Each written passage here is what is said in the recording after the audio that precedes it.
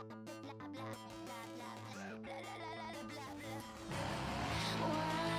join me? Come and play, but I might shoot you in your face. Bombs and bullets will do the trick. What we need here is a little bit of panic. Do you ever wanna catch me? Right now I'm feeling ignored. So can you try a little harder? I'm really getting bored.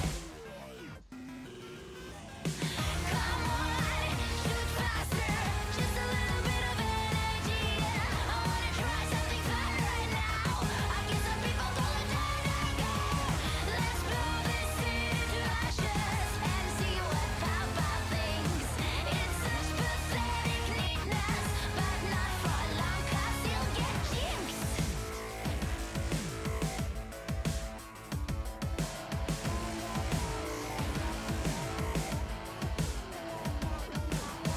So much better, so much fun. Let's start from scratch and blow up the sun.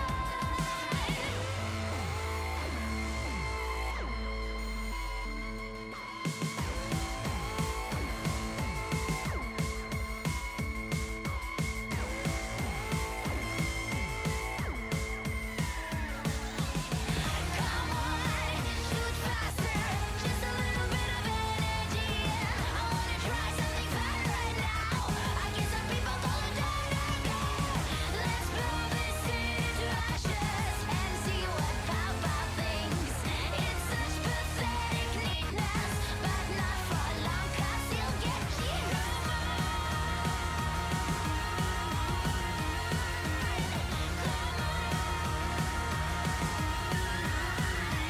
And get jinxed.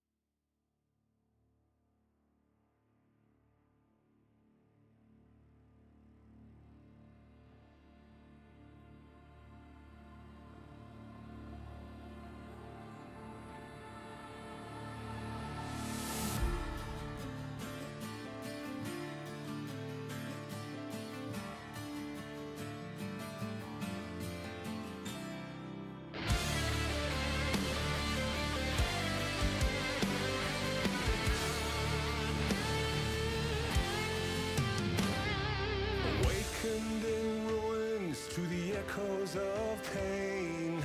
These are good, these are good. Cold and empty, lifeless remains. These are good, these are good.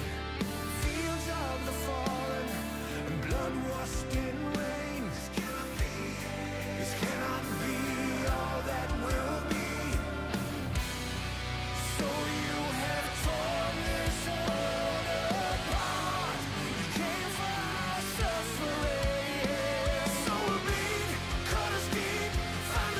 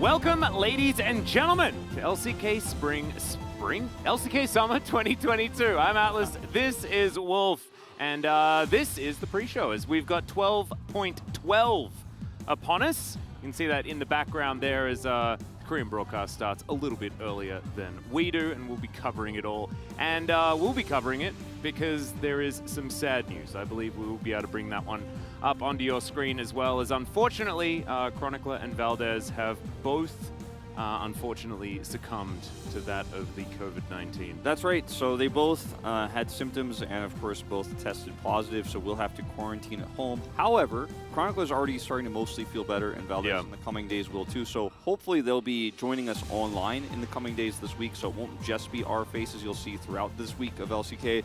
They'll be joining in some capacity, so gonna not be completely just us. And luckily, we have this really nice infrastructure here the LCK staff has set up, so we even might have casting where someone is casting from this desk while the other person is casting from home, which would be really cool.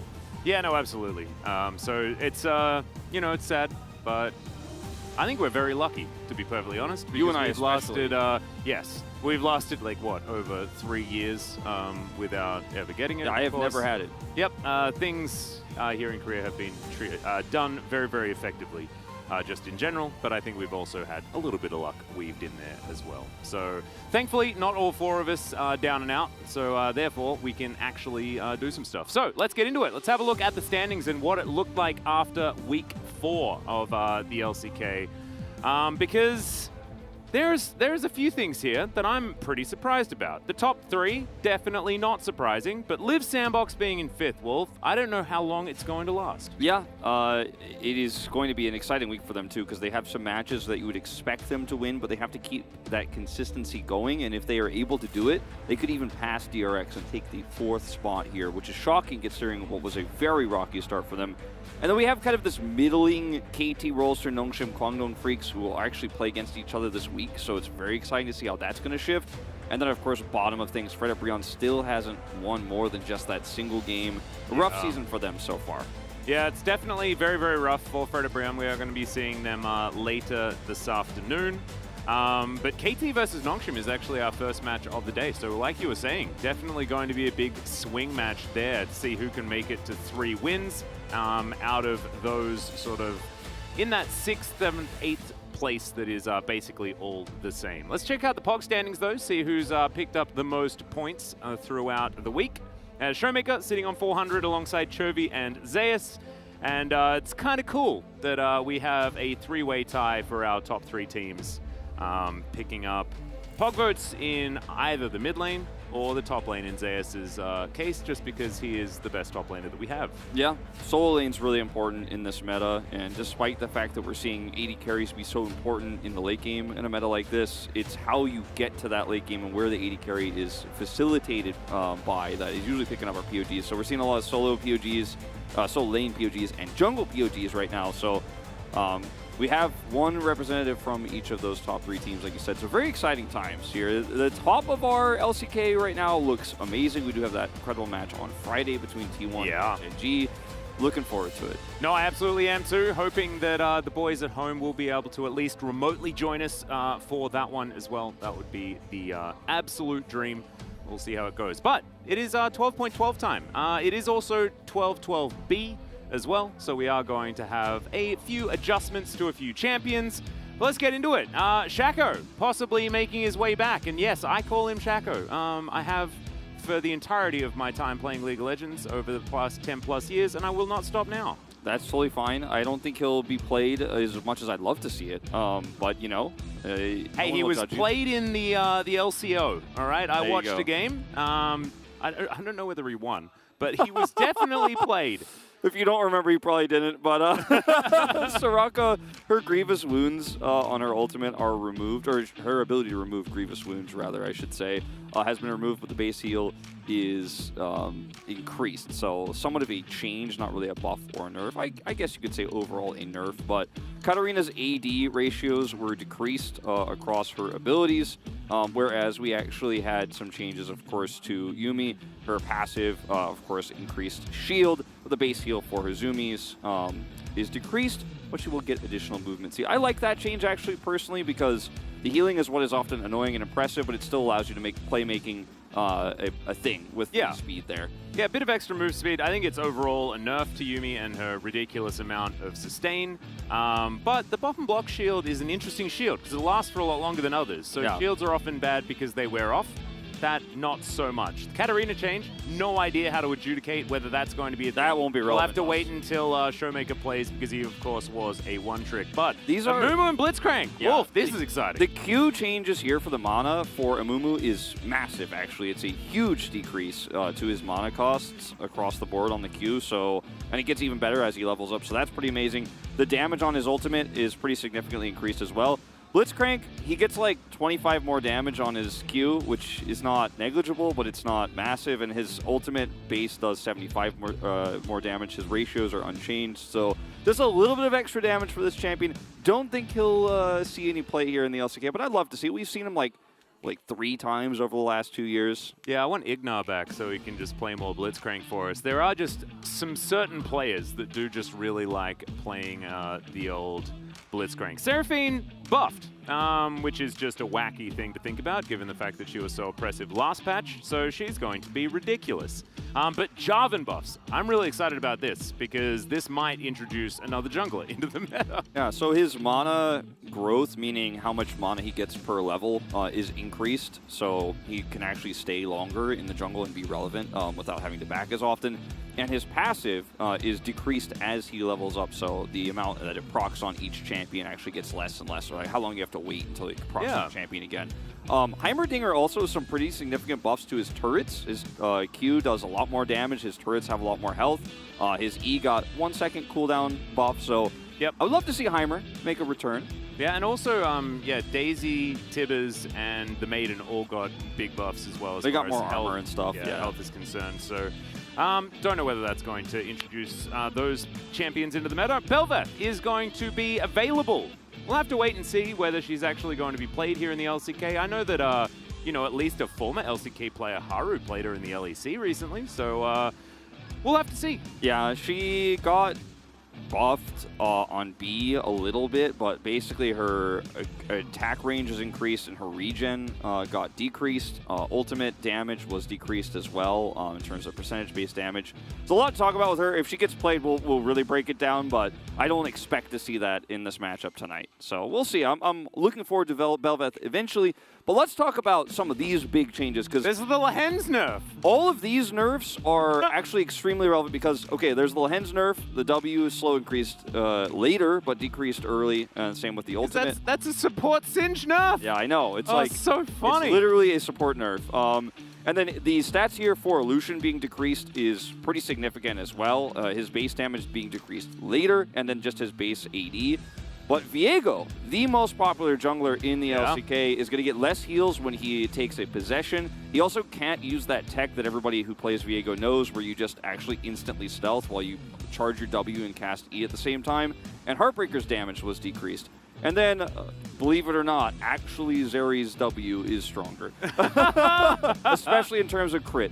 The 80 on crit is pretty big. Yeah, it was so the base damage is up. I think the ratios are down. I know the AP ratios are definitely down, but we don't see anyone build any AP on Zeri at all. So we'll just have to see how it works out. I think that probably earlier on it'll do more damage, later on it'll do less damage, but honestly Extendo Beam was broken. She does have a little bit less movement speed. The stacks don't give as much, so maybe, I think she'll still be broken. I think she's going to be super strong. As Night Harvester, we talked about this a lot. It's becoming more popular even on the previous patch. It just has more ability haste now. And Serpent's Fang and Shadow Flame, how they worked with shields was kind of broken on the last patch. It just got fixed. It works now properly.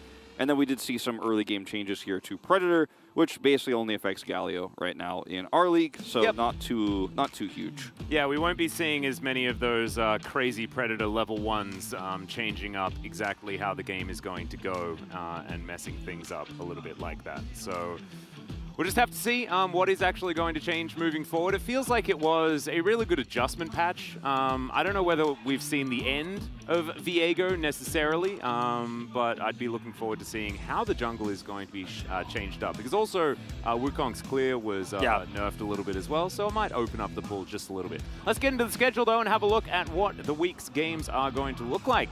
As we move into week 5. Week 4. It's a very good week of League of Legends, though. Oh, yes. So obviously Gen.G T1 on Friday is the exciting one, but the DRX series, both of them, they have a really hard week. They have Damwon, Kia, and Gen.G. Those are fantastic matches we have on Thursday and Sunday. But then those middling matches I talked about, the KT series against Nongshim and Kwangdong, where Kwangdong also faces KT, right, in terms of where their standings are, is exciting. Yeah. And then lastly, what we talked about before, Live Sandbox, 2 tests they are expected to pass if they want to stay top 4 against Hanwha Life and Nongshim. DRX with a tough schedule this week, theirs, Live Sandbox's, not so much. They could actually get that top 4 spot if they perform well. Yeah, I think it's likely that Live Sandbox should actually appear ahead of DRX unless something goes wrong, right? And I'm kind of predicting things to go a little bit wrong for Live Sandbox, but not necessarily for some other teams. And I think after this week, it's not going to be left side versus right side, you know, east versus west, like we've seen a lot at the beginning, because 4 and 2 being the 5th place and then 2 and 4 being 6th, it's very interesting. Yep, all of us kind of didn't do so well at the very beginning of the week last week. Well, I'm never voting for Fredit again, okay? I got burned twice. Well, it was kind of... I was really sweating after Hanwha Life beat Fredit Brion, right? Because I'm like, well, if this is what the week's going to be like, then I may as well go for the perfect loss record. But things tied it up from there and were rather predictable. Live Sandbox versus DRX, though, was definitely a surprise, and Kwangdong Freaks versus T1 is the biggest upset that we've seen so far. Having a look at this week, I'm the only real weird one because I wanted to mix it up. Otherwise, it would have just all been the same.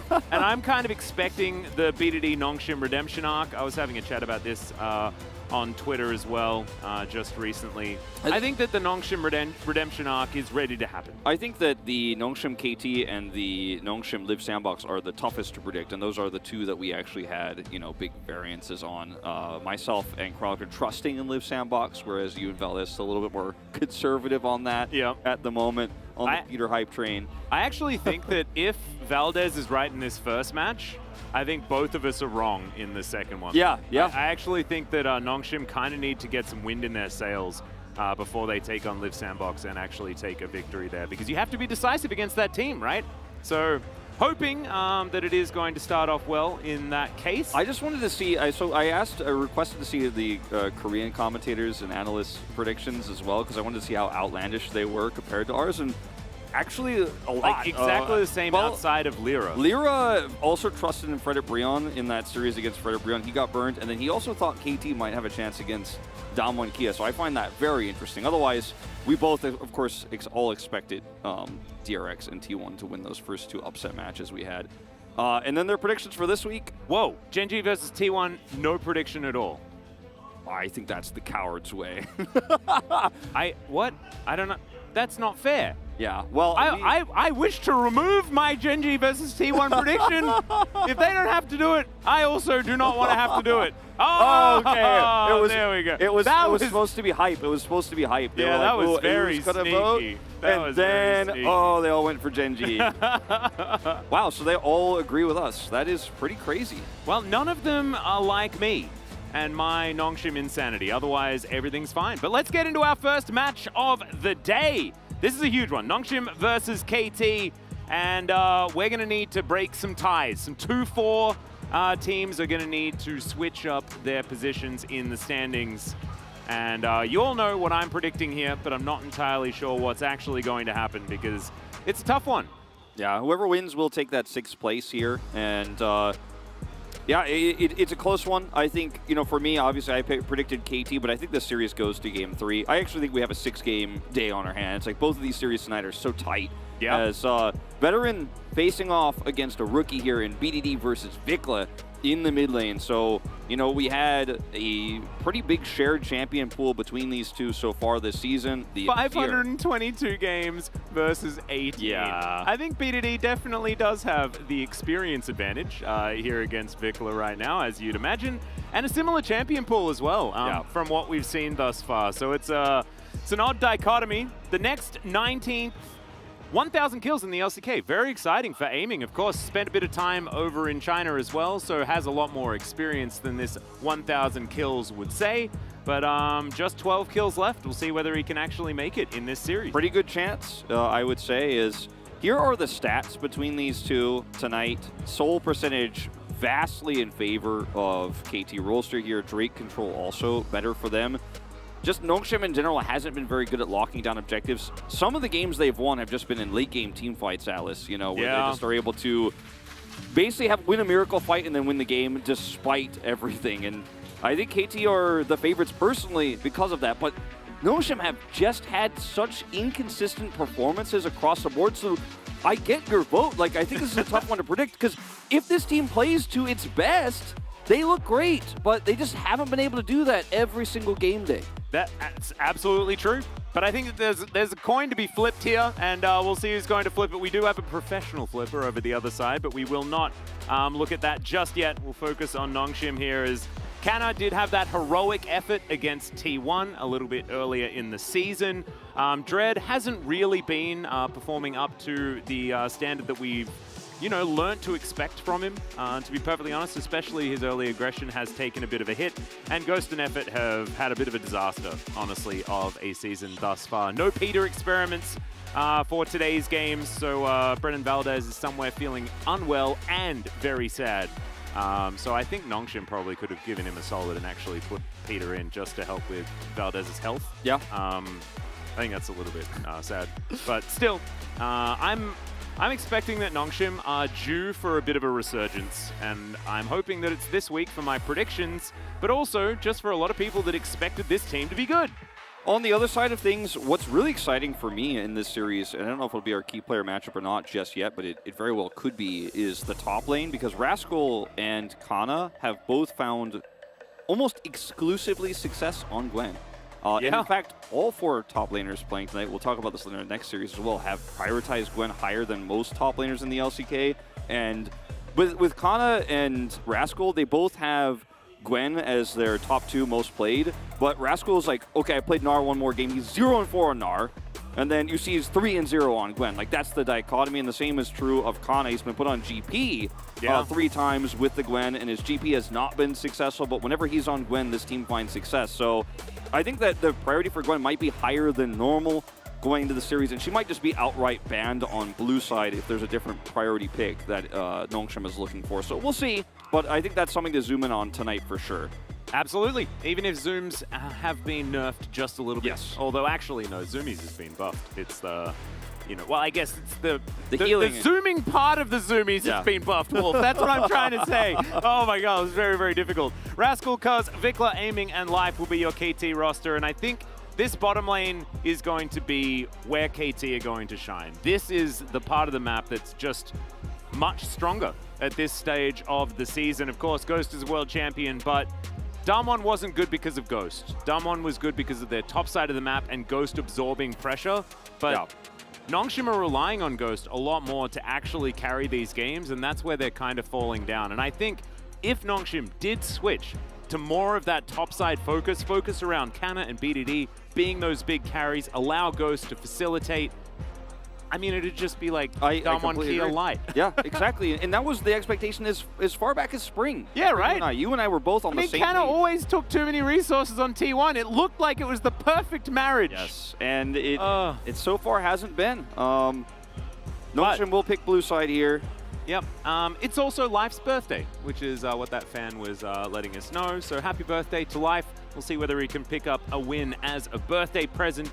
And if he doesn't, Hopefully he gets cake afterwards, or some delicious Well- gipsal or something like that. I saw you went to a new Buttigieg place. Maybe he could go and get Buttigieg to celebrate. Yeah, I mean, that's what I'd be doing. That's what I did on my birthday. I went to a new Buttigieg place. It was all right. You know, you never know when you go to a new place, but It's true. It's true. I have to say, I think that is, you know, we could talk about the top side. We could talk about BDD's experience and aiming outperforming Ghost, but the one thing that nobody wants to talk about, but we all have to talk about, is life is outperforming effort. Life is outperforming Peter. Nongshim's support line is their biggest weakness right now, and Rakan is the only champion effort is winning on. So that one also probably going to fall by the wayside as we head into this first draft. Yeah, here we are into pick and ban.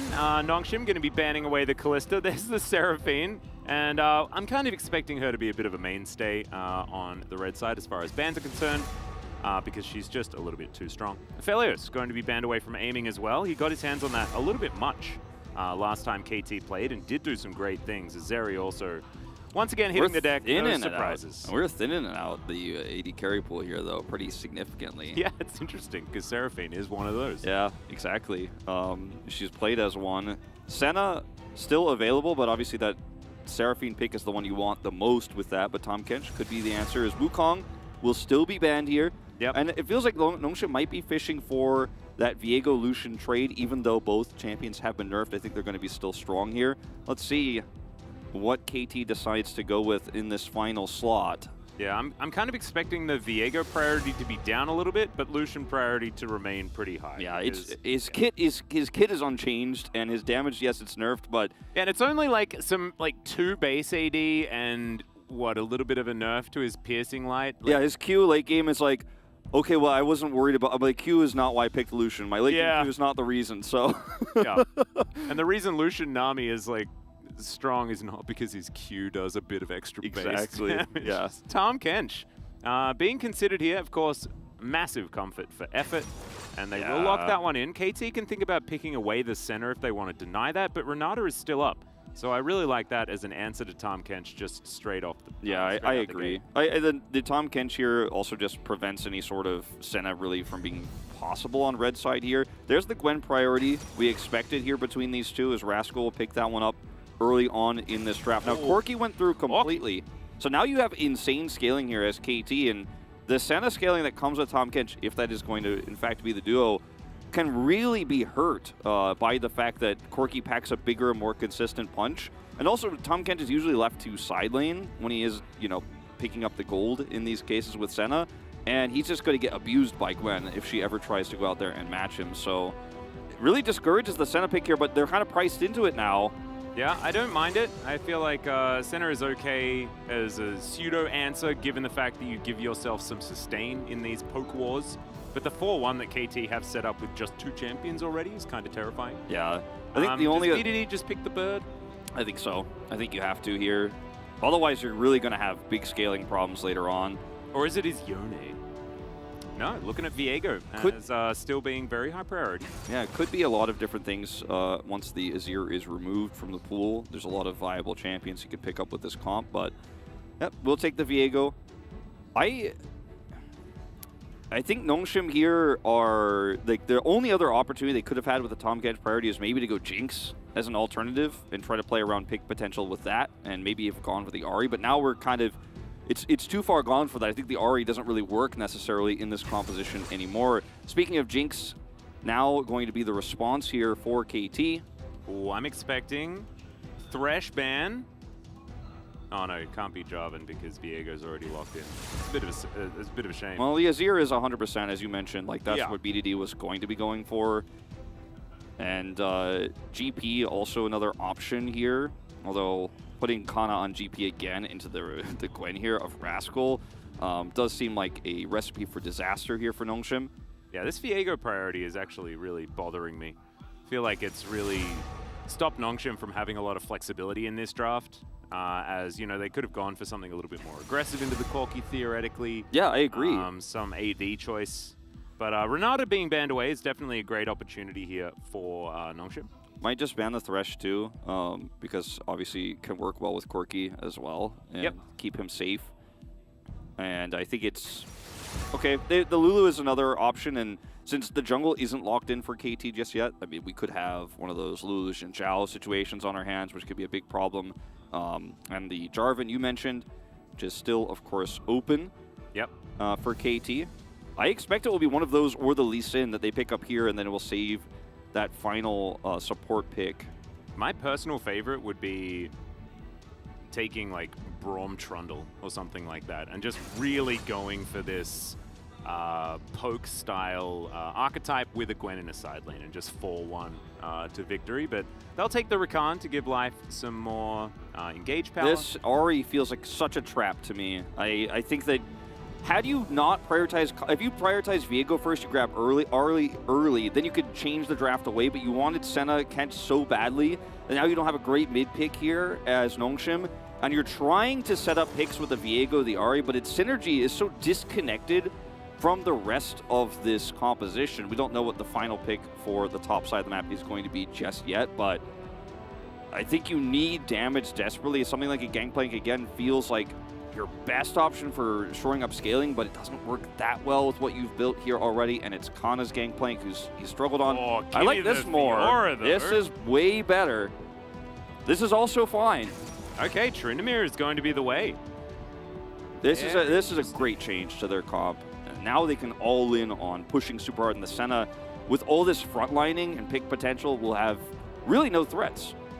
Well, Sejuani being considered here. Of course, Sejuani did make her debut last week in the jungle. Was it Cuz that did it as well? I think it might have been. It was. You were correct. Yeah. He was. Yeah, that was on Sunday, and that was when the game ended in 5 minutes. I remember. Very sad. Yeah, that was a bit of a quick one. We'll have to see whether Cuz is going to have the same level of success. He absolutely did, and it looked pretty good last time around, camping that bottom side of the map. Certainly, pre-6 going to be a lane that you can do some damage in without the Devour being available.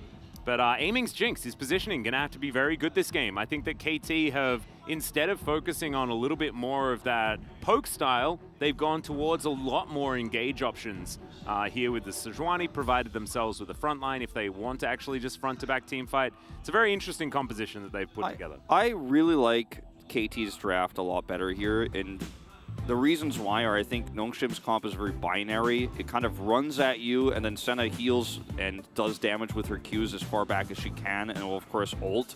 And if you get a charm, yeah, maybe you get a pick, maybe you could win that fight 5v4. But it's so familiar, because we've seen this Tryndamere with the Ahri so many times, especially with Viego, where you just kind of run at the Corki. This was such a staple, and we saw it in T1 versus Genji all throughout the spring season, where we saw Chovy play the Tryndamere into the Corki. This is obviously a top lane matchup instead, but I think KT are well-versed on how to deal with this composition. They scale up super safe. They also have so much range. Let's see what happens as we hop onto the Rift.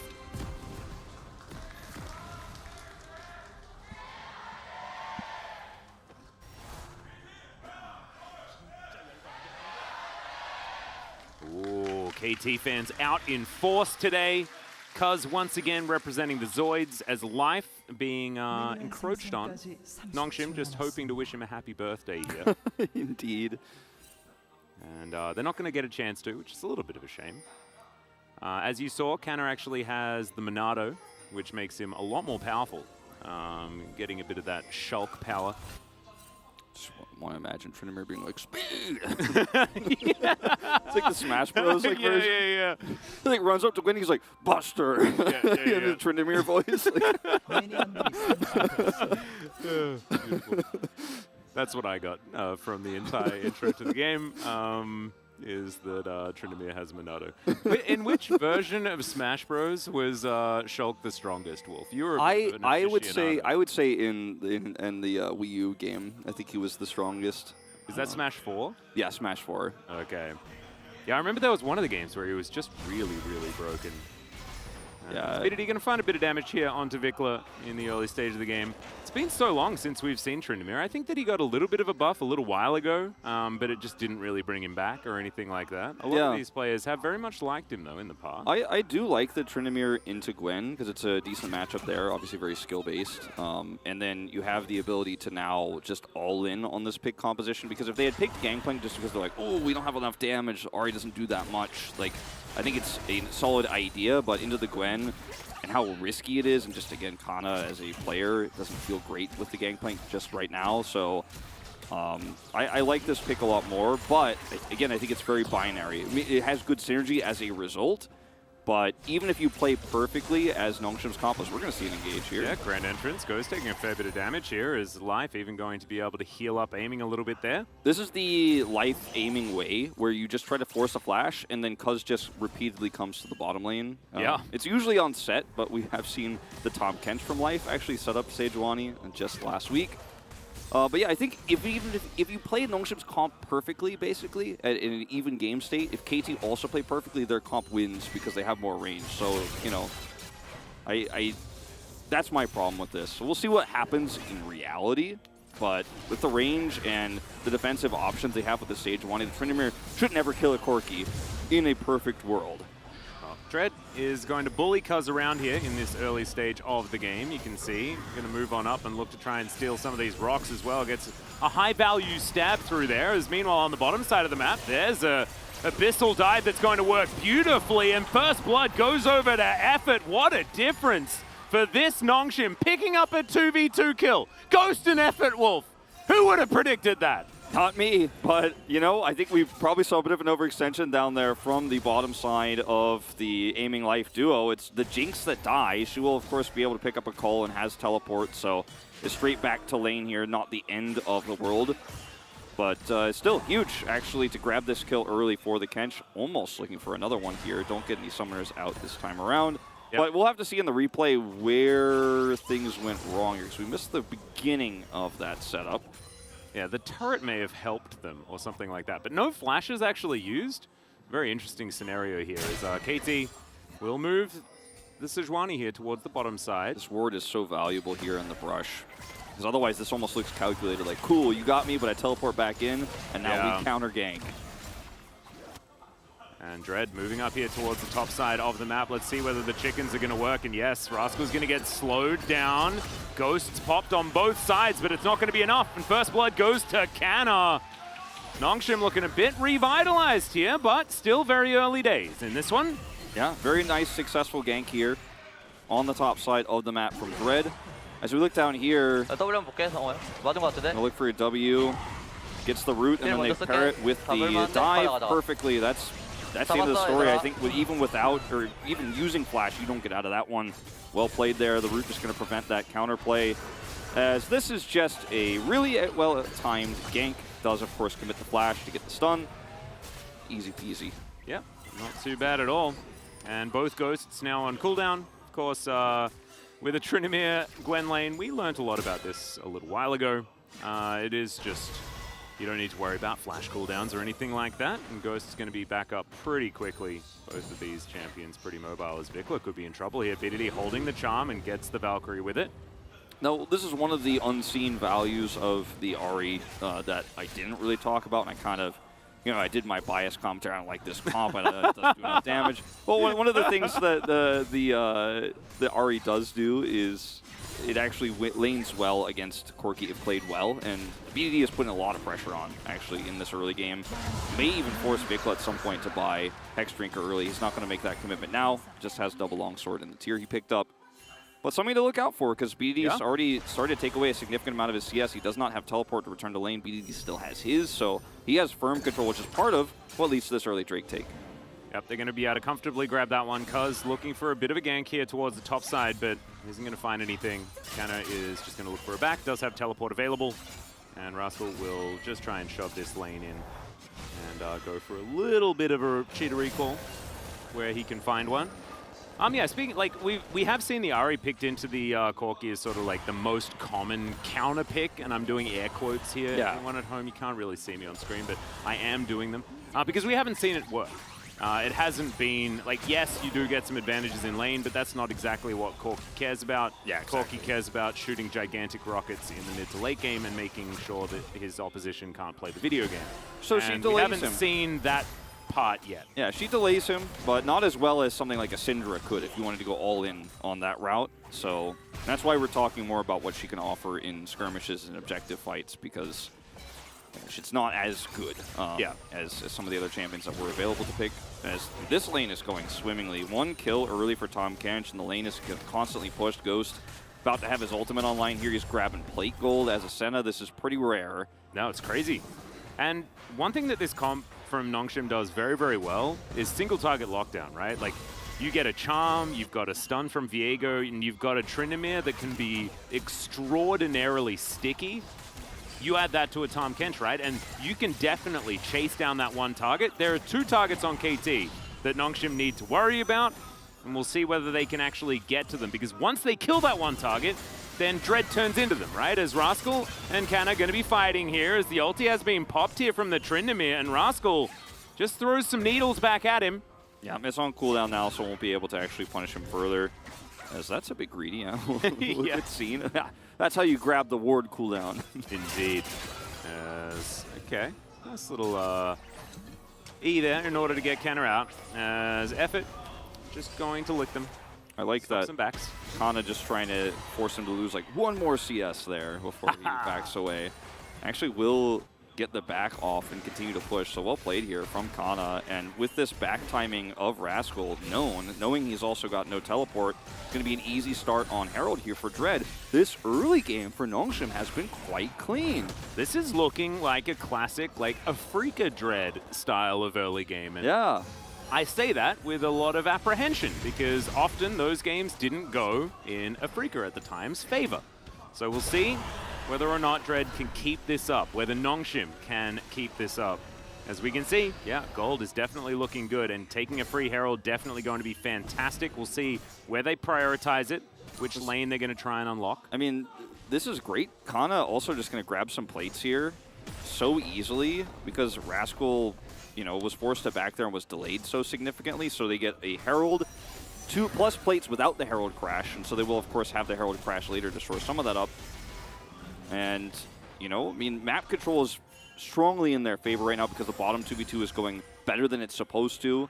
And Senna has now, you know, had some freedom to roam around the map a little bit. As soon as Ghost hits 6, he's going to continue to do so, and then Effort's just going to be down here, getting extra experience, as it always goes with the Senna Kench. Yep. And Effort's just having a real good time. Farming Cinder picked up, as well as his Merc Treads. Doesn't want to get charmed for too long by Life. Or by Cuz, of course, who is going to be throwing out a whole bunch of CC this game. But yeah, Nongshim with a lot of control of this map right now. Ghost is just getting money everywhere right now. He's picking up all these wards. Oh, yeah. He is getting so many stacks as well. Missed 2 outside of the Herald for some reason, but I guess maybe just outside of his vision. But he's picking up so much money that he will have, of course, his early Umbroglaive. And then that's when you could take leads like this and be oppressive, as Cuz will be seen again by this control ward. They're taking no chances here with vision. I love to see it. Yeah. Looking forward to seeing how KT is going to try and transition. Because right now, the game not going super well, but it's only 2,000 gold the lead for Nongshim. Yes, there's a bit in the bank with the fact that Shelly hasn't popped down yet, but still, it's only really good news for Nongshim. But the late game's certainly going to be there for KT. Like, the question for Nongshim is, how do we reliably kill both Corki and Jinx in a fight and avoid getting hit by, you know, a tonnage of CC that Sejuani and Rakan are going to throw out while we're doing that? And it's going to be a tough one to answer. Package here for this fight, too, is going to make it very difficult for them to win it convincingly, especially at this stage of the game. I mean, they don't have any item spikes right now. They do have positional advantage if they can hold on to it. Rascal has, of course, teleport, but we're sub 14. Yeah. And I think that KT might just decide to give this. Tryndamere is unseen, right? He's headed down, so KT don't have the numbers advantage. It's going to have to be a big package if they really want to force this. Got to be so careful with no bottom side control either. They're just delaying this streak. Now, the longer KT delays this game while not giving over gold, the better it goes for them. And giving 2 Drakes is also not the end of the world. It does give Nongshim a little bit of extra breathing room here. We'll see what Soul ends up being, because that's going to be quite significant, especially if it's Infernal. But at the moment, you know, Nongshim, patient, waits out the package, still has total control of the bottom side.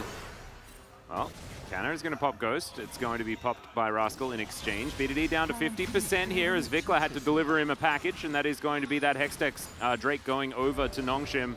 Ocean Soul this game, lots of extra brushes. Certainly feels like a good thing for an Ahri. Yeah. Wants to lie in wait and throw out them charms. Looks like we're going to see the Herald dropped mid, the control they have right now, and the ping's coming over, and it's almost timed out, so does want to get maximum value out of this. Yep. Really like how Kana comes over here to help guarantee the secure, because they had control of topside. Rascal will get a little bit of freedom as a result, but still 100% worth. Although, did not split the gold correctly there, so no money going over to BDD. Viego does like money, so that is definitely good. Of course, everyone likes money, but he uses money quite effectively, is what I meant.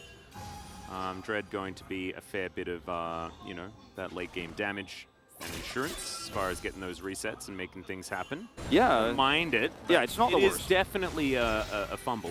I think that the really crucial thing here for Nongshim and how they win this game is actually continuing to snowball their lead. Because they got 2 great picks, and they've been using this to control the map. They got extra plates topside, got those plates mid. Of course, again, not to the Ahri, which is unfortunate, but they need to force team fights now. And the 2 Drake lead means that they can, of course, on Soul Point, try to do that. They will, of course, have a pretty significant amount of map control once Senna gets Umberglaive 2 to then try to potentially force a Baron take. They don't have early Baron damage, though, so that's probably not the objective we're going to be focused on.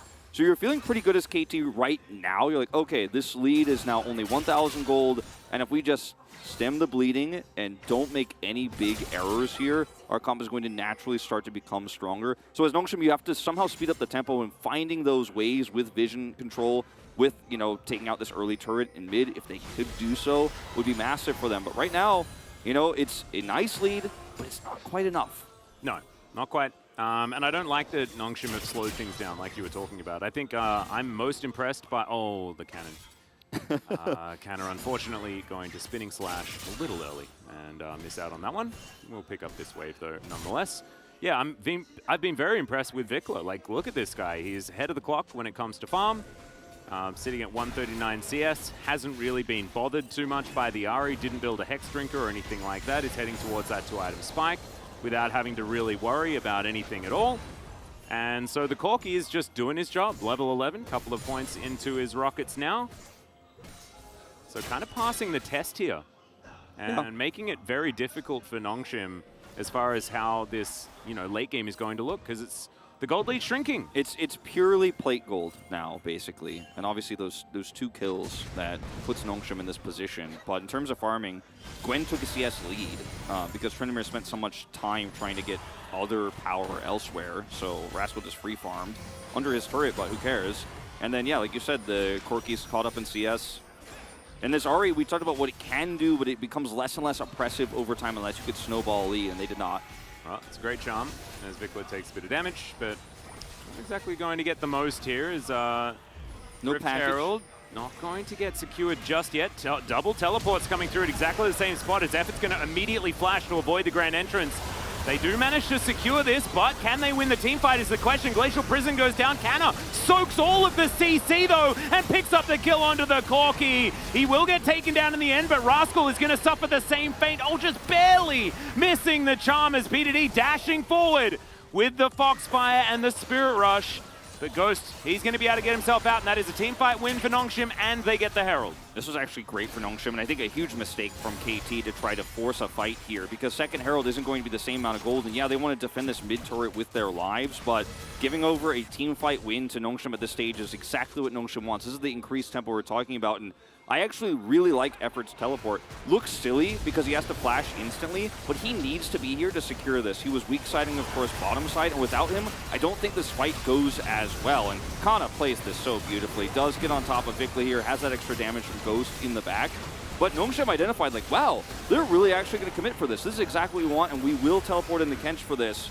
And even though he had to flash, again, like, looks silly from him, but he needed to be there. He wanted to help secure this extra frontlining there from him. Helps Kana secure that kill. And I think Vikla probably could have positioned a little bit better there. If he doesn't die, the fight could look completely different. But KT now really giving over a lot of tempo to Nongshim. No, they absolutely are. And yes, their composition scales beautifully well, but sometimes you have to put on a little bit more of a show in the early stage. Even if scaling is the game. Is Shirley going to pop up here in the mid lane and look to finish the job that Shelly put in and take this one down? We'll be able to do so comfortably as Soul Point's on the table as well. KT wanted to take that second Herald to prevent this, and they lose the fight and still lose the turret, you know, and this is where Nongshim are feeling great. They have the choke point set up here as well. Yeah, package available though. There's no chickens because the Mocking Shout's not going to work out there. I sometimes use the actual ability name, but not often. Canna taking a bit of damage here from Rascal on the side, though, is KT going to pressure the top laner away. Dread as well. Have to get into multiple forms of mist that Ghost can put out and he can make himself. They're trying to time this package out, and they're being so patient about it. Look at the Senna value in these neutral fights. Well, let's see whether Dread can actually get the steal here, as it should be a 50-50, as, yep, fair bit. Nope, Cuz going to be able to lock that one down. Vikla delivers the package, and that stops Dread from being able to get in there. Nicely done. Effort now looking to start a fight, though, as Orbit Deception comes through. BDD over the wall as the Everfrost gets the stun, but Nongshim just going to back away. And they don't lose too much, right? One Ocean Soul, not a big deal, but KT Slowing the stopping game down. potential snowball. Yeah, exactly. So this is a huge win for them. I really liked how both teams played that. Nongshim wanted to really slow down the fight so that eventually the package would time out, but you know, they weren't able to actually force anything, as Life's looking for a flank here potentially. All right, Nongshim do take a bit of a wheel. And we'll grab this turret. Or Rascal is going to grab one on the other side. Not the same amount of value, but still a Gwen getting extra free side laning done is always great when you want to slow down a game state like this. But looking at the fight, like the way that Vikla just used his package at the last possible second in coordination with Cuz to make sure they could not collapse in and look for the 50-50 was beautifully done. Yeah, no. It was definitely fantastically orchestrated just to make sure they could guarantee the Drake. And I think it was very clever from Jonas Strong as well to let us know the vision situation. Yeah. While it was all happening. We'll check it out in the replay as well. As KT up here towards the top side looking to try and grab this outer turret as well. As 1 turret to 2 in favor of Nongshim at the moment means there's a bit of standing gold here for KT to pick up as well. Yeah, that is quite true. Some of that gold lead going to be shored up here as Vikla. He doesn't always hit his rockets, but when he does, you know. Yeah. So it's coming through, some of that damage, some of that pressure. As Rascal versus Tryndamere, or rather Rascal versus Kana and the Gwen Tryndamere here, is starting to also become a big threat. You know, he does have his Riftmaker online. He's 0-2 this game, but will just naturally scale up. Not there yet.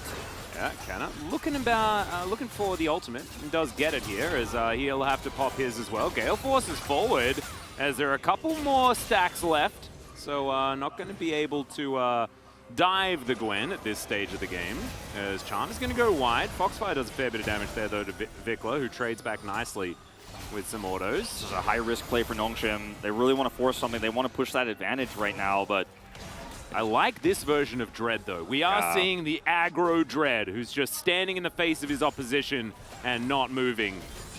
It's been sometimes a bad thing, but sometimes a good thing as well, as he's going to try and get out of the way here. Grand Entrance comes forward, as Dread still staying in amongst it. There's the Dawning Shadow, massive amounts of CC, but not a whole lot of damage, as BDD misses the Orbit Deception, and Effort looks to try and get out of here. Dread going to successfully leave as well, as that Charm goes wide.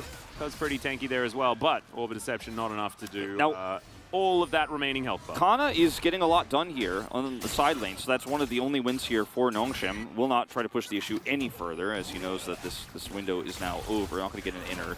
But this was an extremely high-risk play for Nongshim that did not happen without consequence. Like Dread, no flash now, Effort, no teleport, and KT get control of the Baron pit, and nothing really successfully happens over there. Now, if Nongshim stay even like 1 second longer with aiming showing up with teleport, he gets a reset, and the game actually basically ends. If KT wins any fight convincingly, oh yeah, that's the end of the game. So Nongshim really trying to force something there, and I like the idea. Like, they have Ghost there, he's clearing those wards in the Tribush, like you said.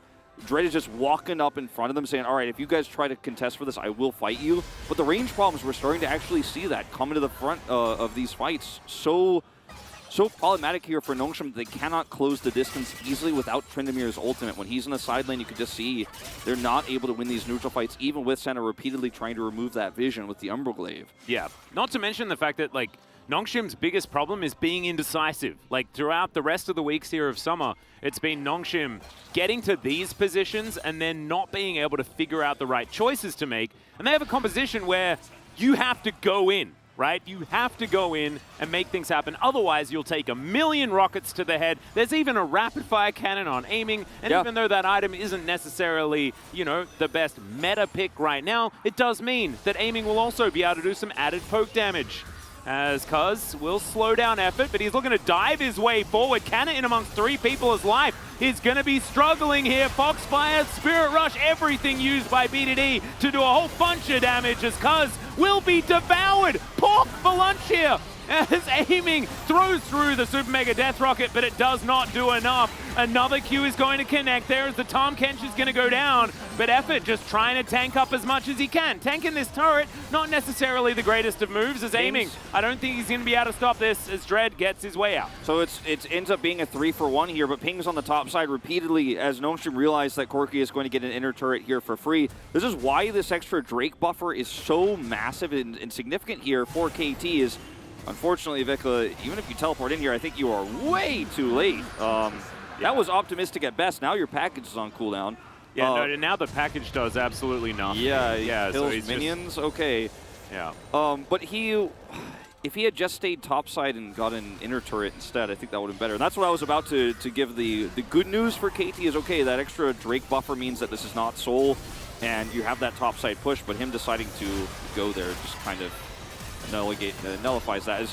Notice he does decide that he's not going to try to teleport to defend this fight. You can see it on the top side there on the map. This is just aiming, like really hoping to get one reset and then pop off. He does get that reset, but the positioning here of Dread is just far too good. He cannot actually continue forward here, and this turret is kind of meaningless. Nongshim played this one so well. Yeah. They weren't actually able to get the inner turret, but like you were saying, I think that there was an opportunity for Vikla to potentially grab inner as well. But that was a conscious decision of Vikla to wait, grab the outer while they could.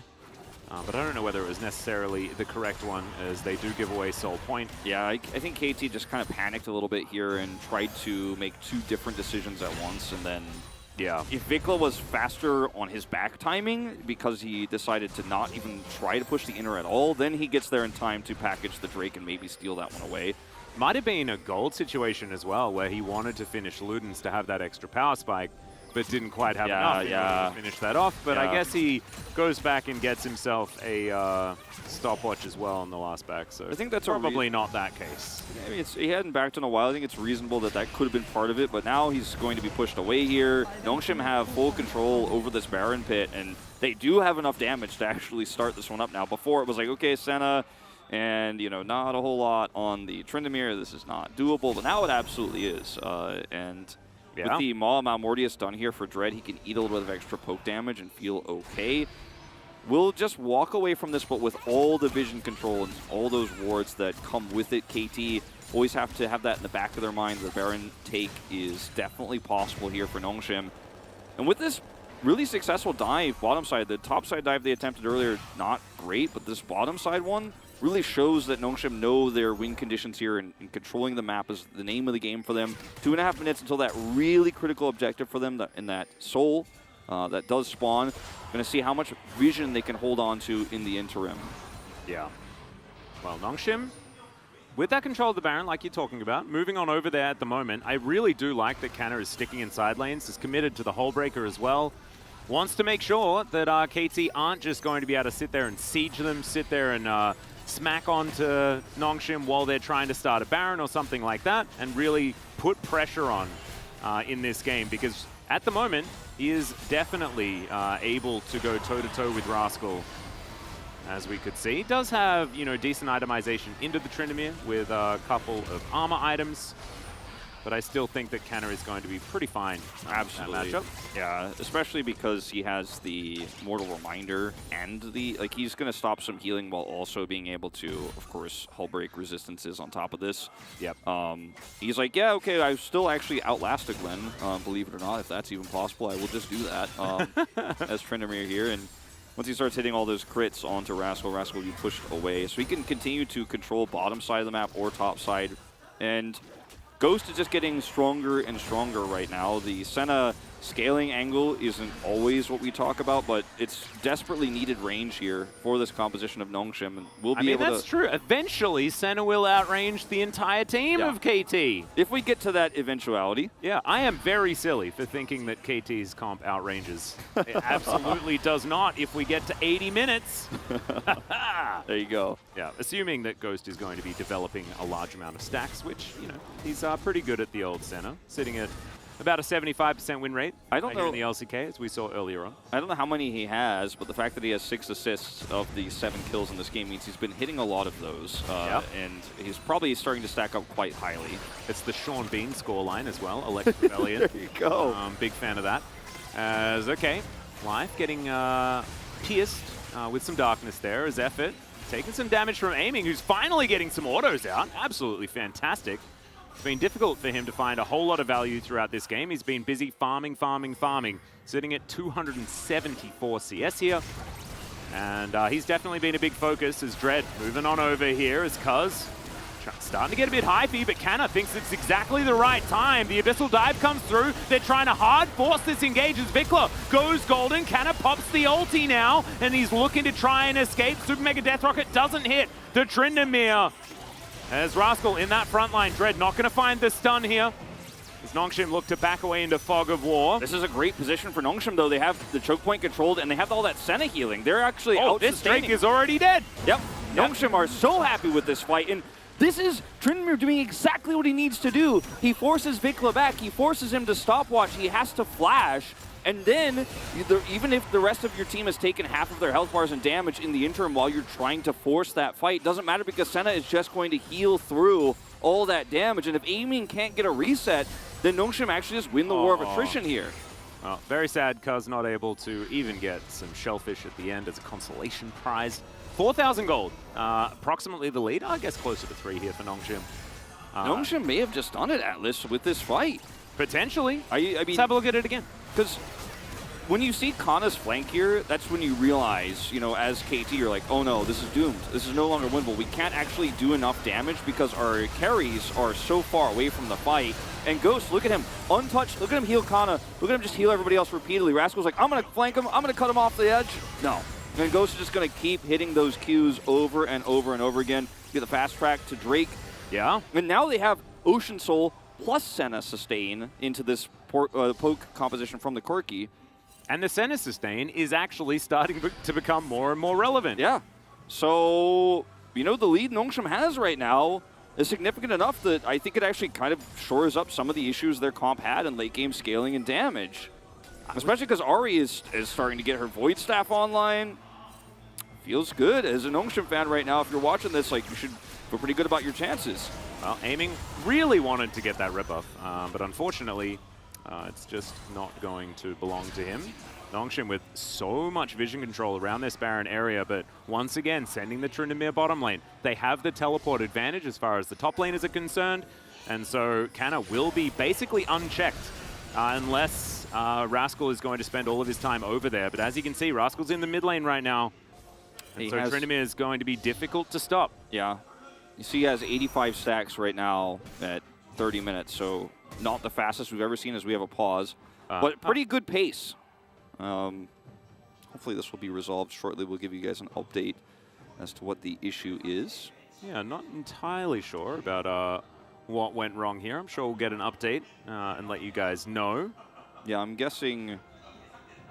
Trying to, like... I'm looking at these champions, I'm like, these don't have any known bugs, really. Yeah, exactly. I'm like, is someone hovering? But I'm like, there's no cows in this game. Yeah. I guess it's Aiming. He's like, my red buff did not leash to me. I don't think that's what it was.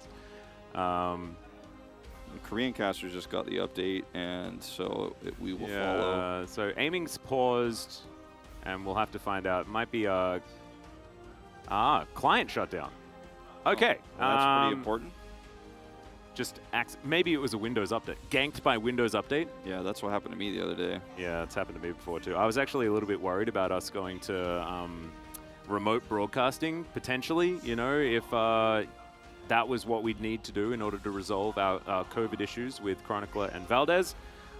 Because my computer has just it's been getting a bit sad. It's like super hot here as well. And so like my computer just says no, and it puts up that little sad face in the blue screen. Oh, it's like, God, yeah. Something happened, friend. This is a problem. I guess you're just going to have to lose this game because I'll need to spend about 15 minutes sorting myself out. Yeah, I know the frowny face blue screen. Like, the old blue screens were pretty ominous. The frowny face one just, like, for us now as adults is like, ooh, might be time for an upgrade, frowny face. Like, maybe some cooling needs to be in order. As this fan wants them to hit that 6th place, just to remind everyone of the stakes here. Nongshim with a win tonight would take that 6th place spot. As a Western fan with a Nongshim jersey, love to see it. Yeah.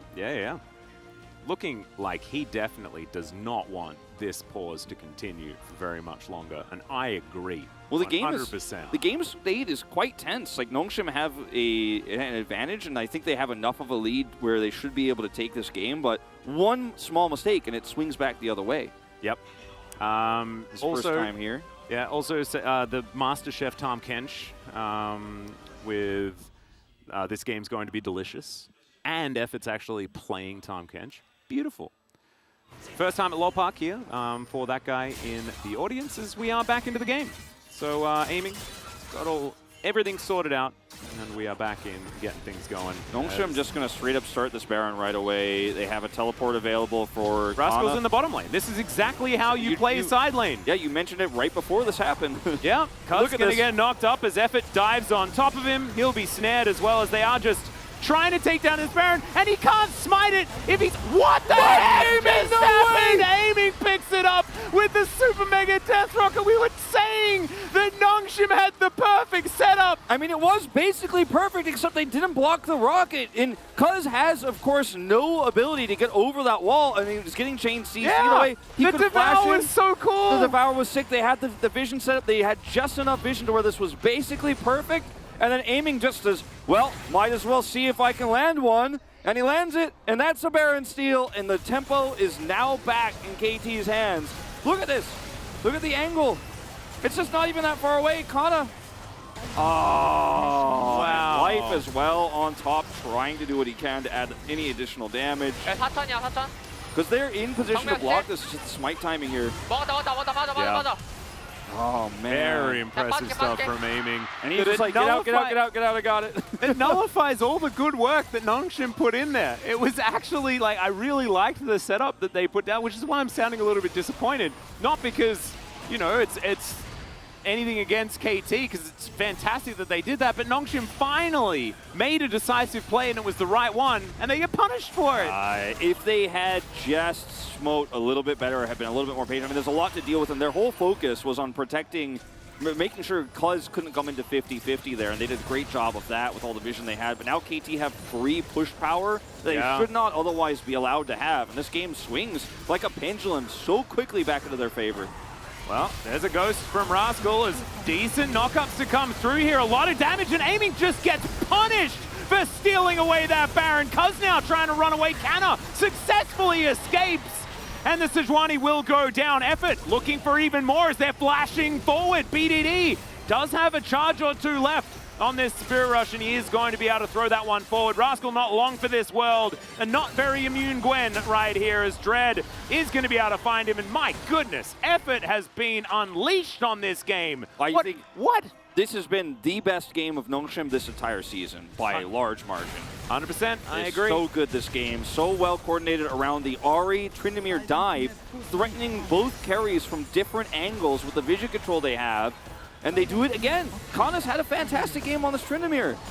And KT now, okay, Baron's mostly removed, no longer in control. Elder spawns in 50, and they don't even have their whole squad on the objectives. Look at the teleport here. So well played. BDD's on the backside, aiming just completely 100-0 here with Dread flashes through for the Heartbreaker reset. Kana protects the rest of the team by preventing the carries from collapsing there, the other side of the carries, I should say. Vikla, who cannot do damage here, and his ultimate just buys so much time. So they split KT Rolster in half, and that's the end of that. That should be Elder control going into their favor, borrowing another crazy steal. Yeah, we need to make sure that we keep tabs on the Super Mega Death Rocket. But yeah, Nongshim once again, and BDD, that flanking teleport was just amazingly done. Just barely here in time. Package not available for Vikla, but he does have his GA. Well, let's see whether Vikla can actually get the poke damage down, because Ghost, he's a sitting duck, right? We have to remember that center is still very squishy and also vital to this composition. It's KT, a lot of vision in these brushes as Kana, ulti back off cooldown, of course, as Ghost is doing very well, avoiding a lot of this. As there it is, the Abyssal Dive to come down, and once again, BDD finds the flank. Vikla down to his GA already, as the fight is well and truly off as now Ghost finding the backline there, has to flash to get out of the way of Rascal, who's now just going to try and kill the center, but has the rest of the fight been okay? Because look at BDD fighting, aiming once again in the backline. Dread dashing forward, Heartbreaker, and KT are most definitely heartbroken. Rascal finds himself once again the last man standing, and somehow Ghost even survived in the backline, and Nongshim will win this game. I cannot even believe how well they fought both of these last exchanges. We won't even need to see an Elder Smite fight versus Rockets, because Nongshim are going to take a very convincing lead. And it was tempo advantages, pushing their leads, and actually preventing KT Rolster from getting back into this game, even in the face of a Baron take. They were ready to pull the trigger on that BDD teleport mid behind KT Rolster, shutting down the Baron's effectiveness completely. Yeah. This was a great game from Nongshim. This is the type of game that gives Nongshim fans hope. This is why, you know, people like you are like, you know what, I think they can do it, because when they play like this, you just have nothing but praise for them. And KT played a good game too. They were so careful. They kept Vikla back, but the flanks were too good. The setup, I didn't think Nongshim was going to be coordinated enough to pull off the Ahri Tryndamere, but they did it well each and every time. And even Ghost played a great Senna. Empowered them, healed them up, played safe in the early game. Wow, this is a game to be excited for. It's definitely a good one from Nongshim, and I think that Nongshim have had a fair bit of synergy throughout this season. They have been on the same page when it comes to not making proactive plays. But today, they've started off being proactive and on the same page every single time. And BDD, back-to-back, beautiful flanks.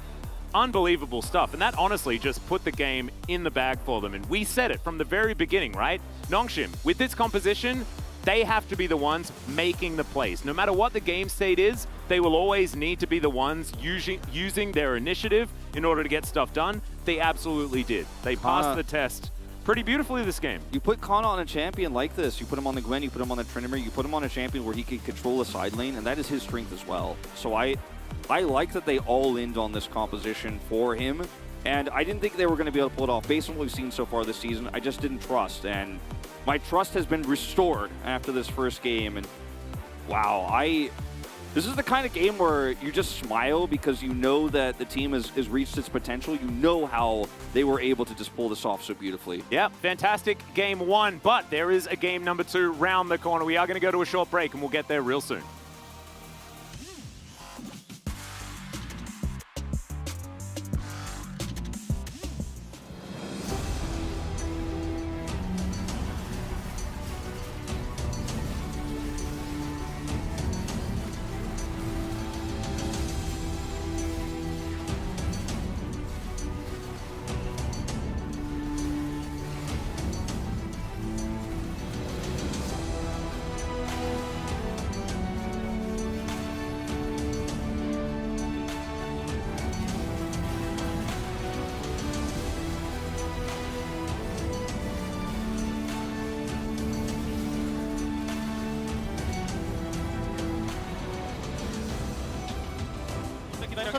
자, 이번에 보면 안 되냐? 보면 안 되냐? 노플인데? 코르키? 코르키 코르키 보자. 위에 보자. 코르키 위에 볼게. 코르키 줄게. 형다 징크스 보자. 잡았어. 위에다가. 야, 징크스 봐. 징크스 봐. 노플. 징크스 노플. 그왜 궁 빠졌어? 천천히 아, 왼쪽 봐. 징크스 다 볼수 있어, 오른쪽 좋아. 나 살았어. 징크스 봐줘 노플이야, 노플 그웬 노공. 나이스. 얘 노공이야. 상동아 미드에 텔 찍어. 보면서 찍을게 잡고 살면 되겠다. 나이스. 화끈하노 돌격 앞으로 모다. 화끈한데? 돌격 앞으로 모가. 바로 못 먹힌 거야 에바네 괜찮아. 노버링. 징크스 궁이 세.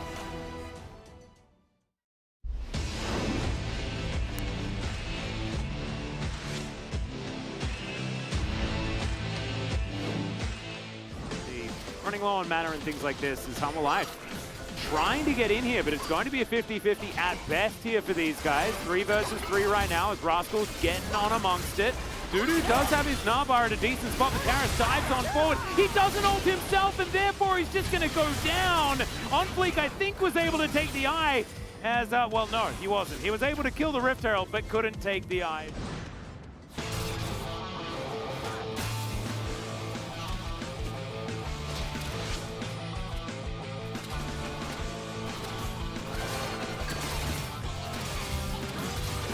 네, 안에 봐줘, 안에 넘겨주는 거 해줘.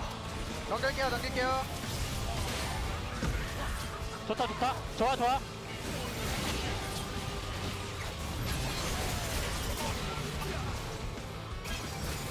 못 먹게 할게. 오케이, 전령도 못 먹겠다. As you can see, Live Sandbox know what's going on. They have such great turn too. They are so ready for this. Yeah, I don't think you should flip it though, as Bubble is going to connect. Definitely high value target. Is Zeka going to get exhausted as well? The bailout comes on through. Can he get a kill? The answer is absolutely not. The Renata's also dead as Kingan's over the wall, and it's a disaster for DRA.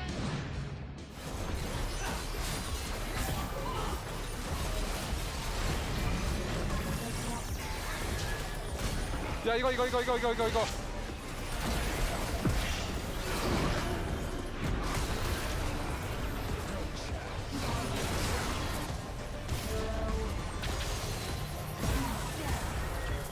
네, 다 죽여.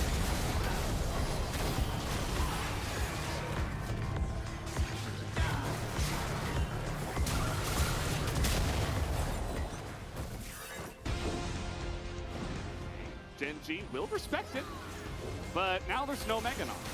As the arrow comes out onto the jungler and they say, nope, here comes the Rakan, but a little bit too little, so a massive Gnar into the wall. Toby gets it down. And they were just waiting for the one moment, and they get it done perfectly. Yeah.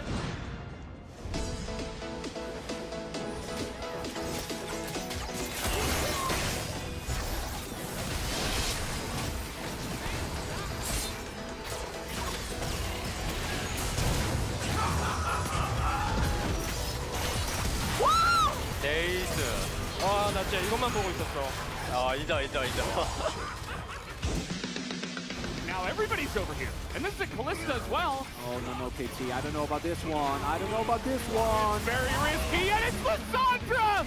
Showmaker gets in, and he's going to be the hero once again to pull off the fight. KT, they take a risk, and it's absolutely not going to pay off. Someone will wipe the floor with them all.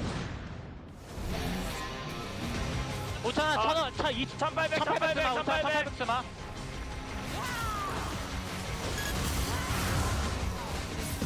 바로 빼긴 했어.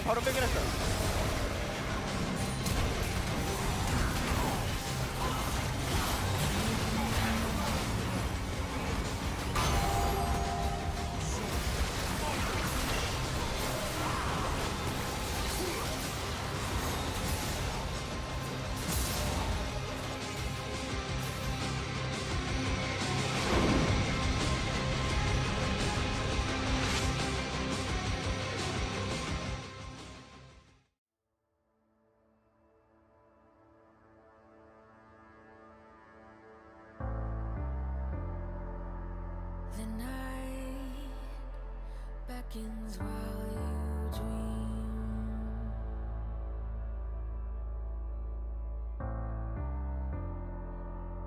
A life never lives in peace.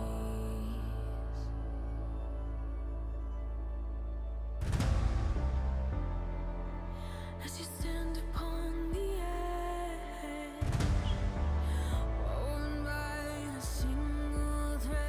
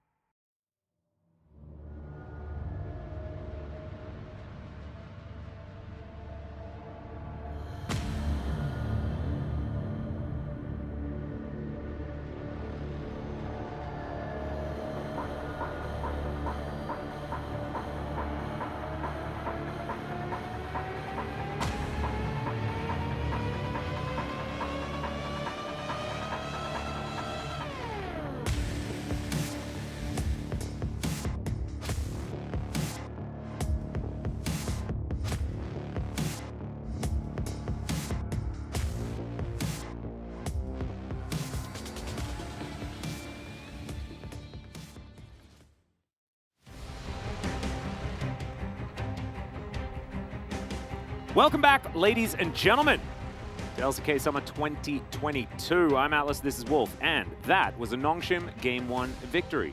Not something that we should have expected, to be perfectly honest. I need to make a bit of an admission here. My prediction for Nongshim to win was largely me being a bit of a hipster, I'm not going to lie. Like, I just didn't want all of our predictions to look the same, and I'm like, this is the most likely upset that I can really see. But I didn't truly believe that it was going to happen. But Nongshim played that game so beautifully. Yeah. Identified their win conditions and stuck to them.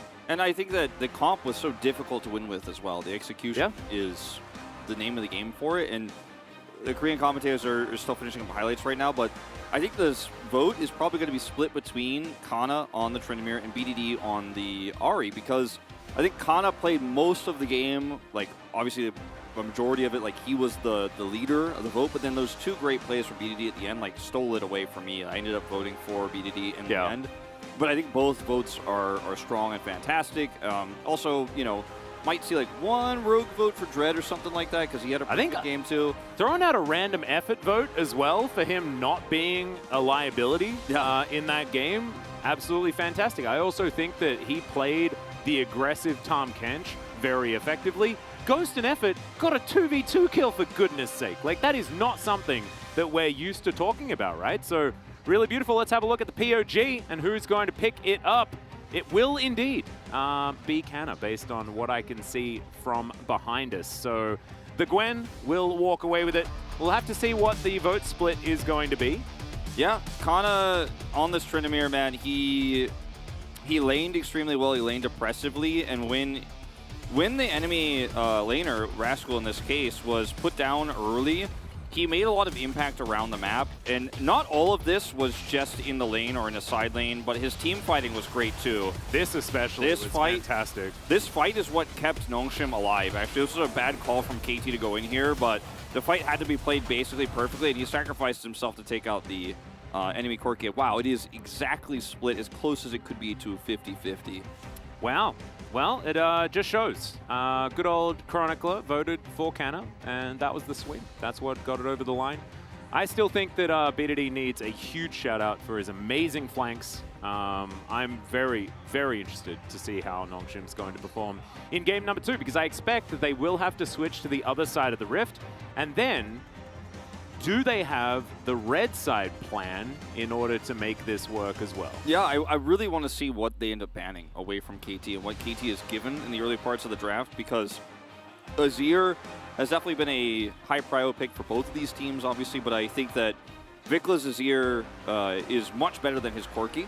So, you know, his Corki in that last game, he wasn't given a lot of room because he was dove on in each and every fight, but he didn't do a lot of damage. His rockets weren't amazing. I think, yeah, there we'll pick the blue side here. I think taking the Azir, if it's left open, might be the path here to victory for KT Rolster, if we are going to see that same sort of scaling versus dive style of composition. And I hope that Nongshim once again put Kana on a champion where he can excel in lane and in side lanes, because let's just be frank, I mean, it's what he's been the best at in his career, and yeah, he's been having to play a lot of tanks this season, hasn't looked great on the Gangplank, but now maybe the Tryndamere pick here with some other, you know, unique dive drafts here for Nongshim could be the way to bring him back. I'm really hoping that it is, because, yeah, there's so much potential here, hasn't been realized. On the side of KT, I'm hoping that Rascal can get his hands on something that he can be oppressive with. We know this guy as just an incredible solo killer from last season. Hasn't really been the same this time. There's a lot of KT fans here in the audience. Let's go Summer KT. Well, yeah, I mean, there's a lot of KT fans, a lot of Nongshim fans here who are really hoping for redemption. Yeah. And I think that this match is so important because both of these teams' week really dictates where they stand in terms of, are you going to make it to the west side? Will you have that playoffs run?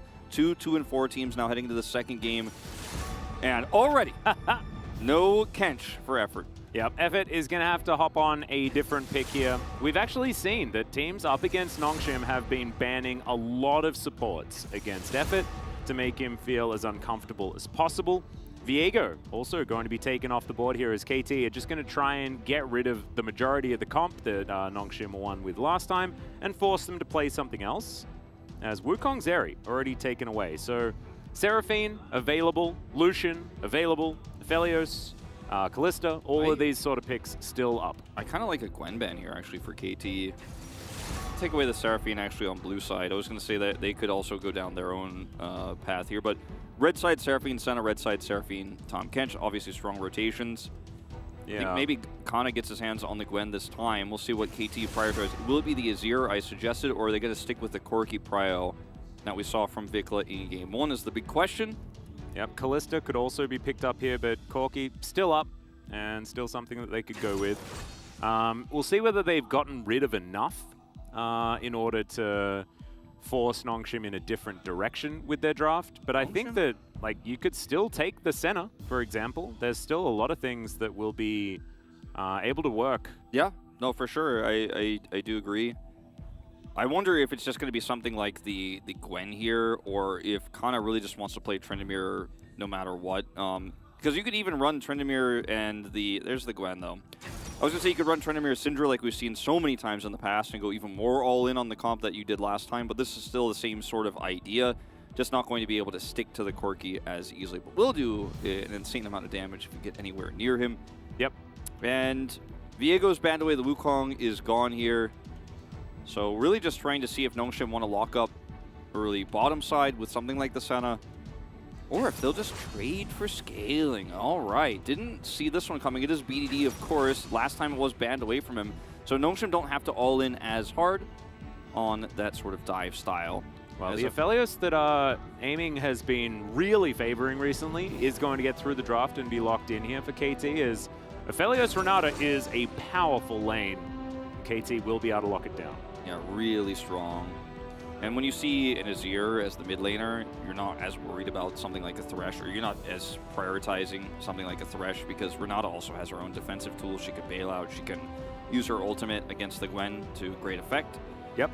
So I think that KT are pretty well set up in terms of how their damage is going to go. And this is the least in priority I expected to see from Dread, but we'll pivot to the Xayah in the bottom lane here into the Aphelios.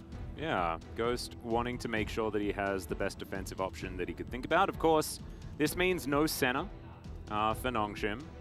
So it's going to be a very different looking composition into the Corki, and I don't like it as much at this point in time, because Corki's, at the moment, outranging absolutely everything. Yes. Also, Nongshim showed us that with the dive, they're so good, you know, at punishing this pick, and this draft is going to have to be played a lot more measured, and Kana isn't going to be able to show the same sort of strengths on this Gwen as a result of the composition, as Rakan has been Effort's best champion, and Rakan Xayah is a duo that is as old as their champions. So yep. Will be taken away. I think it's a smart ban. I like the Sejuani because it did very well for KT defensively last game. Tryndamere could be banned here as well, just to stop Rascal from doing exactly what Kana did, but the Gnar is going to take precedence. I think we might just see something like an Ornn here for KT for the already great lineups they have in terms of AoE damage. Front really like good, that. the scaling aspect as well with the ornaments too. Trundle could just be locked in to try and prevent that from being too simple, as that's Brad.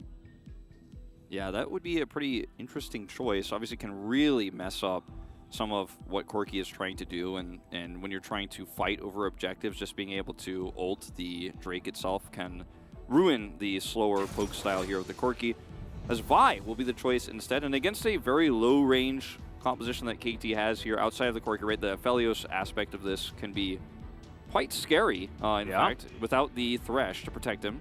Yeah, single target hard engage as well from the Vi, going to allow Nongshim to have some way of at least trying to get towards this Corki when he doesn't have package available. But they're going to be the ones that have the Trundle. Yeah. And I actually, like, Ornn Trundle here, absolutely fine. The amount of area of control that you would have with the pillar, with Ornn's mini pillar, plus goats running everywhere. Yeah, I think this is the go for sure. Because also Ornn Trundle, if Vi ults, you just lock the door on her and she can't get out, and you just focus her down. You kill her first with the burst damage Aphelios is going to give you at low range, and then you're like, cool, now Azir's trying to do some slower damage, but he can't actually because the fight is over. So yeah, I completely agree with you and with KT's choice here. The Ornn, super obvious. Oh, okay. Okay. The effort Pike is going to come out. This is a very risky choice here for Nongshim, and it can be so feast or famine. If he gets ahead early, we'll get those lethality items online. We'll be able to help control vision the same way that we did, of course, see Senna do it last time with the Umbroglaive. And then if he gets his cut gold going on some of these champions, in particular the Xayah, she gets accelerated. She has a ton of damage. And it might be a lethality angle here for Ghost this time around. We'll really struggle, obviously, against Trundle and Ornn in the later parts of the game. But if you get ahead and this Pike duo starts to work out, you know, it can be very oppressive. Yeah, I just think that they're going to get completely outranged by Vikla this game, and I think there's even less option, right? Like, BDD finding that God flank, yes, is amazing if he's on the Azir, if he swoops into the right angles, but I think there are a lot of tools to avoid that from being an issue here for KT. It's a scary prospect here in game number 2 for Nongshim if they want to get that 2-0, but KT looking like they might be able to give life a birthday present. Yeah, just once again feels like a better draft for KT, better scaling. This one is even easier to set up and defend with the Ornn and the Trundle, whereas Nongshim on the other side have a less great version of punishing it. They have Gwen for side lane control, they have Azir, they have a lot of scaling built into this draft, but will they have the range? Again, same problem they had last time, and we didn't trust them. They took game 1. They did, so maybe our faith will be rewarded.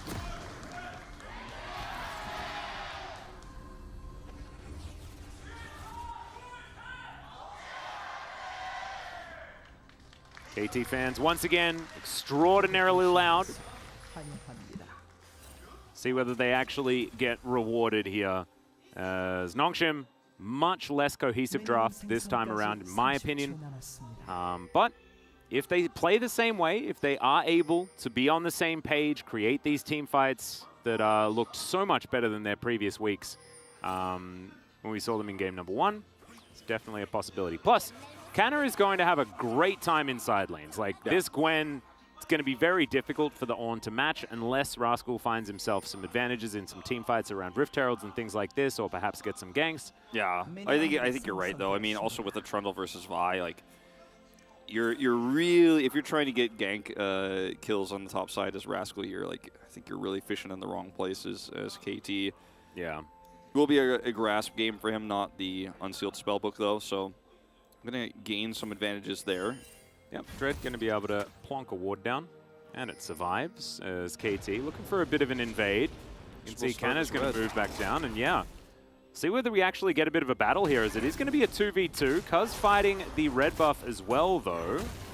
As Dread moves on over, Cuz trying to get him out of here. As a fight here towards the bottom side, flash out from Effort already. In the meanwhile, here at the Brambleback, Dread's getting pushed out once again, as they are going to get the reset. Canna's going to move to lane. This is such a weird start to this game already. Well, Effort had to flash bottom side, so flash for Ignite is a win in the 2v2. And Azir should be the winner here of this rotation up. Yeah, he is going to be able to get in there as Cuz looking to try and turn it before he gets in, but BDD is going to be able to make his way over. Level 1 for absolutely everyone as Canna dashes over the wall. The flash out from Cuz. He's taking a lot of damage here as BDD with the Airy trying to get the work done. They have no vision, and Cuz is going to have to give up on this yet again, and another reset on this red buff. All right, so it's a 4v4 game of League of Legends, yeah, I guess. Some yakety sacks here, Wolf. Some yakety sacks. There's just not going to be any junglers this game, as Vikla did not. I mean, he left, but he knew he was not going to make a big impact there. Rotated back down pretty early. The lack of a flash here, though, for the Pyke in a lane that is already oppressive enough for the Aphelios and Renata is really unfortunate here for Effort, because without flash, he's not going to be able to close a distance on some of these attempted hook plays he could have. He also, of course, won't be able to escape. He gets handshaked into a bad spot, so has to play so passively now, which is not the point of the Pyke pick. It's, in fact, the opposite. So that hurts, and we might get a replay of how that all happened because we didn't see the very beginning of it, but it just looked like a good handshake from aiming, punishing Effort's aggressive positioning, perhaps fishing for one of those bone spears. This might be that replay. Yep, we're going to check it out right now as, yeah, life, good position, and yeah, the trying to get a ward. Beautifully done. Yeah, he's trying to get a ward here cleared up early and just eats so much damage. That's rough. Yeah. It's a big shame. Cuz going to be able to get into Dread's jungle as well. Steal away some popcorn chickens. Very nicely done. Is going to be a secure on the bottom side. Rift Scuttler in response. Cuz had already collected one of those himself. His entire bottom side of the jungle, though, hasn't been cleared out yet. We'll see whether Dread does realize this and look to try and challenge. Cuz pretty low. As Canna also, but he's underneath his turret. He should be absolutely fine. It's a difficult dive to potentially do if he was going for it. I think he's just going to come over here and take away these Krugs instead with some assistance there. Rascal going to force the back early from Kana. Did use the majority of his mana bar, but he's sitting on 2 cookies right now, so this is one of those times where you're really going to get this weird Oran cookie value because you're just trying to trade with Kana repeatedly. Yep. Once you hit level 3, and he's doing a great job of it so far, so a lot of topside control here right now for KT. A lot of camp denial as well done by Cuz, so you're going to have to see, and we're going to get the pan over as well. Is there little rocks and little chickens? Yeah, so if you guys are newer to League of Legends, you don't understand why he didn't take all of it. It's because it prevents the respawn of the camp, so it guarantees when Dread gets over here, he will start the timer late, which will just in general mess with his pathing, and it's just going to lose out a lot of extra time. And in order to make to shore that uphill, didn't have to counter invade. So he's going to come over here and find out the Krugs were also left the same way. Yep, and Dread also, he left 3 popcorn chickens, which is much more generous than Cuz. As Bone Skewer, not going to quite find life there. And we're looking for a bit of a recall. Ghost has teleport available. He's 10 CS behind. Not the biggest of deals. As Hextech Drake going to do a fair bit of damage here to Cuz, but you'll see King's Tribute very valuable against the Dragon, so Cuz should be able to walk away with full health at the end. Victor's going to come over here, drop a Phosphorus Bomb, and a few more autos too. This will be a tight Drake, but it will be taken, secured like the pillar there, just in case. Dread was hoping to come in there and look for a Smite steal. Yep. Would have been ill-advised. Ooh, nice grab at him. Yep, Bone Skewer is going to connect there, though, as Life is taking a lot of damage. There's the escape from Effort, trying to heal himself back up again as Life is very low. Aiming's the target for Ghost. Dread looking to take down Life, and he will do so. And Aiming, yep, not going to get bailed out this time around as Cuz throws down the pillar, but we've just got the Vault Breaker. And Dread gets himself out of there. 2 kills already for Nongshim as Rascal's fighting Canna, or is Canna fighting Rascal? He does manage to headbutt his way out with the Searing Charge, but Canna going to win out in the trade. Just a lot of moments in this game where you're on the edge of your seat with how close these fights have been. As yeah, it will be an escape there for Rascal on the top side. And doesn't need to flash and hadn't teleported, so I think he was just greeding a little bit for a wave and not actually punished. So this Gravitum is actually pretty big, but it doesn't matter because the Bone Spear does hit anyways. Life, if he had flashed the Bone Spear, it might have been a different story here, but of course flashes are traded. He does end up going down. This is pre-6 for Life, so not going to be getting any extra Pike Gold or anything like that, but it looked for a moment there like the CS deficit was going to actually start to kind of overwhelm on the bottom side. But with a quick teleport back and with the wave pushed, the lane state being that far up for KT, it was a really nice turnaround from Dread to come down there and secure that kill. So, yeah, still a 10 CS deficit, of course, as Aiming has returned to lane, but it could have been a lot worse had they not made this really proactive play, and they'll pick up a kill for it. Yep, certainly will. Ghost also going for that lethality build. I still don't like it. However, it has worked in a few games here in the LCK, even if it is an older build. As Canna does have a friend up here on the top side, Cuz not looking to go for it. Not a whole lot of damage between Trundle and Ornn this stage of the game. Well, actually, no, a fair bit this stage of the game, to be honest. As Ornn does do a fair bit of damage right now. This is just, he's making his camp up here. This is where he lives. This is my jungle. Yeah, we'll be able to steal some of this away. It's going to be shared between Dread and Cuz right now. Cuz having a pretty good time. This is giving Rascal a little bit more power to try to deny some CS here from Kana. Does force out his W. Small things like this, just trying to help out his laner. And it's given the Ornn so much freedom in the side lane. It's actually cost Kana quite a bit of CS. He's going to shore up a lot of it, obviously, though, as it does under turret, but now the timing of this is so perfect for the Rift Herald. Corki, of course, does not have prio here. Yeah, Effort is going to move up, and he gets there before Life will get in. Canna also able to move over now as Effort's real fast as he's running in this river. Let's see whether he can find it. Does get the snares. Canna in there as well. BDD, a lot of damage with the Emperor's Divide. Knock-up only lands onto Canna as the Needlework is now coming out. The Rift Herald's also being frustrating as Rascal is going to be able to take down BDD in the backline, but Canna gets rid of the rest of KT. And I believe Nongshim locked up the Rift Herald as well. Yeah, they did. And Dread did not have Smite, whereas Cuz did, so it was really scary there for a moment. Looked like perhaps the fight was going to be winnable there for KT, but the ultimate, like you mentioned, for Rascal, not the greatest there. He is able to isolate and kill BDD, which is, you know, the weirdest part of all of this. So we'll give a little bit of extra assist gold over to Vikla, who is sitting pretty prettily now in this lane, because if BDD doesn't die there, then it's massive advantage to Nongshim. Now BDD losing a lot of critical farm, and Vikla can farm for free. As the ult here is pretty nice. Of course, the bailout buys Cuz some time, but the ultimate, of course, from BDD is what wins them the fight. But unfortunately, he's on the wrong side of it afterwards and will go down. So a trade here that goes slightly in favor of Nongshim, but it goes in favor of the Corki as well. So that's one angle here for KT where you might go, well, arguably, this could be better for them, in fact, because Corki is just going to get some free laning time and some more stacks of his call, because he's going for a greedy build, as you do in this matchup. Yep, and it's even better for KT this time around than it was in game one, right? Because they've got the on. Is Effort going to be looking for a flank onto aiming here, but he may just go down. They're fighting each other as Effort's just going to get taken out. Dread now, he has the ulti, but he can't use that to escape, and Aiming's just going to chase after him. That's an easy double kill for the bottom lane of KT, and Nongshim are in shambles. I mean, BDD is in Narnia right now. Like, he was trying to come over here and help. He's got teleport so he can get back to lane, but it's going to be after a plate goes down, and he lost his teleport for this. So, doesn't end up helping out at all. And again, the lane state here for Vikla, because of BDD's death and then now his failed rotation, is just so good for a Corki. He's getting away with a lot of stuff that he shouldn't be able to, because in this matchup it does go both ways, but the Azir can put on a lot of pressure with his Sand Soldiers, but if the Azir is just simply not there and is catching waves, then Corki can get free backs like he is right now.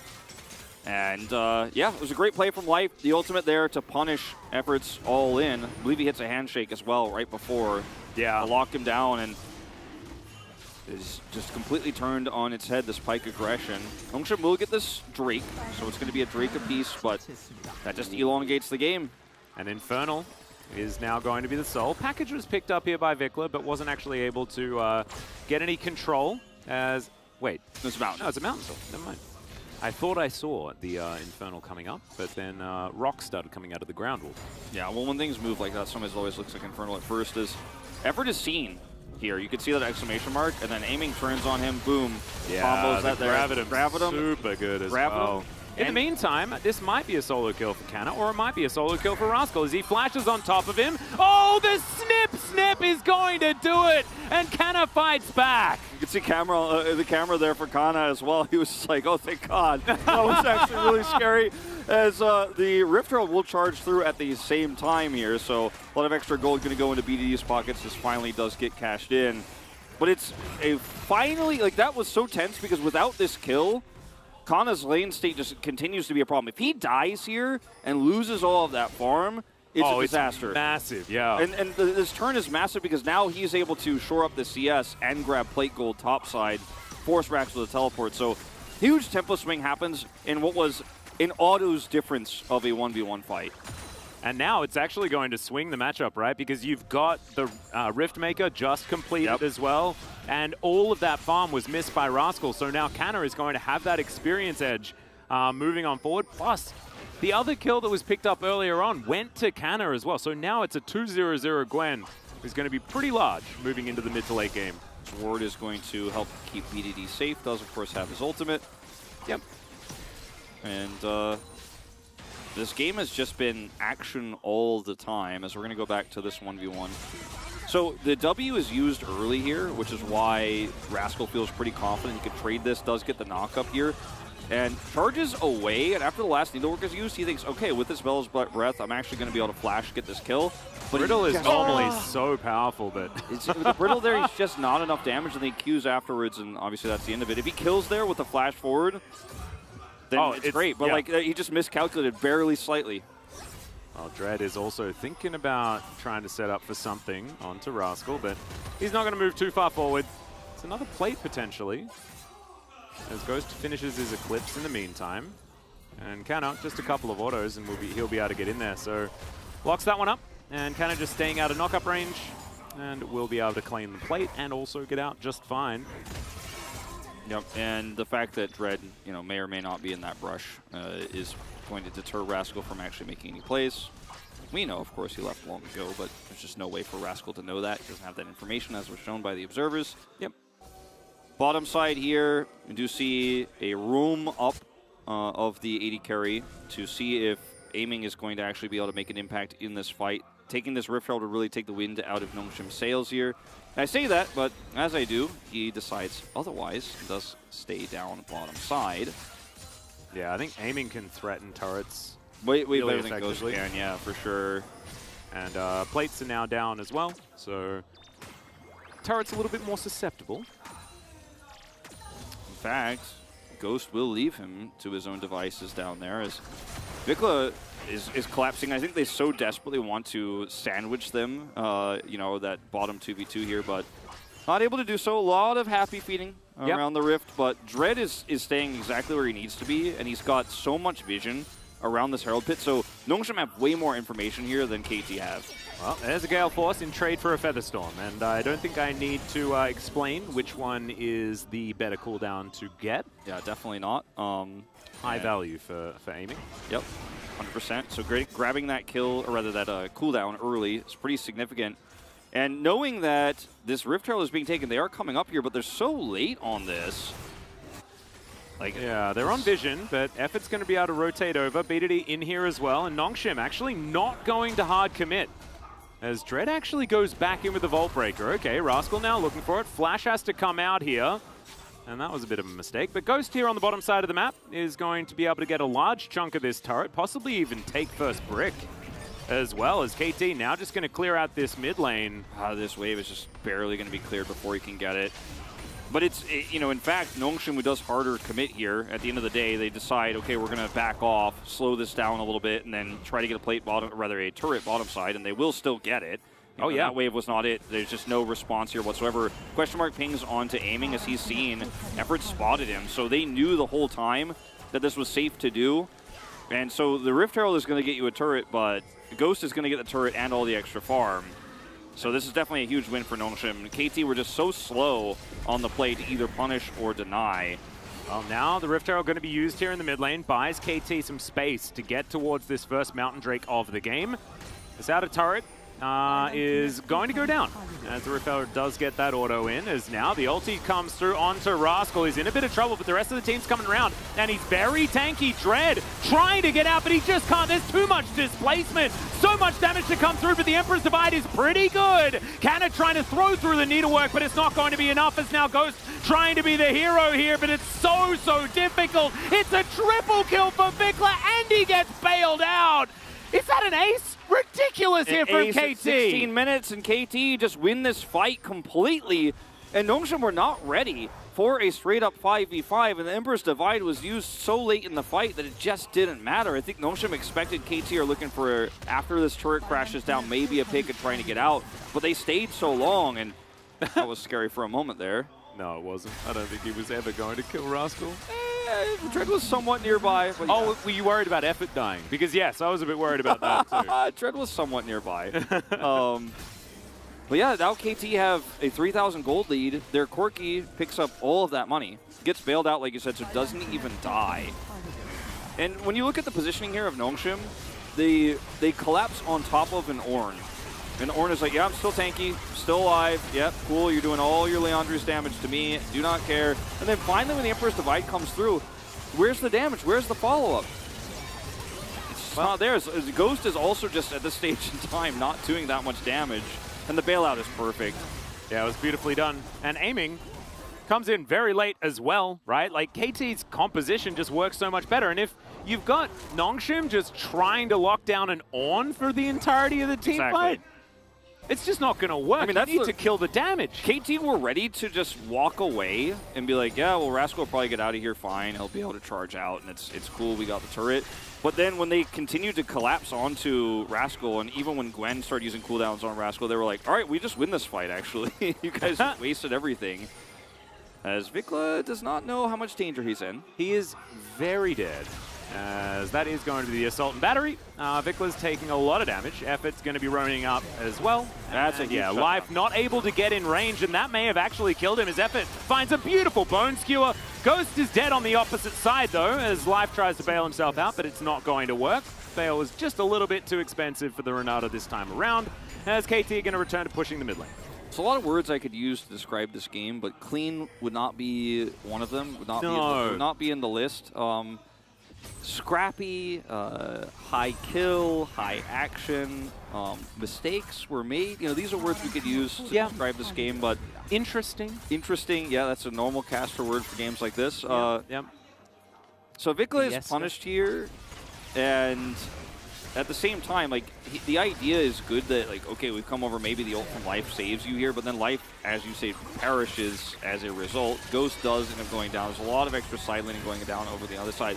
But one other thing that happens in this exchange that absolutely should not have happened is the shutdown gold is given over to Dread instead of BDD. And yes, Vi is you know, we all love Vi, Bat Chest, but like the carries probably the ones that need to get that 600 gold bonus there. I thought what you were going to say was Ghost didn't need to die, and I absolutely agree with Yeah, that. also that. But I mean, Yeah. yeah, there were a lot of things that didn't need to happen there. Speaking of things that only need to happen, Well, that Bone Skewer hitting, that's going to force Vikla to stun himself, and he's definitely dead. Vault Breaker gets a nice knockback there, as Emperor's Divide is not going to work under Cuz, because he can't move him through gigantic walls. And it's Dread that's going to pay the price for it. Aiming comes on in, helps out. It's going to be Rascal that gets the kill, though, and Canna had no teleport. They knew that, and so they knew they could collapse. But it's a 1-for-1 in the end. yeah, it's a 1-for-1. If the Bone Skewer hits, it looks a lot better, but unfortunately Effort misses it, still commits to the follow-up stun. And that puts the rest of Nongshim kind of on the wrong side of the rift, so they at least are able to trade that one kill back. We're just going to start a Baron, though. Yeah. I mean, we have Aphelios, damage Crescendum is ready. Heck yeah. It's not a secret, but yeah, red-white, dangerous guns. As the turn here from KT is also absolutely terrifying. BDD looking to move in. Dread's still dead, of course. As Rascal's going to get Bone Skewered out. He does die. Can they actually lock this one up, though? Oh my god! The Baron is secured by Cuz, but at what cost?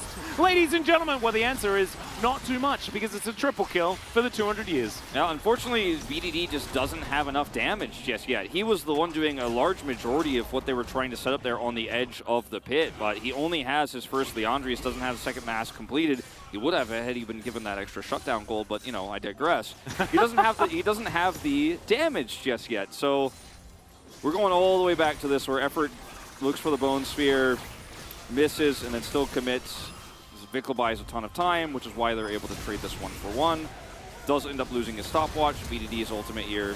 Yeah, the Emperor's Divide was a little bit misdirectioned. Yeah.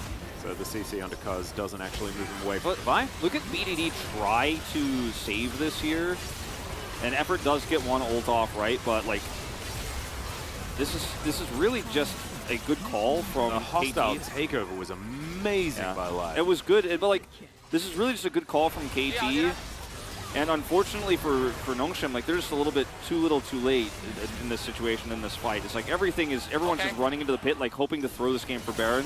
Well, now we're going to go fight again, as the Assault and Battery onto Aiming is just going to mean that he dies a little bit faster, as BDD's teleported in. Now he's looking for the Aphelios, who's kiting so beautifully. The handshake comes through onto the Gwen, and she's dead. BDD off to the side trying to fight Rascal. That is never going to work out, as Ghost is trying to run away, but it's not going to work. A third of his health bar evaporates at the hands of this Aphelios, who is way too big. Oh, the Ornhorn Oh, the Ornhorn, and it picks up the kill! Okay, Oh, no. all right. Well, Nongshim just decided, when they all decided to jump in the Baron pit together, where they like all high-fived and looked at each other like, I hope the Renata ult doesn't go off. They decided they wanted to go to a game 3. And then they decided again, like, yeah, let's double down this. We basically lost control. Hopefully we win this miracle fight at the bottom side of the map, which we didn't see the beginning of. But I don't know if we really need to, because we know that if you're just running at KT at this point and this Aphelios is online, it's going to be a bad time. Well, and there's also, like... package, like... So who's going to go for Aiming first? Dread? Dread's first. Oh, they don't have package. I thought they did. My bad. Yeah. Dread goes in, and then Aiming is just out here on the edge, like, okay, grab him. And he just kites back, flash over the wall, like, oh no! Yeah. Not winnable anymore. Because BDD is like, he survives for so long, and then Rascal is just, he's like, all right, get the first part of this ult. And Scryer spots him, and then BDD just turns around. Well, I mean, yeah, and also there were minions there, so it wasn't a vision play. Okay, Searing Charge, not going to work out. This time, Rascal's dead. Well, I mean, it's going to take a while, but he will eventually die. I feel like we're watching this game from the past, like, or from the future. Like, we're like, what happened back then? Well, KT are going to take an inner turret on the top side. Life flying in way. He is so dangerous. This Renata is actually just so huge for this composition. His effort, not so much on the pike. The goal that was given over to the Aphelios is so high that if he doesn't instantly die, and he didn't take cleanse. I mean, this splitting's working out quite nicely, as there is a lot of money to be made. There is, and from they will these towers. They will get 2 of them, but the money is not the problem here. The problem is that the Aphelios is accelerated, and you can't take his money away. And unfortunately, the Xayah, who chose this build that you're not really a fan of, and a lot of us are not. I liked it for the concept of where they could have been in this game state, but that's not the reality of where they are now. The gold that she picks up will never be as valuable as the Aphelios' gold he picked up a long time ago, and he's going to continue to do a lot of damage. So, Rascal is just out here drawing aggro from 3 people, but this pick is what allows them to get 2 turrets, as it's a trade for 2 turrets, 2 bounty turrets, 1 inner for an outer on the top side. So this is definitely the better macro play for Well, it's 4 turrets. Yeah, 4 turrets for 1. Yes. And a kill. So, I mean, the Baron has worn off now, but as you can see, Nongshim pulled the gold back quite a lot with that play. I don't think it'll be enough for them to repair their compositional disadvantage that they prescribe for themselves. That's a nice little handshake. Effort takes a lot of damage from the Renata. The key of this game for Nongshim now is to snipe the carries. There are 2 of them, and one of them has a GA. Yep. The other one has an upgraded Gale Force and a stopwatch, but you will have to kill both as Nongshim to win the fight. And then BDD will be like, well, I'm doing damage for a really long time, over time, slowly. And that's the plan, that's the hope, that's the dream. They have Kanata with 3 items. Like, it is feasible that if KT's positioning is bad, or if Nongshim actually catch them off guard, find a pocket of vision, or we have a 6th flank play, Nongshim can win a fight and win this game. It's not impossible. However, also, like, it's much more difficult for them. Yeah, and look, there's no one that can match him in a side lane. And now he has got an entire side lane without any turrets. So this means that KT are kind of forced to use multiple members to try and deal with the Gwen. And as you can see, this does give Nongshim a lot of space. Okay, here we go. Kana going to dive forward, trying to cut down the Ornn. It's going to take a while.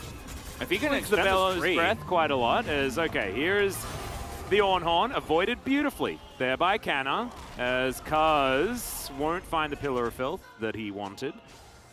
If they can, like I said, if they can extend this, then BDD gets free value topside. Like, he will be a champion that starts to actually gain a lot of value from his gold. He already has. Now the 2nd item is online, and when he gets his Zonias, it'll be a lot more difficult for him to be blown up by aiming. And as a result, will be able to do that damage more safely. I guess what I'm worried about is, what are Nongshim buying time for? Because the Corki's just going to get more and more ridiculous. I mean, the Corki is basically at his most ridiculous now. Like, he gets more and more ridiculous items that help him wave clear and stuff, but it's not like his rockets are suddenly going to be life-changing. Like, he's already hit his big spike, and, you know, yeah, he gets more powerful based on his kit later on. But the whole point of Nongshim is, like, I hope we get a fight with long death timers where I killed your carries, you guys made a huge mistake, and now we can actually just walk down and kill the Nexus. Because, like, death timers are, I guess, the biggest thing that scales here for Nongshim. If they can get those picks, if they can get this Corki killed twice, and the Aphelios to be killed after his stopwatch is used. And that's with Renata defensive ult, with Pillar, with Ornn. Well, Effort is probably just dead. He is flashing, but yeah, it's not going to work out. This means Mountain Soul for Ornn Trundle. Ghost is going to have to Feather Storm. I don't think that's going to save him, as the Pillar of Filth fantastically placed. Vikla flashes. Not sure about that one, but the Ornn Horn's brilliant. Ghost is still alive. Hostile takeover is going to come through. Emperor's Divide is huge, but BDD's going to have to go Golden Dread, trying to hold on to his life. It's another fantastic Pillar, and I think aiming is just that little bit too strong. As Ghost is backing, Dread is running, and KT will win the fight in the end. KT win the fight in the end. The Soul is live, and Ghost over here teleporting on the flank. If he can sneak the Soul, that is actually really cool. I There's don't know a whether it control actually helps anyone. He'll get seen here, as you can see, but there's Vicla's teleport only to deny him. That's a scary fight to take. Yeah, and he's going to back right now. Like, I think at the end of the day, though, KT are very happy to just take Baron for Soul Deny. Like, it's a nice play from Ghost, but it's not a game changer. His effort dies before this fight even starts. And then notice how much of an impact BDD's ultimate has, but how little damage he can safely do afterwards. As this is a really nice package as well. Ghost's ult was perfectly timed, but he's also out of this fight. So you've lost your support, your carry can't participate, and then BDD is like, oh, they're all on this choke point, but I can't do anything with this ult. He does a decent amount of damage front-loaded with that ult and with his first soldier, but even though he stopwatches, he just dies afterwards. There's no follow-up, there's no front line here. And also Dread was like running away and then ran back, and BDD went for it's looking like sort of the first 3 weeks Nongshim, right? The one that was a bit disconnected, not all on the same page and able to make those plays coordinated.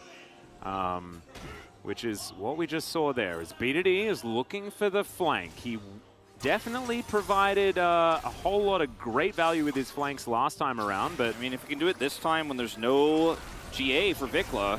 Well, the rest of the team's moving on in here as well, as Dread has found the Aphelios. Hostile Takeover is trying to keep him alive here as the Corki takes down the Vi. But Vicla going to be able to do so much damage before he dies. And Aiming also gets the fadeaway kill there, as now Ghost, yeah, nothing he can do about this because there are 2 carries on KT, and you only killed one of them. This is going to be the end of the game. KT will even out the series. Yeah, exactly what we were saying. If you can't kill both, you can't win the game, and it was the best try they could have hoped for. A long con flank play all the way wrapped around, and by the time they killed Vicla, he had done all of his kit's worth of damage and then some.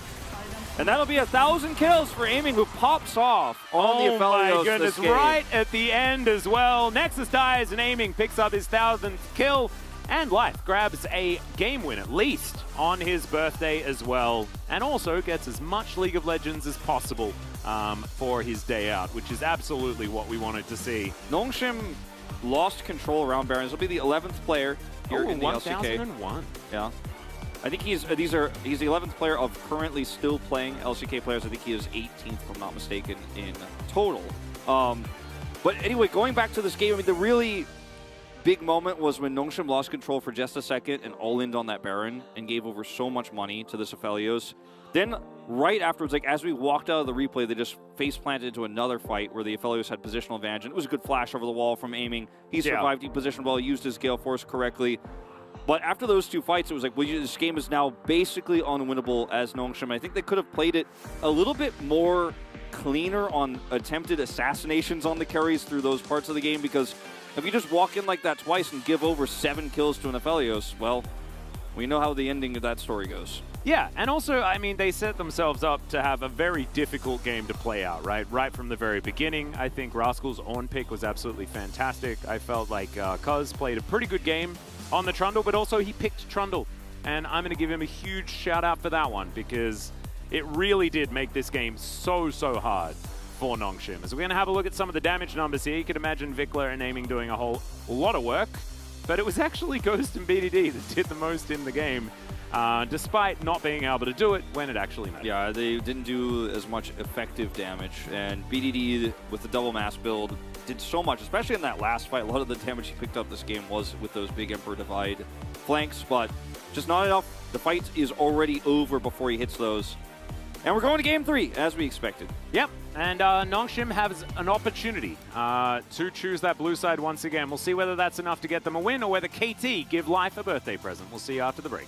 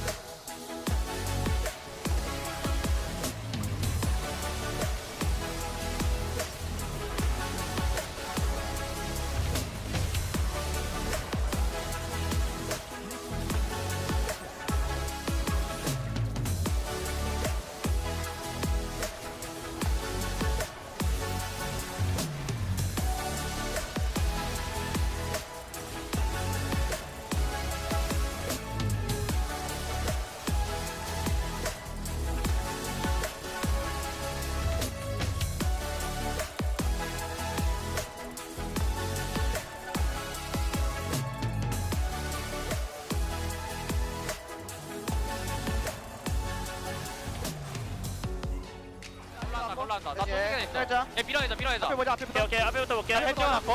또 전화 날아와. 아, 앞에 광란부터. 앞에, 앞에, 앞에부터. 아지라 앞에부터. 들어가 돼. 아지르. 얘 볼게. 마이크는 잡아줘. 할수 있어? 나 플래시 써도 돼. 나 벌써 썼어. 나 좀 쏠게. 끝내러 가자. 끝. 나 끝. 끝내러 가자. 아 나이스. 다음 판 잘해보자. 네. 우리가 충분히 이길만하다. 자. 얘네보다 잘할만해.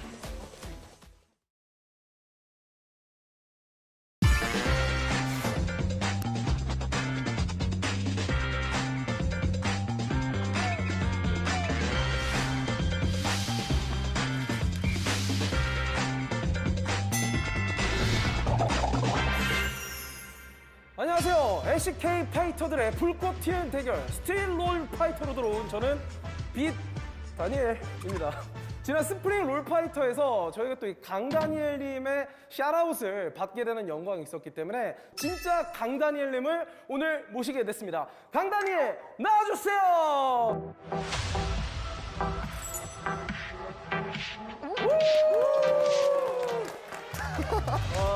네, 안녕하세요. 오늘 MC를 맡게 된 강다니엘이고요. 진짜 강다니엘님한테는 정말 죄송하지만 오늘 또 이렇게 함께하는 만큼 재밌게 놀다 가겠습니다.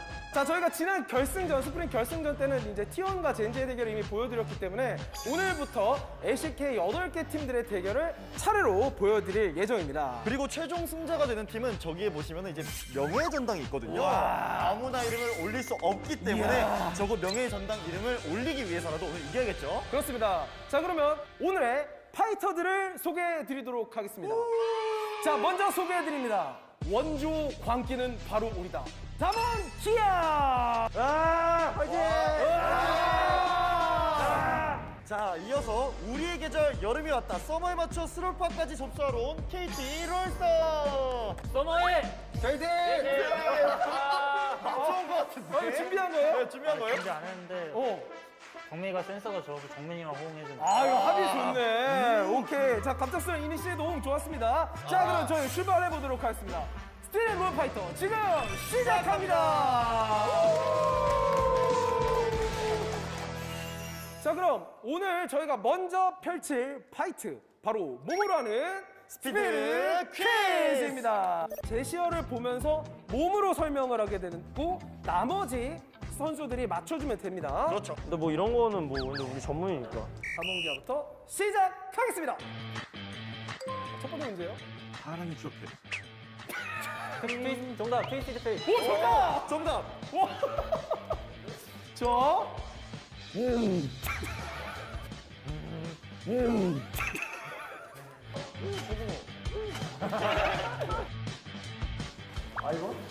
라칸. 패스도 있습니다. 패스. 오케이. 오케이, 패스. 정답! 정답 리신. 스킬명을 말해주세요. 용의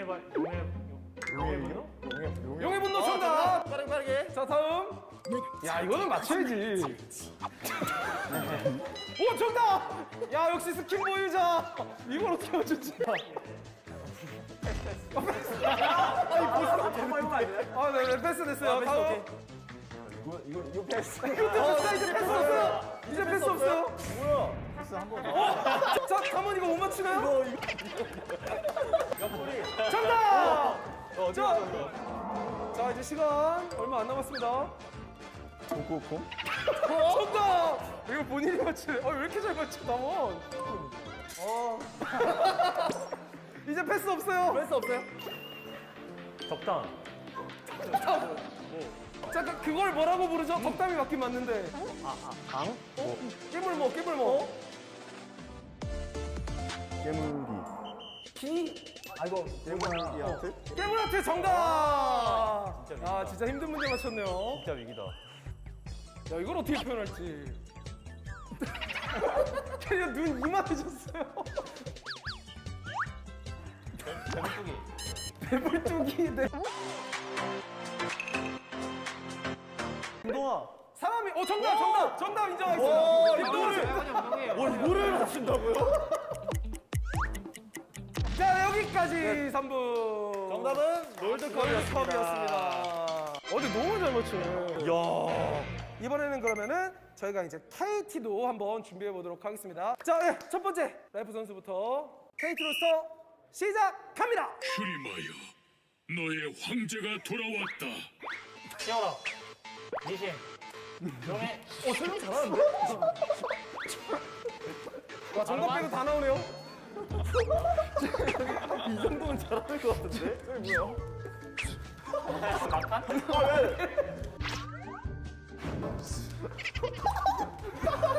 뭐야? 바이. 와, 진짜 정답 빼고 다 나옵니다. 밀어낸다. 신들아. 야소 요네. 아니, 설명 좀 잘 좀 해. 말해도 되나요? 아니 이거 어떻게 패스할 거예요? 이쯤 되면? 패스. 네, 패스. 자, 패스. 아, 이거 너무 쉽다. 바이게. 정답! 이번엔 에이밍입니다. 마음대로 불러.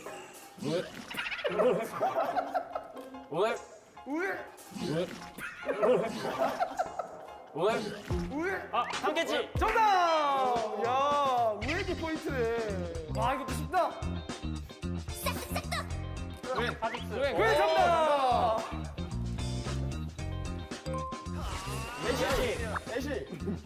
바로스.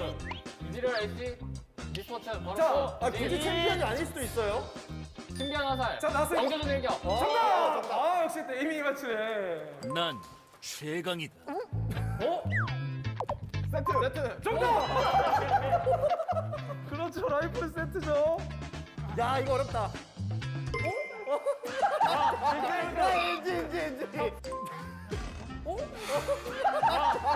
엔지. 자, 힌트 드릴게요. 사람이에요. 강남님.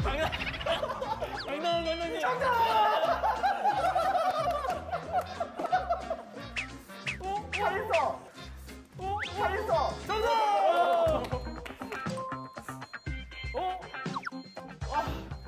아리. 자, 리산드라. 아리아 요리모. 아리아데스. 정답! 바이 말파이트. 바이 말파이트.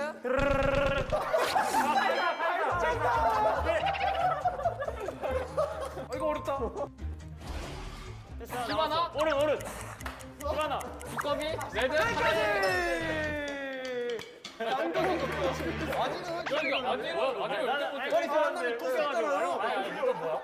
아, 네, 어쨌든 치열한 승부 끝에 첫 번째 라운드 몸으로 하는 스피드 퀴즈 승자는 KT 로스터입니다. 강원이 형 여기서 쓰러질 것 같아. 아, 너무 선수는 안 들어가는데.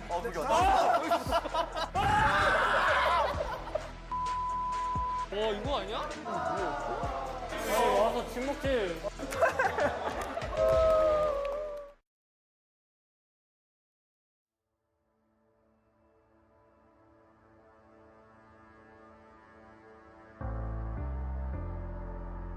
The night beckons while you dream.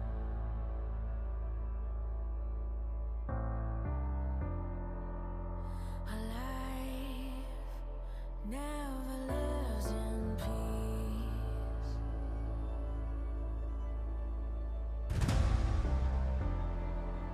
As you stand upon the edge, woven by a single.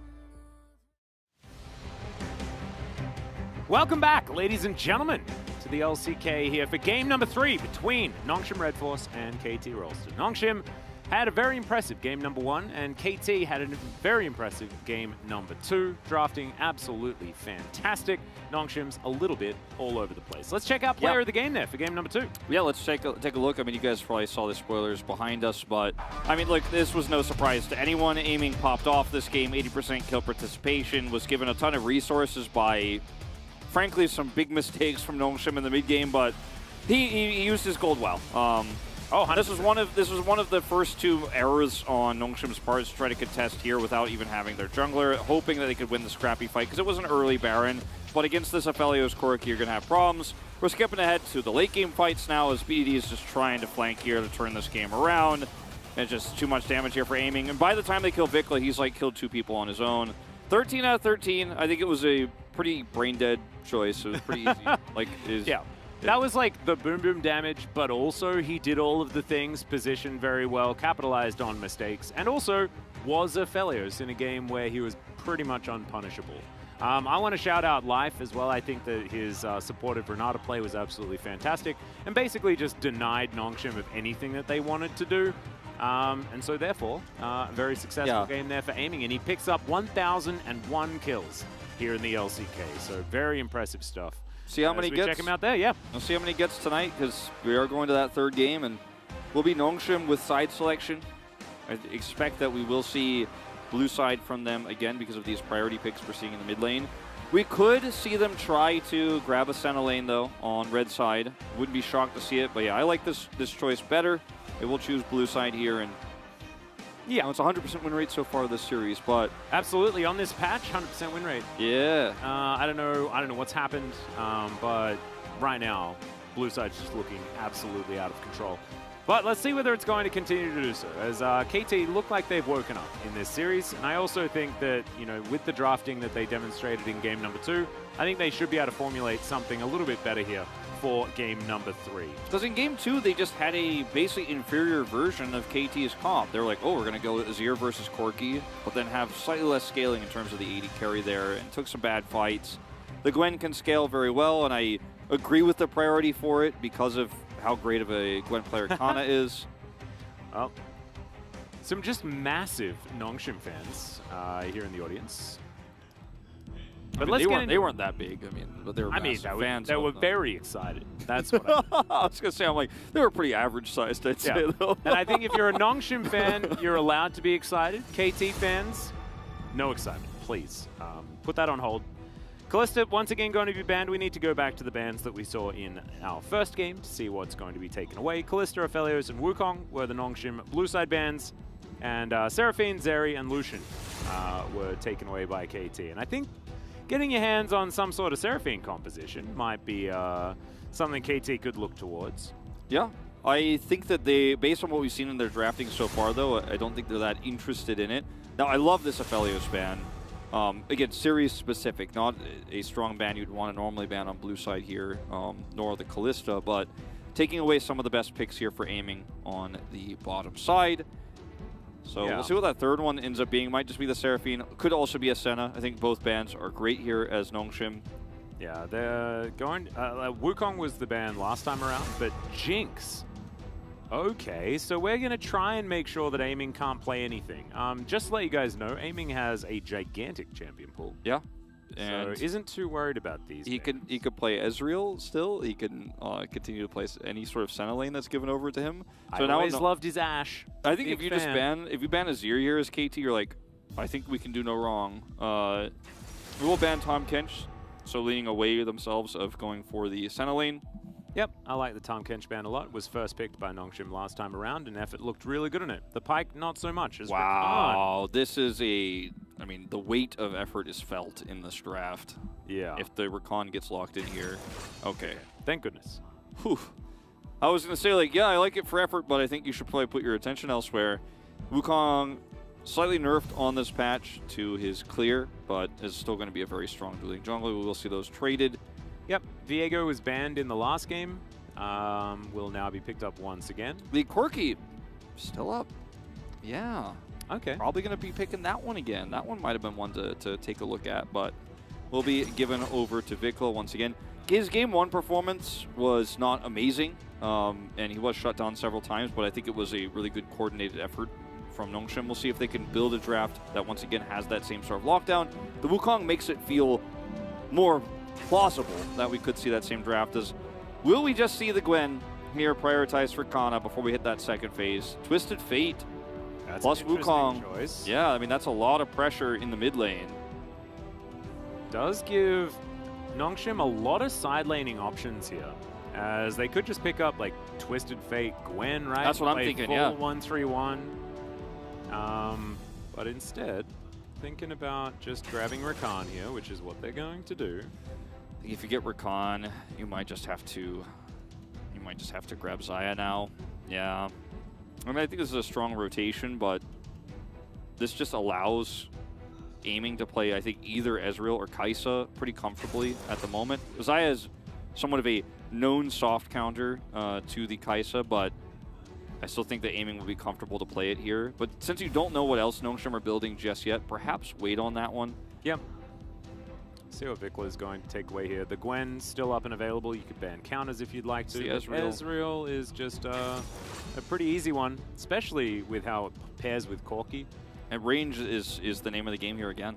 Yeah. It's just been a common theme for KT. And yeah, I mean, lethality Xayah can do well into Ezreal in certain parts of the game, but we'll just have a lot of problems later on. Yeah, on 3 items, there's absolutely no way you can even fight if you're playing lethality Xayah. So Gwen is gone now. I think another option to consider here for KT is the Tryndamere, but you could also consider like something like Camille Galio as being the follow-up here for Nongshim. I'd like to see an Ornn ban. Yeah, against KT for sure. Because that is just going to be more defense, more CC for a comp that already has so much range. I like the Karma also for the Karma Ezreal lane. Yep. Ahri taken away from B2D, and is Nongshim going to put even more bans into trying to protect effort? Because it's really starting to worry me. I would love to see an Ornn ban. I just think that denying that from KT, it makes their composition feel so good. Their way that they played around just the 2 threats in the last game was fantastic, and Rascal just absorbed so much pressure as Renata is going. Yeah, these are great bans for the bottom 2v2, but there are problems elsewhere. Now, the Renata ban is, I think, my favorite of the 5 because your comp needs to run at the carries. And so Renata just says, no, you can't run at the carries. I actually deny that. The problem is that, yeah, now this Yuumi lane is also a thing which can do, I mean, her ultimate is going to be very similar in how it functions against dive, as Renata's not as easy. Yeah. And you will have to, like, chain it to get those roots, but I mean, KT are just sitting pretty with a strap. Like, every single game of theirs out of the 3 have looked exactly like this. Sit back, scale on Corki, ranged AD carry, gonna pop off. It also gives, like, Viego so much more power in this draft as well with the Yuumi. Very, very cool pickup, as KT will likely just round this out with an Ornn. If this Lyssandra's picked up, Nongshim can't pick Ornn now. They need damage from the top side of the map. Kennen or something maybe here? Like, they're so desperate as Nongshim to try to close the gap and actually do damage. They themselves could try to take the Ornn, you know, and be like, yeah, we don't have the damage, but we can set up enough CC here. But, I mean, KT are also happy to take the Ornn. If you don't get it, they're going to feel pretty good. Gnar is kind of a middle of the road here, where if you have the right engages, it's really great. But now you just give over the Gangplank counter pick. Like, KT draft Kingdom here. Yeah. I mean, to be totally frank. Now, this Sejuani pick with Viego is one that we've seen so often instead of going down that Gangplank path. It's arguably safer with a pretty fragile composition that KT are running. So I see the power of the Gangplank and the laning, but I see the power of Sejuani in just well-rounded compositions that protect, or compositionally that protects the Corki and Ezreal here. Yep, also has a better lane into the Gnar than an Ornn does, so I kind of respect that as well. We've seen what Nogri does to Gnars as the Sejuani in that lane. I think we could have seen a lot of different picks here for Nongshim if they wanted to play like this. Like the Syndra Tryndamere that was so popular last season, that was winning. We were seeing top teams in the LCK play it. Was when it was one of the best answers to Corki. It was open. We could have seen that instead of Lysandra here. Lysandra going to have some power in the lane, but won't be able to kind of all-in burst damage down a Corki. Won't be able to very likely force a Hex Drinker. And the Gnar here, so reliant on his Gnar bar in a composition that's already so desperate to force fights at a moment's notice. You don't have time to build that Gnar bar. You won't necessarily be able to win side lanes with this Viego Sejuani either. A lot of pressure here, I think, on the Soul laners to actually lane extremely well. And that'll give you some opportunities later, but I think KT Rolster got, once again, exactly what they wanted. Pretty close to Exodia with this particular draft here on KT's side. Looking absolutely fantastic. Should be able to provide enough space for Vikla in the late game with the Sejuani in the front. It's a tough one for Nongshim. We'll see whether they can make it work.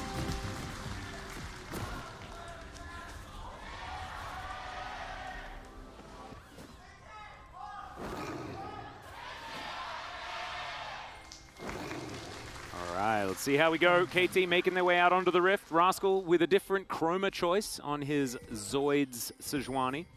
I like this one too. Feels very Evangelion-esque.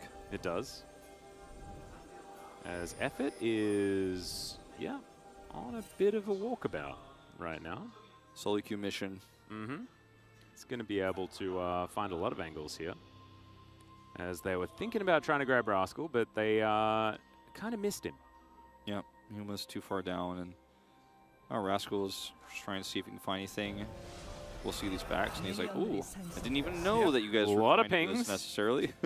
A little bit of a shame there for Nongshim. Their trap could have worked if they were waiting a little bit longer, but they wanted to get back to their minion wave. It's so funny because there's a ping that implies that there's a ward actually next to Raptors defensively for KT. Like, Nongshim were like, wow, he had a warded, so that's how he escaped. But actually, nope, he just played safe and positioned well. There is no ward there, in fact.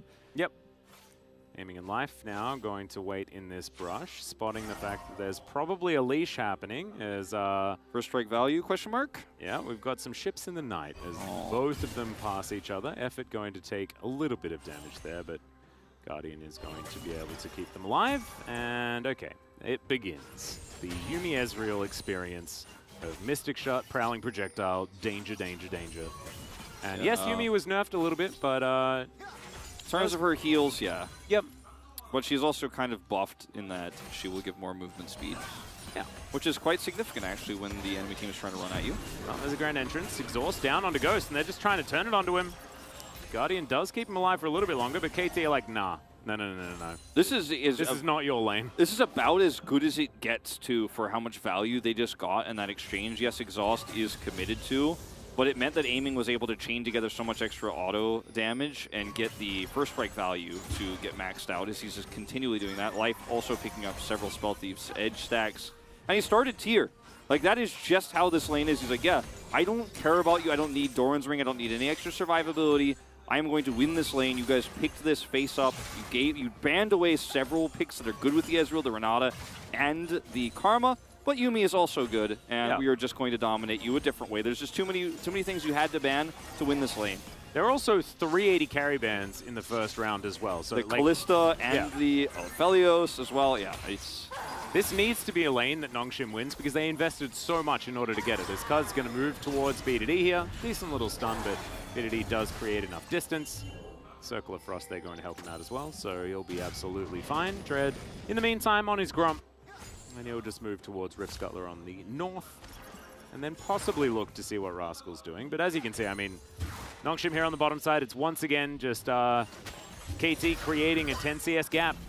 Yeah. If Rascal just continues to play this weak side and doesn't try to trade it aggressively, and Kuz puts his resources more defensively on Vikla, as the Sejuani here, you're feeling amazing. And if they all in on you, you have defensive options, of course, top side. Like, Kuz is actually going to come up here expecting this, and obviously wants to relieve some of that pressure that Sejuani is going to take from those hyper procs.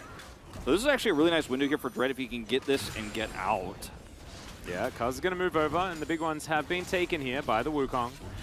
As Kuz are going to try and pressure him away. Rascal with the inside track might be able to get a Warrior Trickster here, as Dread uses it extraordinarily late, and now he's burning down. Kuz looking to try and catch up here.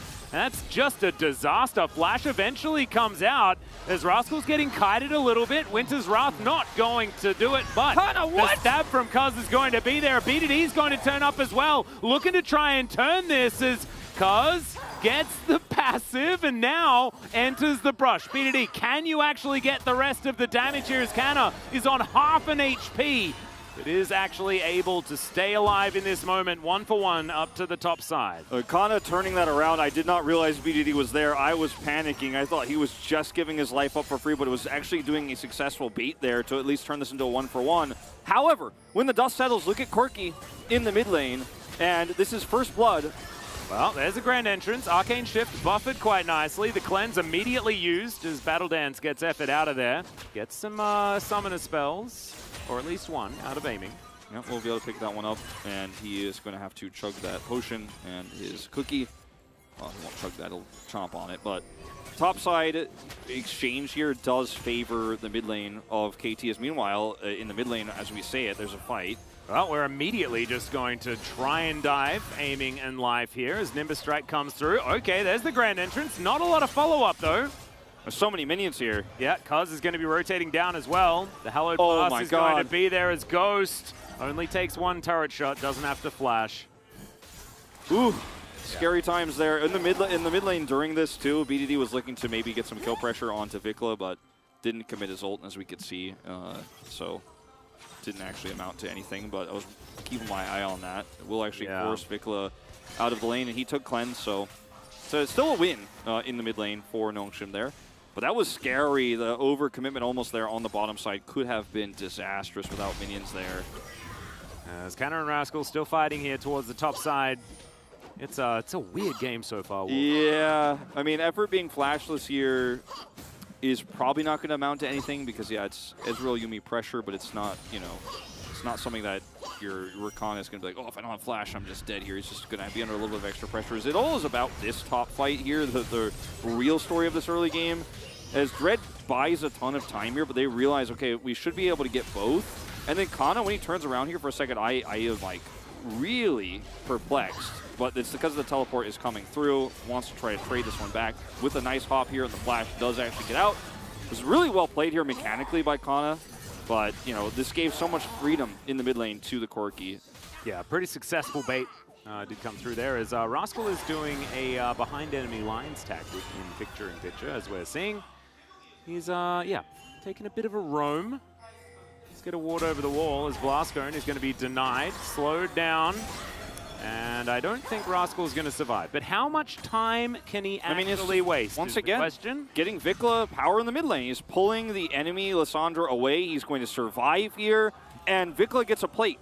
I'm pretty sure he will. And Cuz is actually also going to grab the Drake for this. So ring around the rosy. And Nongshim just cannot make a decisive call. And this Sejuani is just so tanky. Now, Vikla actually, just looking at the minimap, did not get that play. I think he's like 1 or 2 autos away from it, but it's, you know, he breathes on it and he will grab it. But still, once again, pulling this Lissandra out of lane, picking up small advantages elsewhere, grabbing a Drake for this.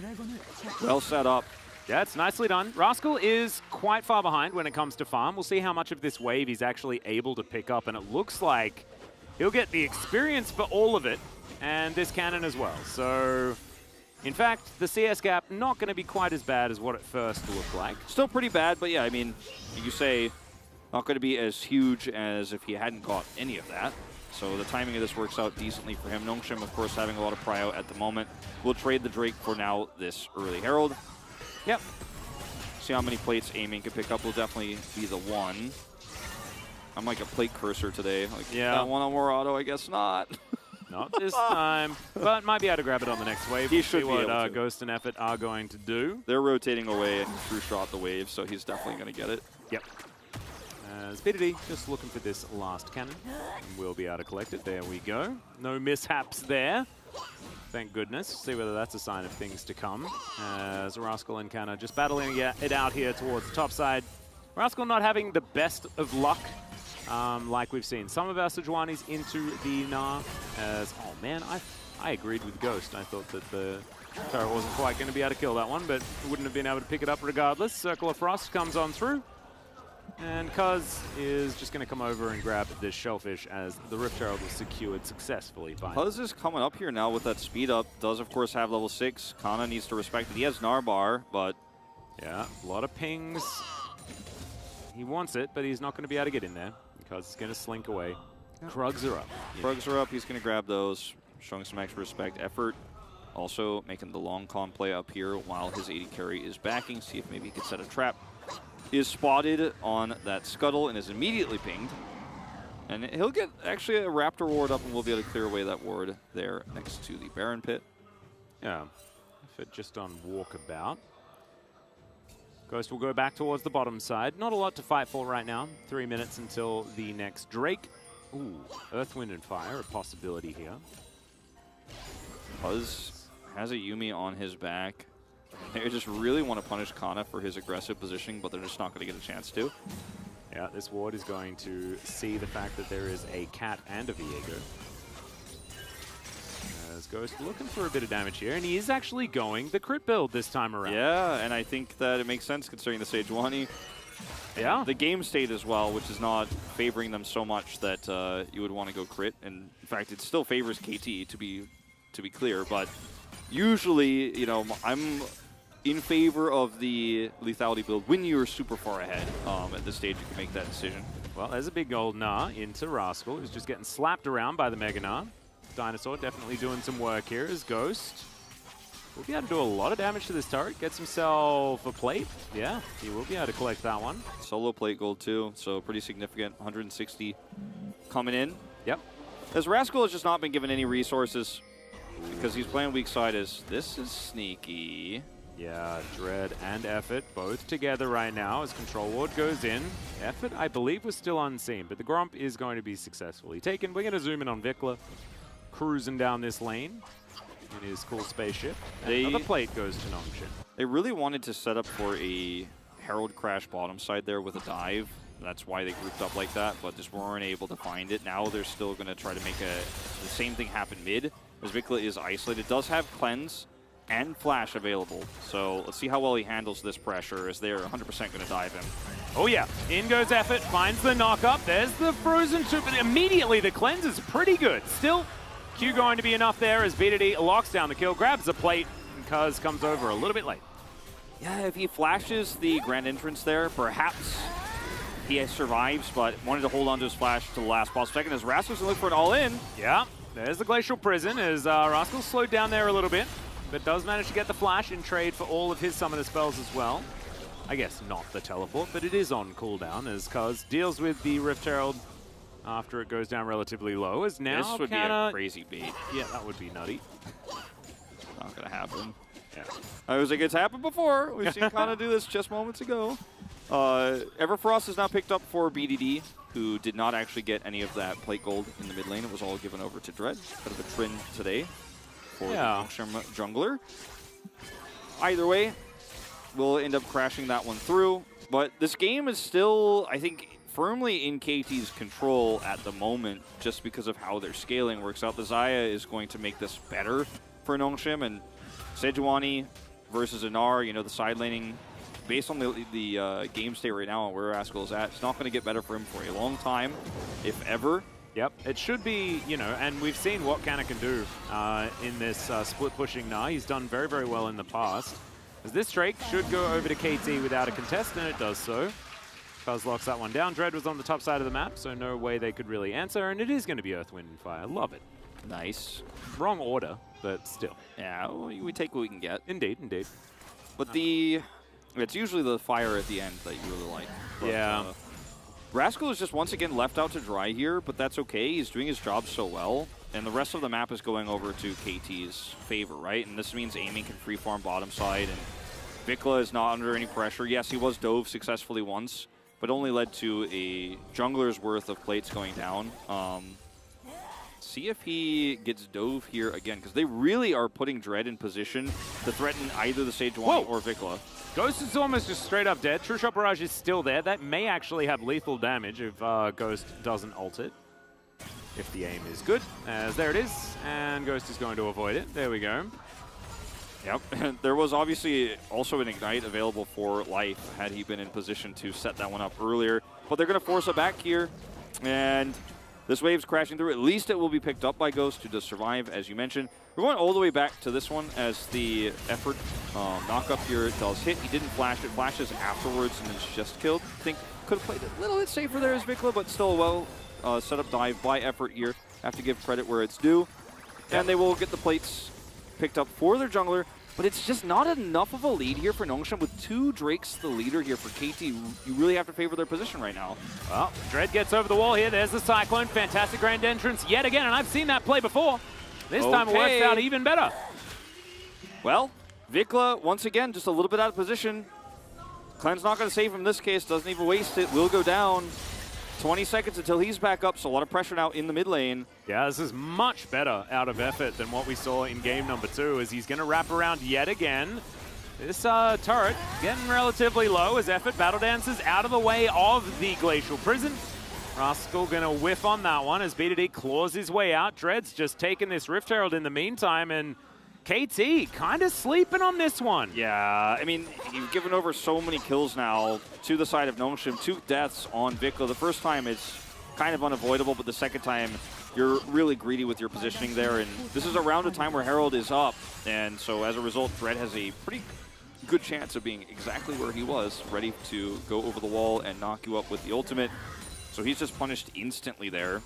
Yeah. So also further delaying, you know, his cull finish here. He doesn't have his Ludens online just yet. He's very close to it, but this is just, I mean, straight up, he has no vision whatsoever. Dread's just over the wall. Effort falls up, and Effort's coordination with Dread this game has been pretty good. No, it's been fantastic. It's been the real buddy system, as he's just doing his very best Yuumi impression. Effort just sticking with his jungler. It's been working out. Whether it's going to keep working out is kind of the question for me, because KT's composition certainly very straightforward when it comes to playing out the mid to late game. Nongshim's going to require a little bit more finagling to make it work, as Effort once again in position, and Vision is going to be pinged immediately. Yeah, also aiming is Ezreal and has Cleanse and Flash, so this is going to be much more difficult to orchestrate than it was, of course, against the Corki. Rascal's the new target. Yeah, there's the Grand Entrance, doesn't quite find it. But still, it's going to create enough space in order to guarantee this outer turret on the bottom side. So that would be 2 turrets to 0 in favor of Nongshim, who have just had a lot of control of this map. Playing it very nicely as B2D looking for Vikla. Doesn't get his cleanse, interestingly enough, as Vikla just stands his ground, kind of respect it. Yeah, gotta be careful though. There's the claw, and Vikla kind of outplaying it, not gonna lie. There's the Valkyrie forward, goes Golden with his stopwatch as B2D. Oh, the rocket's so close.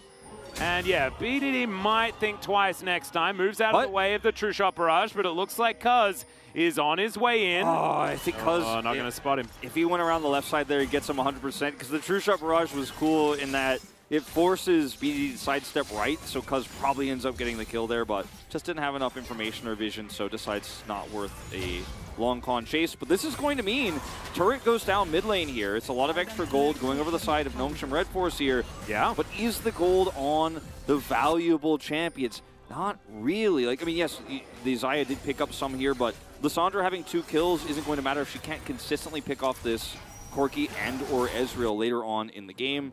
And the Xayah, you know, picking up some of that extra gold, she's got a bounty right now, will be great, but it's the range problem. It doesn't matter how much gold she has if she can't hit her abilities or auto attacks. Those items will be meaningless if she's not touching anyone. So these are problems that Nongshim have to deal with, and the best way to do so is to set up for each and every Drake fight, which they're doing now, have vision around objectives, and try to be oppressive on the map. Use this Wukong pick to its fullest power. As this is free for Vikla because he is escorted by Cuz. Cuz has this defensive setup here. They know, because Rascal saw them, that they're all bottom side right now, so it's going to be a trade of turrets. Yep, but Effort's going to look for aiming here. Does have his quickness back off cooldown, and he doesn't like it when it's off cooldown. Wants to use it as soon as possible. Shirley pops down as B2D not going to go over the wall, just zoning. Get rid of the Ezreal. They will be able to lock this one down. Shirley is going to be able to get a fresh charge on this inhibitor turret. He might be able to grab the turret too. Yeah, Circle of Frost just in range as they do manage to get the cleanse out of aiming. Wow. And there is the charge. Cleanse is pretty good. It does not actually allow them to get the turret because he escapes there. And he holds on to his flash, importantly. And nice attempt there with the Rift Herald. It's a turret for a turret on top and bottom, of course. Yep, you'll always take inner instead, though. Yeah, inner is definitely going to be more valuable. Absolutely. And for KT here, you're like, all right, just as long as we don't let these champions get any more gold. We scaling, boys. We're scaling. So I like that Nongshim are using every resource they have to the maximum here. But because KT haven't been, besides those 2 kills on Vikla, really punished with how they're laning here, it hasn't been enough just yet. I mean, it's still a significant gold lead. Like, don't get me wrong, it's 2.5 gold here for Nongshim. They have an advantage, but again, 2.5 gold? Or 2,500 gold. Sorry. Ah, okay. I was going to say, so I just had to 2.5 clarify, gold is not that much gold. Yeah, I was like doing the math. I'm like, is this right? And I just forgot words. But yes, about 2.5K. Yeah, 2.5K, and It's really going to be about execution here. Yeah, and I think it's like Nongshim as well. They've taken 4 turrets in comparison to the 1. KT, if they manage to find any sort of advantageous fight, the amount of money that they can pick up just pretty quickly around this map is very, very high. As Dread is going to start this Baron before he puts down the control ward, as it's taking a lot of damage here. You got 2 items Zaya. Does do a whole lot. True Shot Barrage does a fair bit of work on towards Canna as Effort spots the fact that Cuz is making his way over. He gets stunned up. Grand entrance to get himself into the pit as BDD on the flank. Cuz not going to face check. And the Claw is going to get BDD back towards this turret. Everfrost stuns up Vikla as this turret is going to stay there. I just love how calmly KT handle this. Yeah. Vikla is just like, all right, I'm just going to keep pushing. They can't do this. This is ridiculous. True Shot Barrage spots the timing. And they're like, all right, we just slowly encroach on with our Sejuani. Ezreal coming over. And, yeah, Vikla's like, cool. Just push a mid-turret and clear this one out. Thank you guys for wasting your time. And they go back to laning, slowing the game back down. 2 minutes until the next Drake means they should be able to do so freely. And every time Vikla is up here farming, he either has Cuz or Rascal nearby. So he's able to get away with this just because he has backup. Yeah. He's learned from the previous couple of deaths, but now has his Flash Cleanse back available. Here's a teleport in from Canna. Not a lot of Naba, but fair bit of time to make it work as the boomerang is going to land. Life is there as well, but Vikla is definitely the target. BDD flashes, but it's a decent ulti. Oh no, the Glacial Prison goes wide. It's a very dead Corki. The Narbak is fantastic as well. As the Yumi's going to go down, it's 3 kills already for Nongshim. They're making the comp work. They're making the comp work again, and they punish this time really hard. And we talked about how Vikla is being escorted by the Sejuani in this case, and Sejuani's been willing to actually give up so much gold. And we can see it in the numbers right now, 30 CS down on the Gnar, but this is actually going to turn into a Baron play. As Cuz just not anywhere near, and it's just not going to have any control. Like, yeah, you could Heartbreaker for it, but... True Shot Barrage. Too late. He did it with the... yeah. Thank you, Jonas Strong, for keeping it in. But, like, this is a really good play because as KT, you don't expect this because you think, oh, okay, I know where the Gnar is. I have my Sejuani here, so Vikla can actually push this far up. Then Kana teleports over, and they just don't expect it. He's able to buy enough time here, trap Vikla, force out the flash early, and then avoids a loss. Oh, I actually thought he avoided the Yuumi ult there, but still is able to help set up this knockup. Then he gets his Gnar bar, Kana does. And this is just a one-team fight. KT all respond, but respond too late. So well played here. Really nice trap setup. Leads to a Baron and punishes a Quirky all at once. Yeah, no, it's really good. They also now are able to use this Baron buff to get themselves in position to stack up their second Mountain Drake. A quad stack Mountain Soul will definitely help them into the Corki Ezreal and the range issue. Because if it just doesn't do any damage to you, you're kind of happy. As Canna possibly out of position, but he hops to get himself away. True Shot Barrage doing a fair bit of work to Effort. KT, they do not want this to go down, and they want Soul Point as well. On the flank. Well, package going to be delivered to Canna, who does get a decent Gnar bar from it. There is a Gnar into the wall, gets himself away as well. As now Nongshim going to pressure them away. BDD is just so powerful in this front line. Ghost, though, you need to watch out. Battle Dance gets Effort out of the way. These Mystic shots sneaking through are buying KT so much space. And they're crushing the fight for him. Yeah, and the Claw is going to bring BDD out, but there's a Glacial Prison that's going to land. Dread does manage to use his Warrior Trickster to get them out of the way. Ghost has to ult early, though, and KT have bought themselves control of this Drake pit, and I think that's 100% on aiming and landing all of those Mystic shots so beautifully. Dread gets in though and steals it all away! Cuz going to be taken out as well as Vikla evaporated sometime in that fight, I'm not even sure when. And Ghost just obliterates him. Aiming's doing the gromp, but that's about all he can do right now. Okay. Oh dear, Aiming has found Canna, or has Canna found Aiming is the question. And yeah, I think Canna's found Aiming. Rascal picks up a cat on a book, but he gets hit with a house. And now BDD's chasing him down. Circle of Frost is too good. That's another Gnar. As Life is like, I'm out of here. I'm done with Rascal's wild ride. But unfortunately, on this KT roller coaster, you cannot get off. KT just lost the game off of this one, and they made 2 assumptions back to back. The first one was that having Rascal topside was going to be enough to stop a potential play, but it's a teleport flank from Kana that wins them out there. This time around, they didn't expect Dread to get the steal, but that's not really the crux of this. It's the teleport commit, you know, and the heavy commitment here from Nongshim. They just thought, basically straight up, like, yeah, we just win this, it's over. They didn't do their due diligence. They didn't expect there would be a return. They just thought, okay, cool. They're thinking about what happens next after they secure the Drake, but it wasn't secured. And then this was just really messy here and greedy from aiming as well. He then further didn't expect that they would chase this far. It ends up being 3 extra kills here over Nongshim on top of taking the Drake. And this is just too much gold. No, it's ridiculous. And in the meantime, Ghost is taking an inhibitor in the mid lane. Exactly. They have mid inhibitor control. So the next fight on Drake, the next Baron, they're going to have prio for. This is really KT, I think, dropping the ball in a lot of ways through this mid game, and now Nongshim are in complete control. It's a fantastic snowball that Nongshim set up, though. 6.7 thousand gold is their lead after the Baron was completed, as well as then moving that towards the Drake. And KT certainly scrambling right here. All of those scaling things we were talking about are starting to become less and less relevant as effort. Goes in for a grand entrance towards Rascal. Rascal sort of shrugs it off. Not a lot of follow-up there. It looks like Nongshim at Baron with how much control they have over the map right now and how much they're pushing all 3 lanes so incredibly well. Yeah. It's going to be guaranteed setup here for the next objective, but they are almost able to threaten bottom inhibitor turret. The inner, of course, still standing here top side, but most teams are not able to take a lead like this and then, you know, take it into a fight where they can dominate after what looked like a one fight with those Mystic shots, then afterwards take great control over the map. Like, we've seen both sides of Nongshim tonight, we really have, and it's weird to say it, and it's kind of been the narrative for Nongshim since spring season is this team should be good, right? And then we're like, they were, and then we're like, look, see, and then the next game we're like, oh, maybe not, and then the third game we're like, oh, yes, okay, I can see it. Like, when they push their boundaries, I think that's when Nongshim are, when they're out of their comfort zone is where they look the best, to be totally honest. Well, Effort might just die here, but he does have a grand exit, so he's going to get himself out. He's all right. Yeah, he'll be fine. Stopwatch is up for Vikla, you know, and he's going to need it in this next fight. They cannot give over a third Mountain Drake to Nongshim here. I think they will have to force this fight.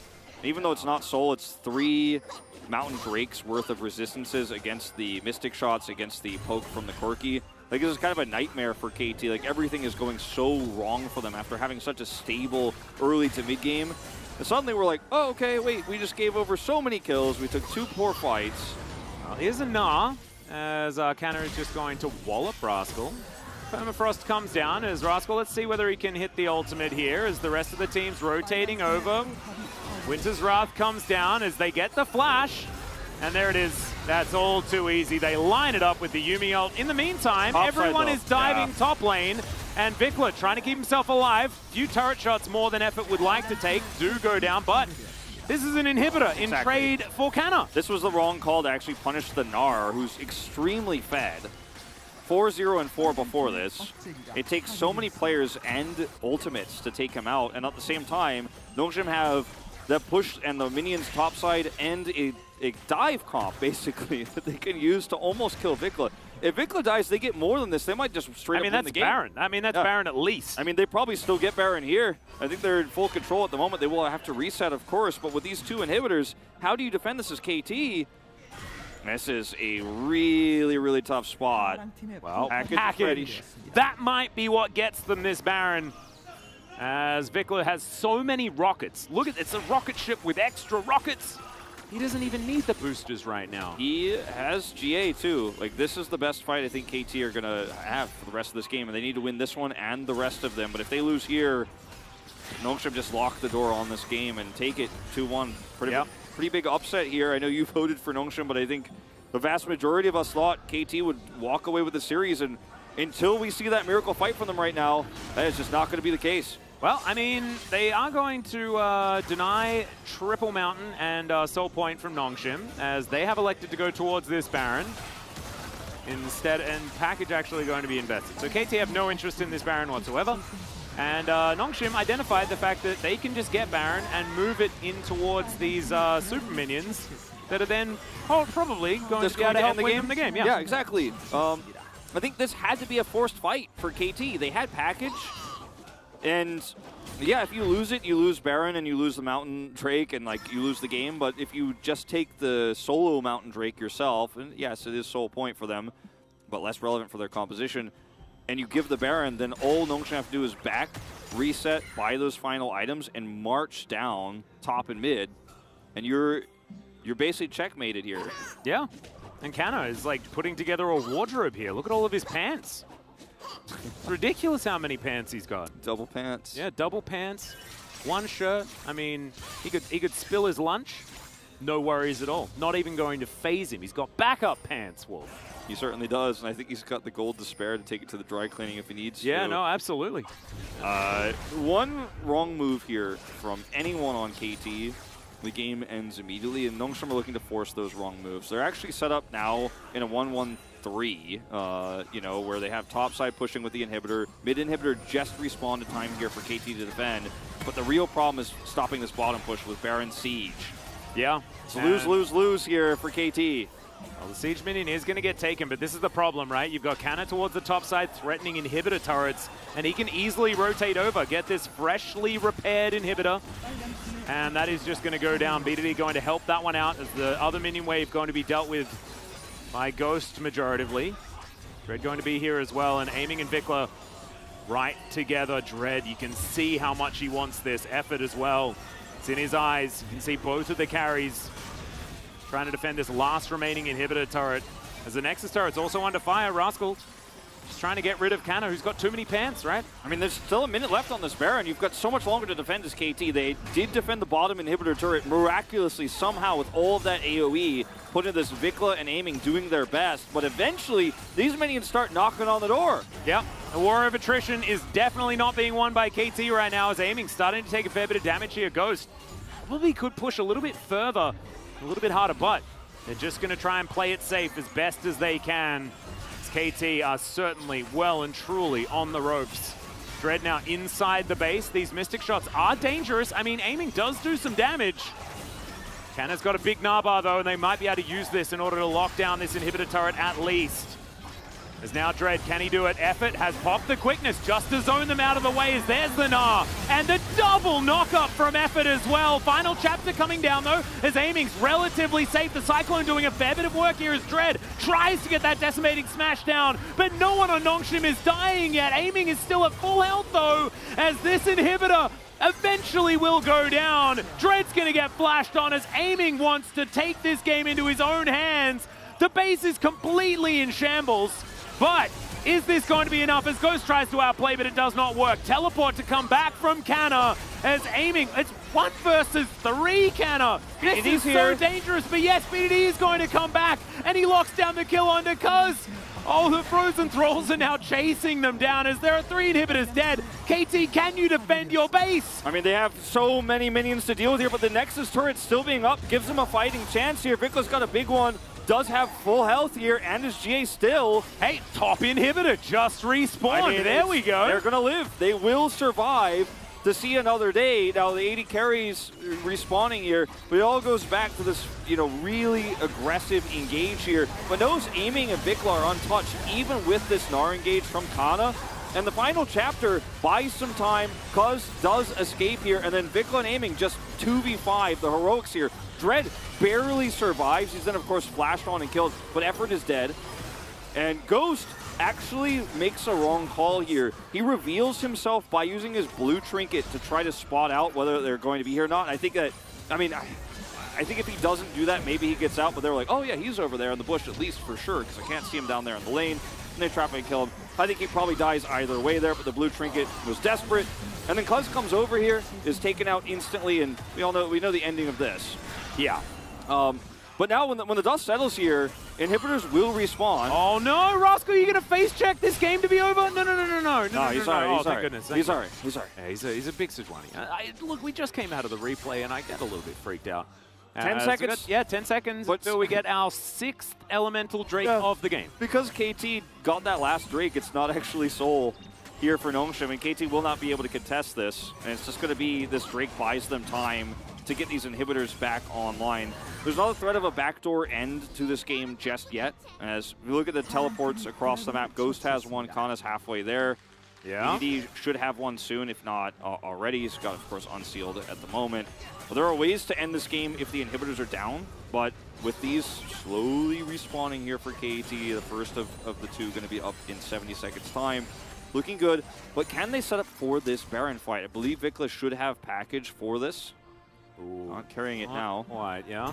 But in 30 seconds time, maybe he will, because I think he's so desperately going to need it. Oh, There yeah, it he is. does. They've Okay. got them waiting. So That's six this is- items on aiming. yeah, this is the fight. And I think that Nongshim, the way they handled those final moments there and the teleports in, gave KT a fighting chance they shouldn't have otherwise had here. So the game continues. There's actually still a fighting chance. It is a small chance. It's a sliver of hope here for KT, but full build on the Ezreal. Corki very close. Yeah, their composition package. is very powerful as Vikla just going to drive by the package for now. Wants it at the last possible second. Yeah, he will pick it up at this point in time, but the Baron has already been started. It goes down pretty quickly as BDD off on the flank. It isn't going to quite be there in time. As you can see, Rascal, he's still got teleport available. Nongshim, they want to get the rotate over as Aiming's picked up the aggro. Rascal. Forward. Okay. Rascal has still alive. teleport. He's just clearing these waves. They're buying enough time. The mid inhibitors respawn. He's going bottom side here, and he can come in and rejoin this fight at any time. Nongshim being so indecisive, they could have actually pulled the trigger and tried to collapse and win this fight while they knew Rascal was missing. Force him to teleport in, but they just let the Baron leash. KT says thank you for the time. Package still up, but it's timing out. Well, Dread's now caught in the Baron pit for some reason. Warrior Trickster's on cooldown. He has to use the Cyclone defensively as there's the package. Final chapter, Dread. Oh my goodness, that rocket would have been his death. There's a knock-up, gets into the backline. The GA on Cuz is already down. This fight is an absolute disaster as Canna finds a huge gnar. The house is going to hit Aiming as well as the GA will bring Dread back alive again, but Aiming's immediately he's just going to die. Aiming trying to kite this one out as Vikla and himself. It's them against the world right now as BDD, Ghost, and Effort try to defend as best they can. Effort gets on forward, Aiming's gonna go down. And Ghost now should be able to do enough here as Rascal just nowhere near the fight. And no, like the inhibitor in the bottom lane is still down. And Aiming, what was that about? He had full control of the fight. He could have just continued to chase a Mystic Shot. He hits the Baron because he wants to get his ultimate up. His ult is on like 10-second cooldown, so he cues the Baron. Then his next to after pulling aggro and gets blown up there. They had a Yumi and a Corki. If it's the three of them, it's basically unlosable. As Dread starts us off with being way out of position, trying to clear vision with this control ward. Does turn around, uses his ult defensively, as you mentioned. But this is a war of attrition that KT should win in these cases all the time if the 80 carries are untouched. Great Gnar and follow up there from BDD, but it's all it takes is a flash. And from this moment on, though, when they don't kill Aiming with those extra heals coming through, Nongshim should have to leave. And they stick around. As we can't even break a replays down. We got to go back to live. No, we got to go back to live because there's yet another fight that looks exactly the same as the replay that we just saw. Except this time there's less tools here for KT. Yeah, they go over towards this Baron as Aiming, kiting and caught out of position. There's a grand entrance in the picture-in-picture as Effort's down extraordinarily low. This Baron as well, following suit right here as Cuz still making his way over. Oh, Drade is going to get interrupted immediately. Vikla, so much damage from this Corki, and they cannot get onto him. He is going to be taken down as KT. Oh, it's an absolute disaster for Nongshim as Ghost with the Featherstorm, but it's going to be an ace. And KT will win the game against all odds. In the end, the Corki is going to pay off. The Corki, the Ezreal, yeah, we did see Aiming die in that last fight, but just had enough time to respawn and come over and help carry this fight as Nongshim were decisive at the very end when it was already too late, but it was the wrong call. They could have played that part a little bit slower. KT punished them. The range problem really coming through here once again at the end when KT get this late game fight. They will steal the series away. Not the way KT fans expected this one to go, but they will be able to take it 2-1. And KT, again against Nongshim late game, we've seen T1 do this to Nongshim. We've seen Sandbox do this to Nongshim. In these late game moments, they drop the ball, they choke, and this game shouldn't have looked this way. I feel like KT fans happy to get the win, but probably not how it happened because there were some sloppy moments to the mid game there. I don't know what you're talking about. Clean 2-1, nothing to see here. This is one of those games where the KT players smile and bow in front of the stage. They get a huge cheer, but they know when they get in the van, Hirai is pulling out the recorder. He's got some beauties. He's got some clips to show them. Oh, yeah. It's one of those nights where there are no real true winners, except that KT gets that all-important third win. Except that it's Life's birthday tomorrow, so, you know. As aiming... I haven't seen that celebration for a while. Certainly one that he's done a few times. It's a tough POG vote. It is a tough POG vote, especially POG after vote. how the majority of that game went. For this Corki to go from 0-4-0 to 4-4-4 at the end of the game really does show you some things about what that champion's capable of if he's allowed to be in the game for too long. As you can see, Mikla doesn't even really agree with the situation right here. Yeah, it's one of those series where it was a tragedy for Nongshim. It was a big break here for KT, and in those mechanical moments, the carries and the range that the composition they built for was designed to do actually came to fruition, but they were so far behind. They had no vision. They were down all of their inhibitors for so long. Yeah. And then they defended miraculously the bottom push there. They were able to stop Nongshim from setting up on the Baron the second time. It was good to see how KT were able to keep their composure at the end despite some big mistakes there. Nongshim, on the other hand, you know, they lost control, but their draft was where the problems really started. And we were like, wow, they actually pulled it off. Like, they punished. Remember those top side plays they made where they were able to trap? Then they had the same play bottom side. They were setting up for these teleport flanks. They were getting kills. They had full control. They had like 8,000 gold in the advantage in their pockets, but just couldn't close out the game. Yeah, they had so many good moments. I mean, this highlight reel is going to look like a game that Nongshim won. Like, let's be honest. Yeah. That's just how it's going to go. But it all comes down to being on the same page and being coordinated in these late game team fights, especially if you're going to handshake getting towards them, right? They weren't able to be as decisive as they were in game number one, and aiming just massive. And there were so many of these moments that were purely turned because aiming hit so many mystic shots, right? Exactly. And how well he and Vikla handled the base siege was so important, because Rascal tried, or rather not Rascal, excuse me, Kana tried so hard to actually engage well onto them in the base, and he just wasn't able to actually do enough. Like, his setups were good, but there wasn't enough follow-up damage because they're running a Lissandra, right? And look at Vikla and aiming here in this fight. Like, oh, nice engage, Kana, but the carries are popping off. Dread come in here, but it's like the fight is so disjointed. If you're on top of the carries and blowing up Vikla and aiming, then you're good. If you can't get on top of them, you probably shouldn't be sticking around in their base this long, because you're going to give so much extra gold and time over to this late game comp. Like, aiming is picking up all of his items. He comes over full build for this fight. I mean, this highlight reel is just so long and extended here because there's so many long fights, but long fights are exactly what KT want. And this was the mess, right? This is where Dread was in the Baron pit for some reason, and Nongshim were able to turn around what was, honestly, a disaster. Yeah, aiming lives here for so long, pops the GA. I want to see what happens here in this replay again for him as he chases forward. Oh, we're going to skip that part. It wasn't looking good for him there, so I guess that's why we're just going to skip that. Yeah. So we're going to watch the frantic shot calls here in this final moment. I'm not translating that. Okay, get him, grab those guys, take them out, and then we're pushing mid to end. Is the call. Push mid, it's done. A lot of mid. Lots of apologies here. And a lot of it's okay. Yeah. 와, 나 지금 소름 돋아 지금 나. 세계 승리. Basically, it's like I got chills. Aiming said. 형들 너무 좋았고 동료 나이리안 가자. 다음에 훨씬 잘해볼게요. Let's play a lot better next time, he said. Let's do a lot better next time. Hey, they take the win in the end. They take the Nexus.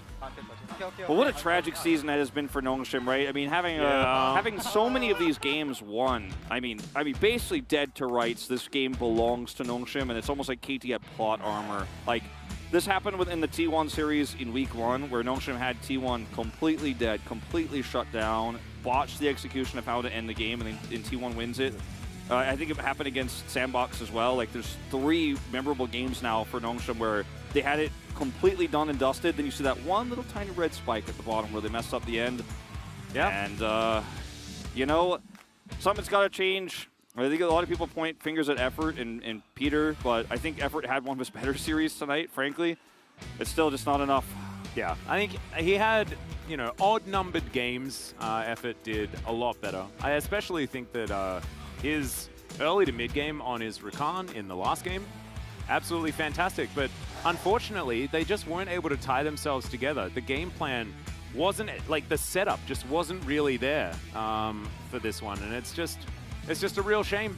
Let's have a look at the standings, though. Let's bring that one up onto your screen and have a look at how this changes things. Because towards this side, 3 and 4 now for KT, and Nongshim moved to 8th place here in the standings. Yeah, just one game away from Hana Life Esports, and if anyone's been watching the whole season, that's not where you want to be right now. As for Kwangdong, they have that match coming up later on this week, so there's a lot actually about to be decided as to where the tier lists are on the east side.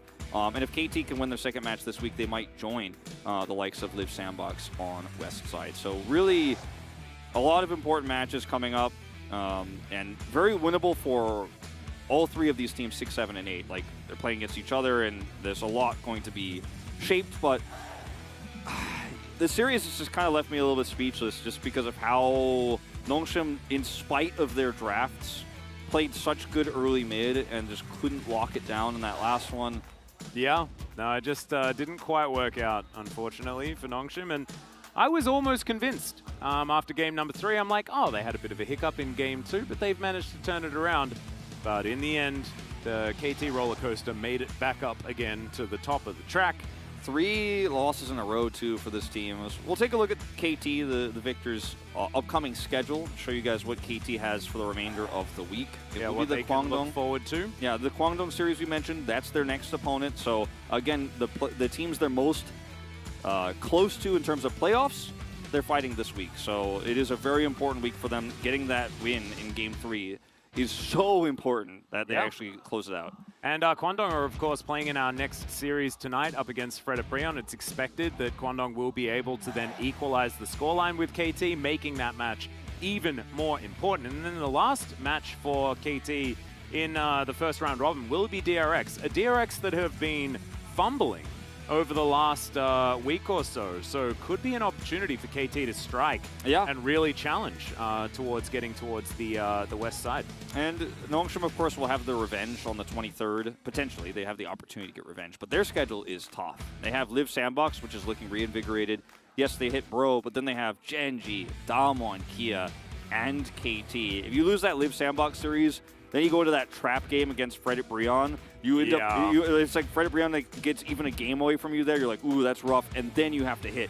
Same week, Genji. Next week, Damwon, Kia. And then hope for your revenge on the KT roster. It's an uphill battle. Something's going to have to change. And imagine how wounded they'll be. As we are going to have it spoiled just a little bit here. But let's bring up player of the game. It will be aiming once again.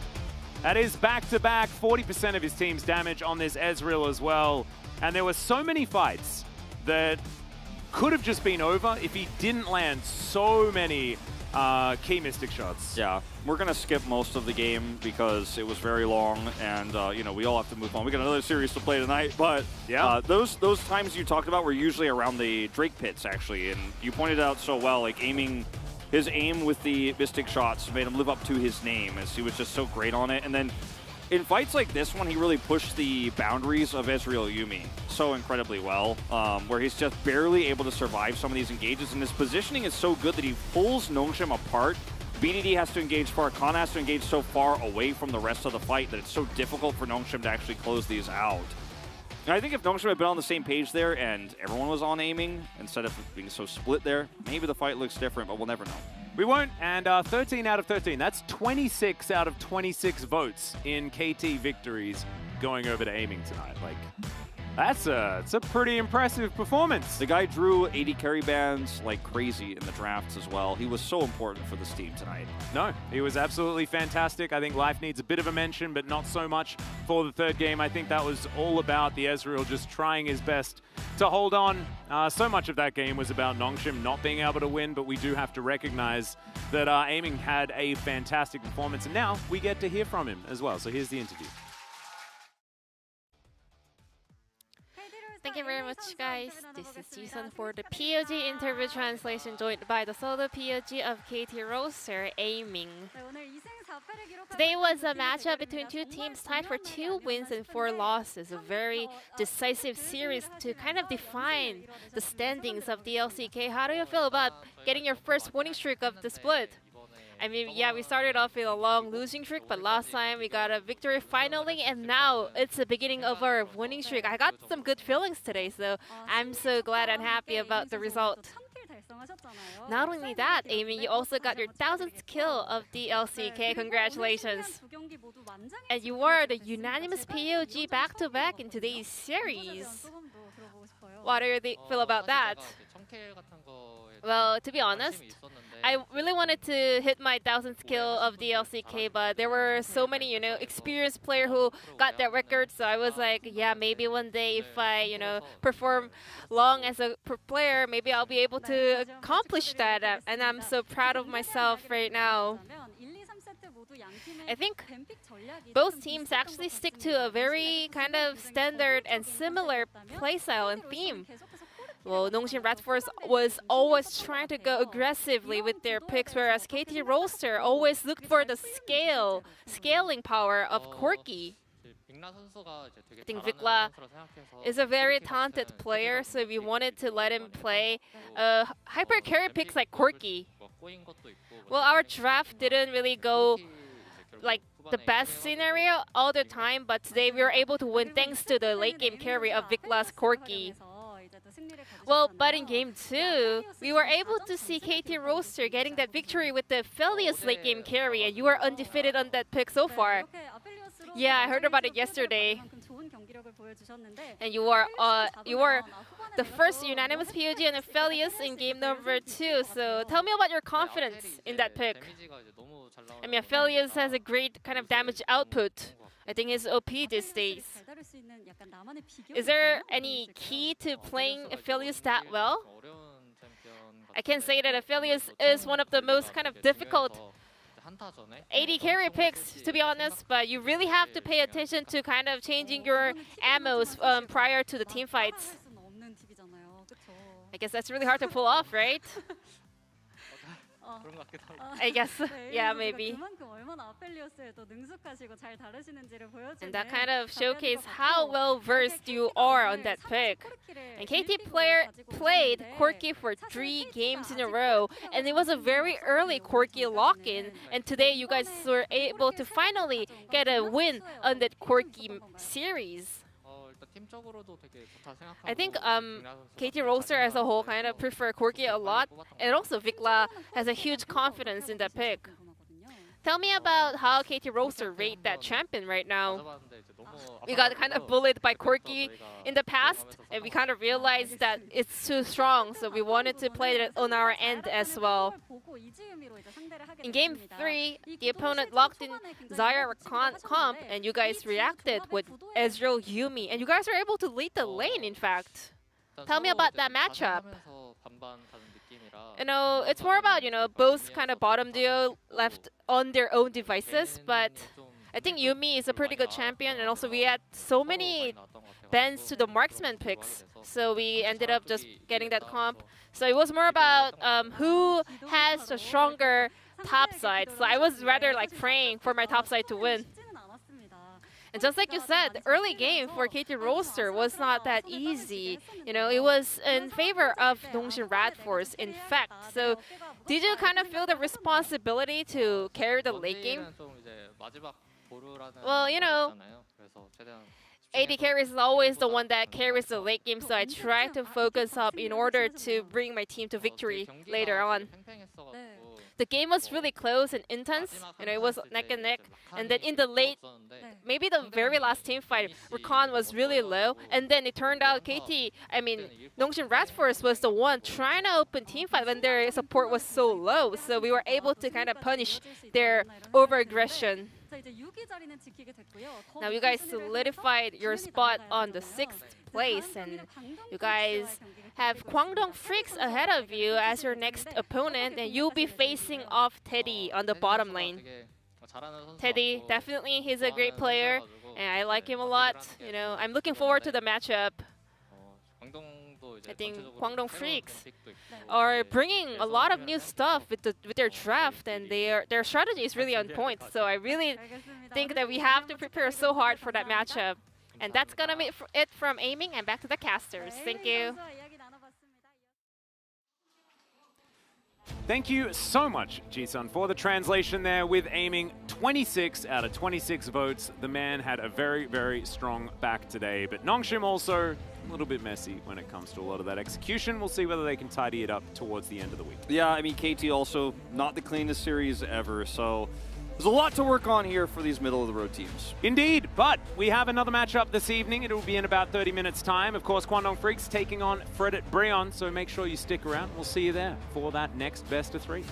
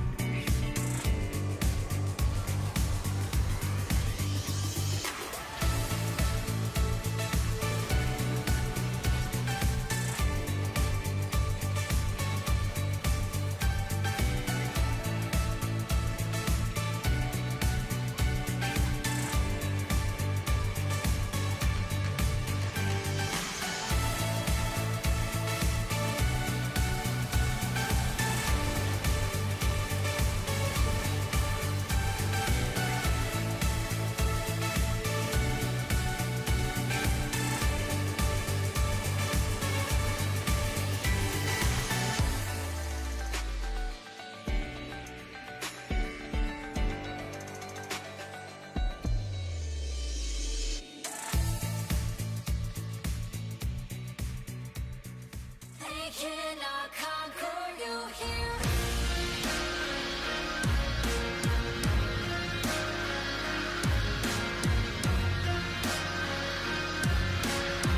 They cannot conquer you here. They cannot conquer you here.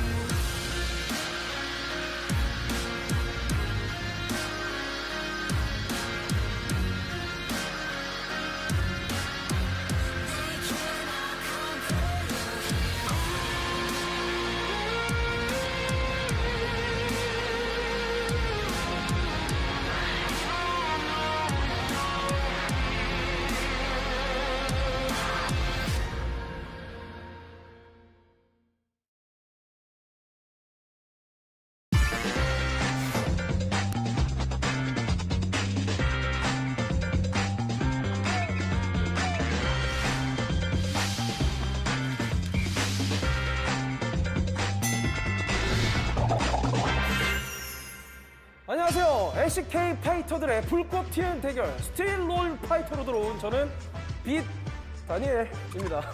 지난 스프링 롤 파이터에서 저희가 또 이 강다니엘님의 샤라웃을 받게 되는 영광이 있었기 때문에 진짜 강다니엘님을 오늘 모시게 됐습니다. 강다니엘 나와주세요.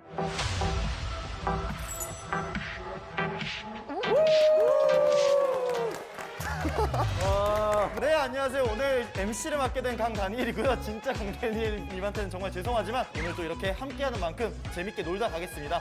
자, 저희가 지난 결승전, 스프링 결승전 때는 이제 T1과 젠지의 대결을 이미 보여드렸기 때문에 오늘부터 LCK 8개 팀들의 대결을 차례로 보여드릴 예정입니다. 그리고 최종 승자가 되는 팀은 저기에 보시면 이제 명예의 전당이 있거든요. 아무나 이름을 올릴 수 없기 때문에 저거 명예의 전당 이름을 올리기 위해서라도 오늘 이겨야겠죠. 그렇습니다. 자, 그러면 오늘의 파이터들을 소개해드리도록 하겠습니다.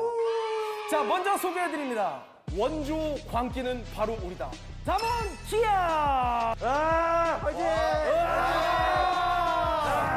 자, 이어서 우리의 계절 여름이 왔다. 서머에 맞춰 스롤파까지 접수하러 온 KT 롤스터! 서머에 화이팅! 맞춰온 것 같은데? 준비한 거예요? 네, 준비한 거예요? 준비 안 했는데 정민이가 센서가 좋아서 정민이만 호응해주는. 아, 이거 합이 좋네. 오케이. 자, 갑작스러운 이니시의 도움 좋았습니다. 자, 그럼 저희 출발해보도록 하겠습니다. 스틸 롤파이터 지금 시작합니다. 자, 그럼 오늘 저희가 먼저 펼칠 파이트 바로 몸으로 하는 스피드 퀴즈입니다. 제시어를 보면서 몸으로 설명을 하게 되고 나머지 선수들이 맞춰주면 됩니다. 그렇죠. 근데 뭐 이런 거는 뭐 근데 우리 전문이니까. 가몽기아부터 시작하겠습니다. 첫 번째 문제요. 사랑이 추억해. 정답. 트위스티드 페이스. 오, 정답! 정답. 와. 저.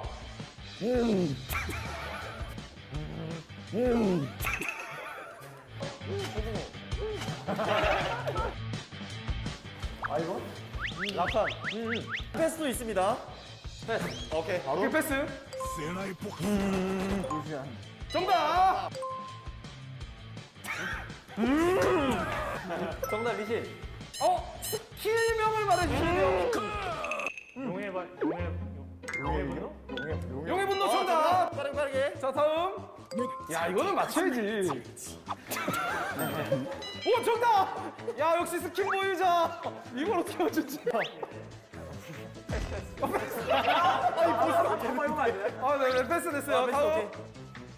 이거 패스. 이제 패스 없어요. 이제 패스 없어요. 뭐야? 패스 한 번. 자, 가만 이거 못 맞추나요? 옆구리. 정답! 자, 자, 이제 시간 얼마 안 남았습니다. 콩콩콩. 정답! 이거 본인이 맞추네. 왜 이렇게 잘 맞춰, 남원? 이제 패스 없어요. 패스 없어요? 덕담. 잠깐, 그걸 뭐라고 부르죠? 덕담이 맞긴 맞는데. 강? 깨물모. 깨물기. 기? 이거 깨물기 아트? 깨물하트 정답! 아, 진짜 힘든 문제 맞췄네요. 진짜 위기다. 야, 이걸 어떻게 표현할지. 캐리어 눈 이만해졌어요. 배불뚝이. 네. 운동화. 사람이, 정답 인정하겠습니다. 이거를 맞춘다고요? 자, 여기까지 3분. 정답은 롤드컵이었습니다. 어제 너무 잘 맞추네. 이야. 이번에는 그러면은 저희가 이제 KT도 한번 준비해 보도록 하겠습니다. 자, 첫 번째 라이프 선수부터 KT 로스터 시작합니다. 슈리마여, 너의 황제가 돌아왔다. 뛰어라. 리신. 용의. 설명 잘하는데? 와, 정답 빼고 다 나오네요. 이 정도면 잘하는 것 같은데? 저기 뭐야? 막판?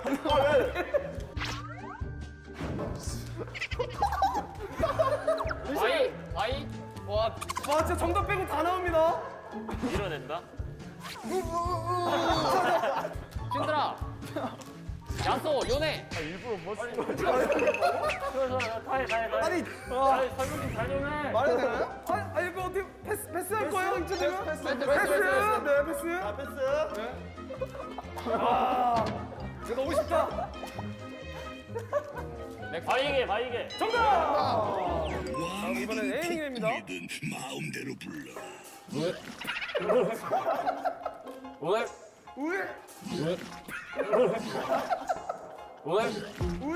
한계치. 정답! 야, 우에기 포인트네. 와, 이것도 쉽다. 하직스. 우에 정답! 애쉬. 아니, 바로스. 미들 LC 미스포츠 자, 바로 굳이 챔피언이 아닐 수도 있어요. 신비한 화살 자, 나왔어요. 영재준 일격 정답! 아, 역시 또 에이밍이 맞추네. 난 최강이다. 세트! 정답! 그렇죠, 라이프 세트죠. 야, 이거 어렵다.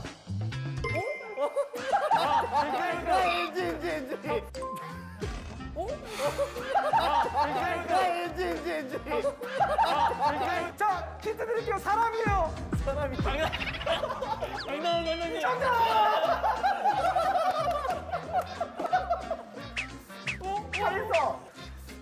잘했어. 정답!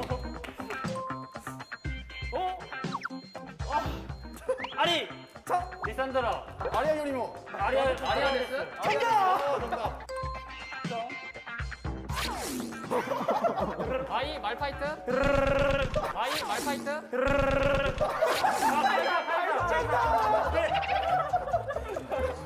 이거 어렵다. 시바나. 오른. 시바나. 두꺼비. 레드. 네,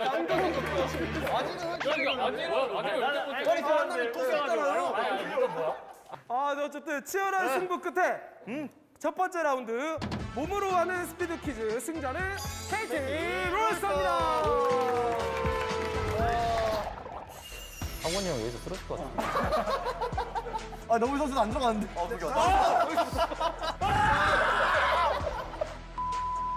그게 이거 아니야? 와서 침묵질.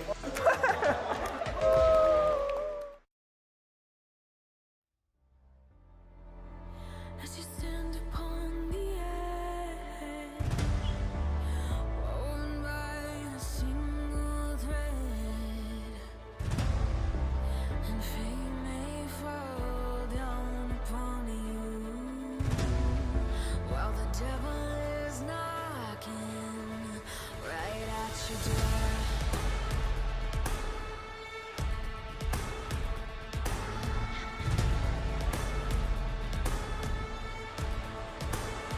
So are you restless? Each night you hear the drums roar. Awaken, awaken, the voice begins to call you while you hunger. A taste of destiny you're searching for. Awaken, awaken, the fight is at your door. Take up the cause.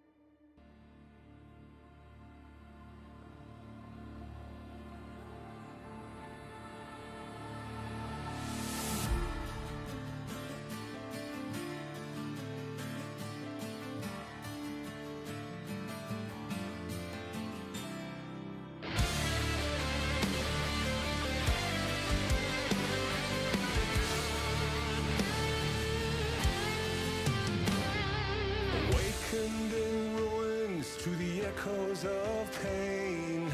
Vi sörger, vi sörger.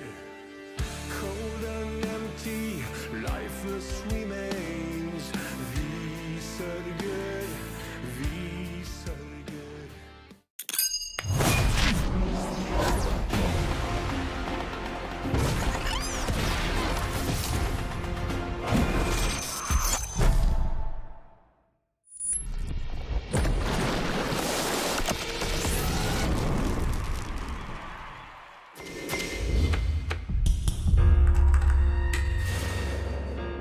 Don't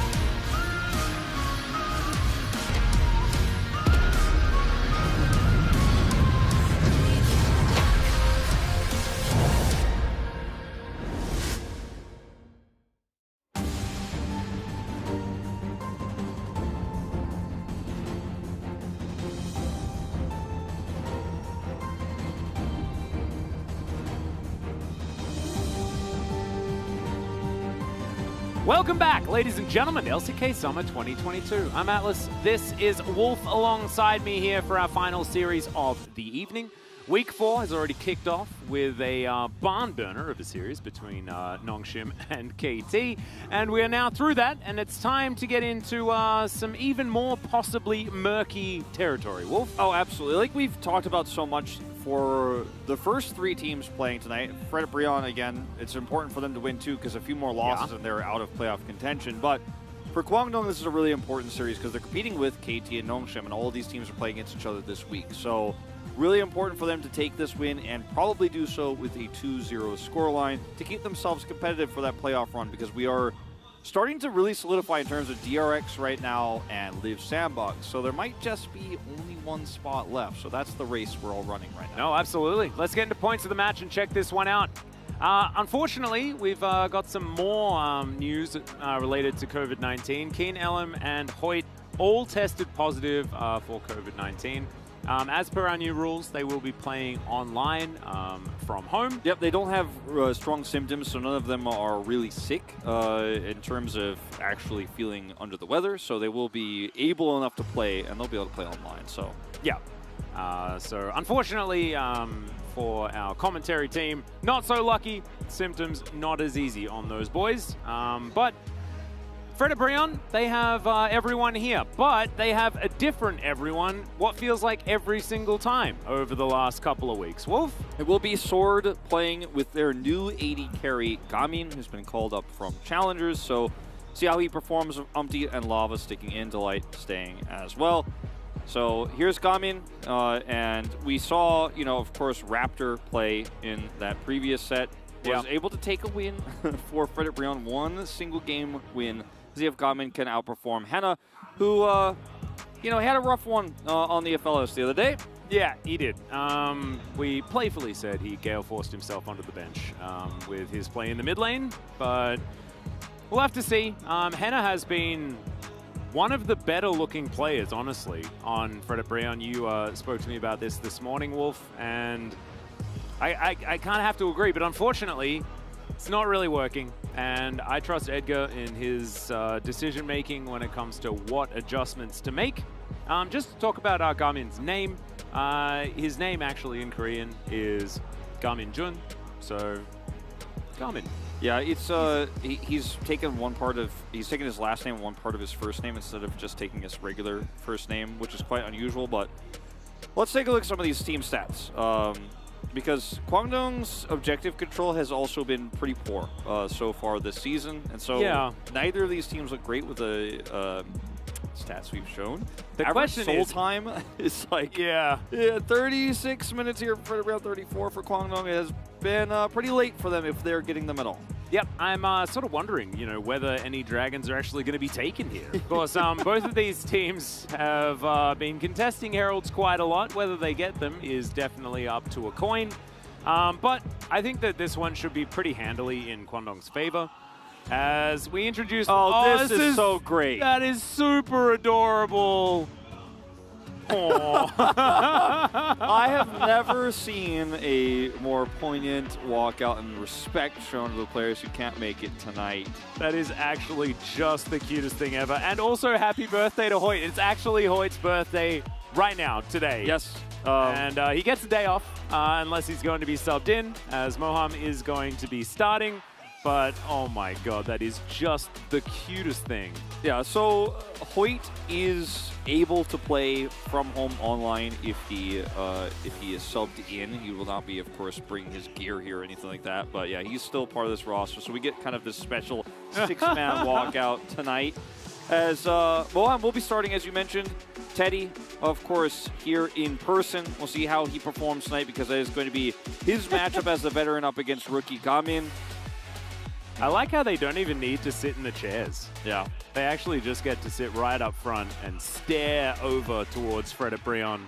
As this is going to be your Kwangdong Freaks roster for our first game. Keen, Ellen, Fate, Teddy, and Moham. And Keen and Ellen will be playing from home, unfortunately, because of COVID. But thankfully, they can play because they're not feeling too bad. As Teddy, that's rude. Well, he's saying it to Corona, apparently, according to the sign. So, you know. So, I mean, I guess we'll allow it this time around. So here is the roster for Frederick Brion. Sword will be starting this evening over Morgan, as mentioned earlier, and Gamian making his real debut here at the LCK as a starter for Frederick Brion, not a COVID emergency player. No, it's a success emergency player. Yes. We'll see how he performs tonight because he's kind of a middling AD carry in challengers at the moment. He has a very wide champion pool, which is quite important if we're going to go down that rabbit hole, because Teddy does too. And we'll see what ends up being the picks here for the the AD carries. His Sword was ready to sit down right away. We'll have to give a bow first, my man. And, it's all right. Umpty is there. Umpty is there to control. That's why the General was brought back in, because Raptor wouldn't have made Sword stick around for the bow. As Frederick Brion fans in the audience desperate to see their team pick up a victory. And and this time around, Wolf, it's like it's even more, it's going to be even more difficult because they don't even have side selection moving into this one. No. Here's the key player matchup. We've chosen the mid lane for this one. I think this is a fair call, considering it's, I think, one of the best angles of attack here for Frederick Brion. We just don't have much information about Gamian, and Teddy is the big clear favorite down there, obviously experience-wise. So big champion pools for both of these players. Notice that they've both played 8 and 7 respectively here in the mid lane. And that Lissandra pick, the LeBlanc pick that's shared between them, is pretty cool to see. They've also both experimented in the Swain territory. And with Seraphine being so strong right now on this patch, Senna Seraphine, Swain, a strong lineup you could end up getting your hands on red side especially. So we'll see what Guangdong Freaks are going to do in terms of side selection, because remember, they were the first team to really bring that strategy to the forefold here in their series against T1, where they took that upset win last week. Yeah, you could, we definitely guarantee that Guangdong Freaks are aware of how powerful Seraphine is.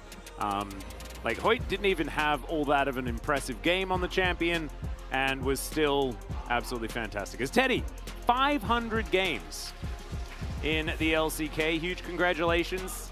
The 6th player to do that, and joins, pretty impressive top 5, as you can see. Faker, Deft, Ruler, Score, and BDD. Gorilla, 1 game away. We always, every time this stat comes up, I know. talk about how he just couldn't get that last one. I'm sure he's like on the desk being like, yeah, but I'm here, guys. Surely that can count. Because, you know, he still casts. It's fine. I am excited to see what Gamian brings to the table here tonight, and maybe it brings a new dynamic that hasn't really been seen for Frederick Brion. Maybe his communication is different from Henna's, because again, Henna's a pretty consistent piece of this roster outside of some small errors in a tense series against Honda Life Esports. Yeah. And how much synergy is built between Delight and Henna over the course of nearly 2 years of synergy together, versus Gamian coming in for the first time tonight. Keen's looking a bit shorter tonight. Yeah. Interesting. I hope he has a good game though, even without access to his keyboard. It's just so perfect. I don't know. Like, it was just the cutest thing. I like that teams are like really forthcoming about like what, you know, okay, we have COVID, we have this problem, they have to play online. However, we're gonna make it like a little bit less awkward than some, you know, kind of fuzzy camera shots that we have from the helm. Yeah. And thankfully, like everyone's in comms. It doesn't make too much of a difference. We saw this with DRX, of course. Def doing it first this season. Spent some time at home, and it felt like the team still looked just as good as they did when he made his way back to Law Park as well. So let's see how it is going to go. Guangdong Freaks starting off on the blue side this time around. Edgar and Frederick Brion going to do their very best to make the red side work, as that Twisted Fate is very, very cool. That's when Fate plays Twisted Fate on Super Nintendo. Yeah. There you go. Or in Vampire Survivors. Vampire Survivors, yeah, there you go. Yeah. Blue side pick here for Guangdong Freaks will give them the first pick priority on jungle, as well as potentially that Fate mid lane scaling champion. But Fate has not been a scaling mid lane player this season. He's played mostly Ahri. Yeah. I like how they can, so they can use the shot of Keen at home. Yeah. They can actually do that, but they've just decided not to. Yeah. Oh, it's even better. But I don't expect to see the Azir or the Corki here for Fate, just simply because that's not his style at the moment. We haven't seen it utilized by him yet. He's been prioritizing the Ahri, hasn't been looking for scaling. He's even played the Ornn, if you guys remember, in the mid lane too, in those comps against T1. Yep. So, Fred Brion, Gamin is a player who has only played the Senna in terms of fasting, 80 carries. He hasn't played the Ashe variation with Seraphine or anything like that. His Kalista, he is 1-0 on. That's now off the table as one of Henna's favorites too. So Kwangdong just drafting as they would against Henna too. Ooh, Seraphine going to be banned on Bro's side. I find that very interesting because, like, that Silas says to me Corki first pick from like a bajillion miles away. So it doesn't necessarily scream, oh, this is also going to be a Seraphine comp. Yeah. Necessarily. Yeah, it doesn't necessarily. I think this is Fred Brion's preparation against the... Ah, never mind. It's a Gnar first pick. I hope it's not a Gnar first pick, but it looks that way. As they'll also ban away the Seraphine here. Looks like the Seraphine was something I was being considered. Oh, there's Real Keen. Hi. Yeah. As if it's a Gnar first pick, I'll be very sad. I don't think it will be. I think it's more likely to be something like a Wukong here or the Azir, especially considering the Senna is removed. Yeah, true. Wukong is... Lucian is also open. Yeah. We kind of forgot about that. He's nerfed on this patch, but I think Teddy is very happy to dominate against rookie Gamin tonight, and he is going to pick this one up. And please don't pick Nami into this. That is not the answer. Oh, no. Yes, please. Do not do that. Do not do that. Because, of course, yeah, the Lulu works just fine. So you can't really deny. Aphelios and Wukong here to follow. So will be Gamin's Aphelios for the second time this season, if you include, of course, his Challengers games he's played. Yep. And this is obviously going to be a Nami pickup, regardless of what Aphelios is with. Might be Aphelios Lulu. We've seen Lulu as a response here, but not very successfully. As the more this pops up, like, the more comical it becomes. It was kind of cute and cool and, like, very awesome at first, but the more it's shown, the more I'm like, all right, like, we actually have a real player. Staring into my soul. Yeah, I'm like, Yeah. We have actually seen him, though, so it's fine. I like bringing it back. As Lucian Nami for the first time this season, I believe. Because I think we saw the Lucian get through and then the Nami was denied and that didn't work. So now we're just going to see the Lucian Nami straight up. And there was another Lucian game, I think by Ruler, where he played it with different Enchantress support. I was with Yuumi. Yeah, that's right. Yeah. His Trundle will be chosen here too, so a lot of lockdown. And there's the Lulu we were talking about that I just commonly pick with the Aphelios into this pick. But I gotta say, I still very much favor the Lucian Nami into this lane, although the Lulu can stem some of the pressure. Yep, and of course the Cyclone Wild Growth combo is there for the triple knock-up potential, which is kind of cool. Lysandra is going to give away the fact that Lava wants to play Ahri. I think he might want to play LeBlanc as well in this case. Let's see what he's given, because this will probably force the Ahri trade ban. This is, again, Fate's most picked too, so it does start to feel like Kwangdong Freaks are feeling some of that pressure in terms of the mids here with the draft they've prioritized with Lucian. As Fred Brion, if they ban Vex, I think we definitely know what Lava is looking for here. Yeah. Swain going to be taken away. So we're no Senna, Seraphine, Swain. The whole combo is all gone. Just obliterated. Made sure that we dealt with that. So Swain off the board, and Kwangdong Freaks, I expect another mid lane ban. You may as well keep going once you're in there. I mean, LeBlanc, I think, is so strong with what Fred Brion have run already here. There's a lot of pick potential. This very squishy support in Nami. But they decided to go with the Azir ban. So it would be, of course... yeah, this is what I was expecting for Kwangdong Freaks, actually. Yeah, same. But, okay. Will just be the victor. Fred Brion perhaps changing their plan based on the fact that now the Azir is gone. And they're like, oh, well, we can actually just play this so we won't have big problems later on in terms of range and damage. As now Fate can make up his mind. I mean, I wouldn't mind a Twisted Fate here, to be honest. Yeah, honestly, I like the TF more. Snowball the game harder. They could still do it, of course. Gangplank. Okay, so imagine Twisted Fate, Gangplank, Lucian here. You have the Cannon Barrage globally. You have the Destiny Gate. You could snowball lanes. Ryze is a similar idea. Obviously, he's going to be able to have a lot of prio into the Victor and will be able to realm warp through the early game and end up, hopefully, in Kwangdong's favor, dominating the top side of the map. We don't know what the matchup is going to be on the top lane just yet into the Gangplank. Yeah, not so much. Ryze just not that strong at the moment, but yeah, still, not really. He is going to be locked in, and that is the Gnar in response. Yeah. A good old classic self-counter pick. The matchup has gone both ways, but not this season. Not in this meta. It's really not, especially with the jungle picks being so aggressive on snowballing early games. If you have a more scaling jungle on the enemy side, you feel pretty good about just weak siding Gnar a little bit and having a little bit more freedom up there. But into the Trundle, the Rise, the wave clear, your Victor is not going to be able to save you. You're going to have to force a lot of resources topside to keep this Gnar alive, which means the Lucian Nami will then be able to have a lot of power. But if you try to deal with the Lucian Nami, then you have the same problems topside into the Gangplank. So I do agree that I think this Gnar pick here, which is what we expected, is fairly weak. In fact, I'd say very weak into what Kwangdong Freaks are running here, so not a big fan of it.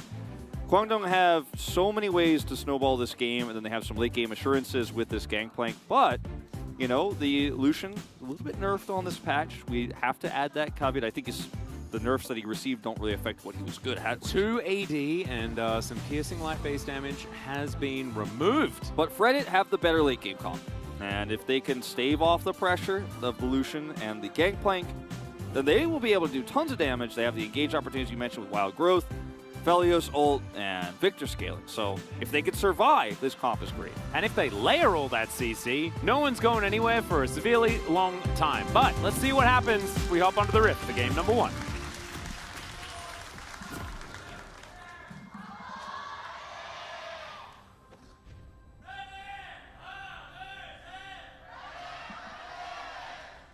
Freddo Brown fans out in force today.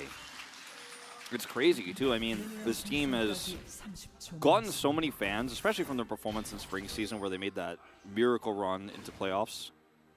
As I'll hold my thoughts on this as Teddy gets away. Yep. But yeah, they have had such a tragic season. 0-6, they've only won a single game. And for some reason, the fans just are more motivated by this. It feels like they just really want Fredit to do well. It's just kind of it's our underdog story, as it always has been.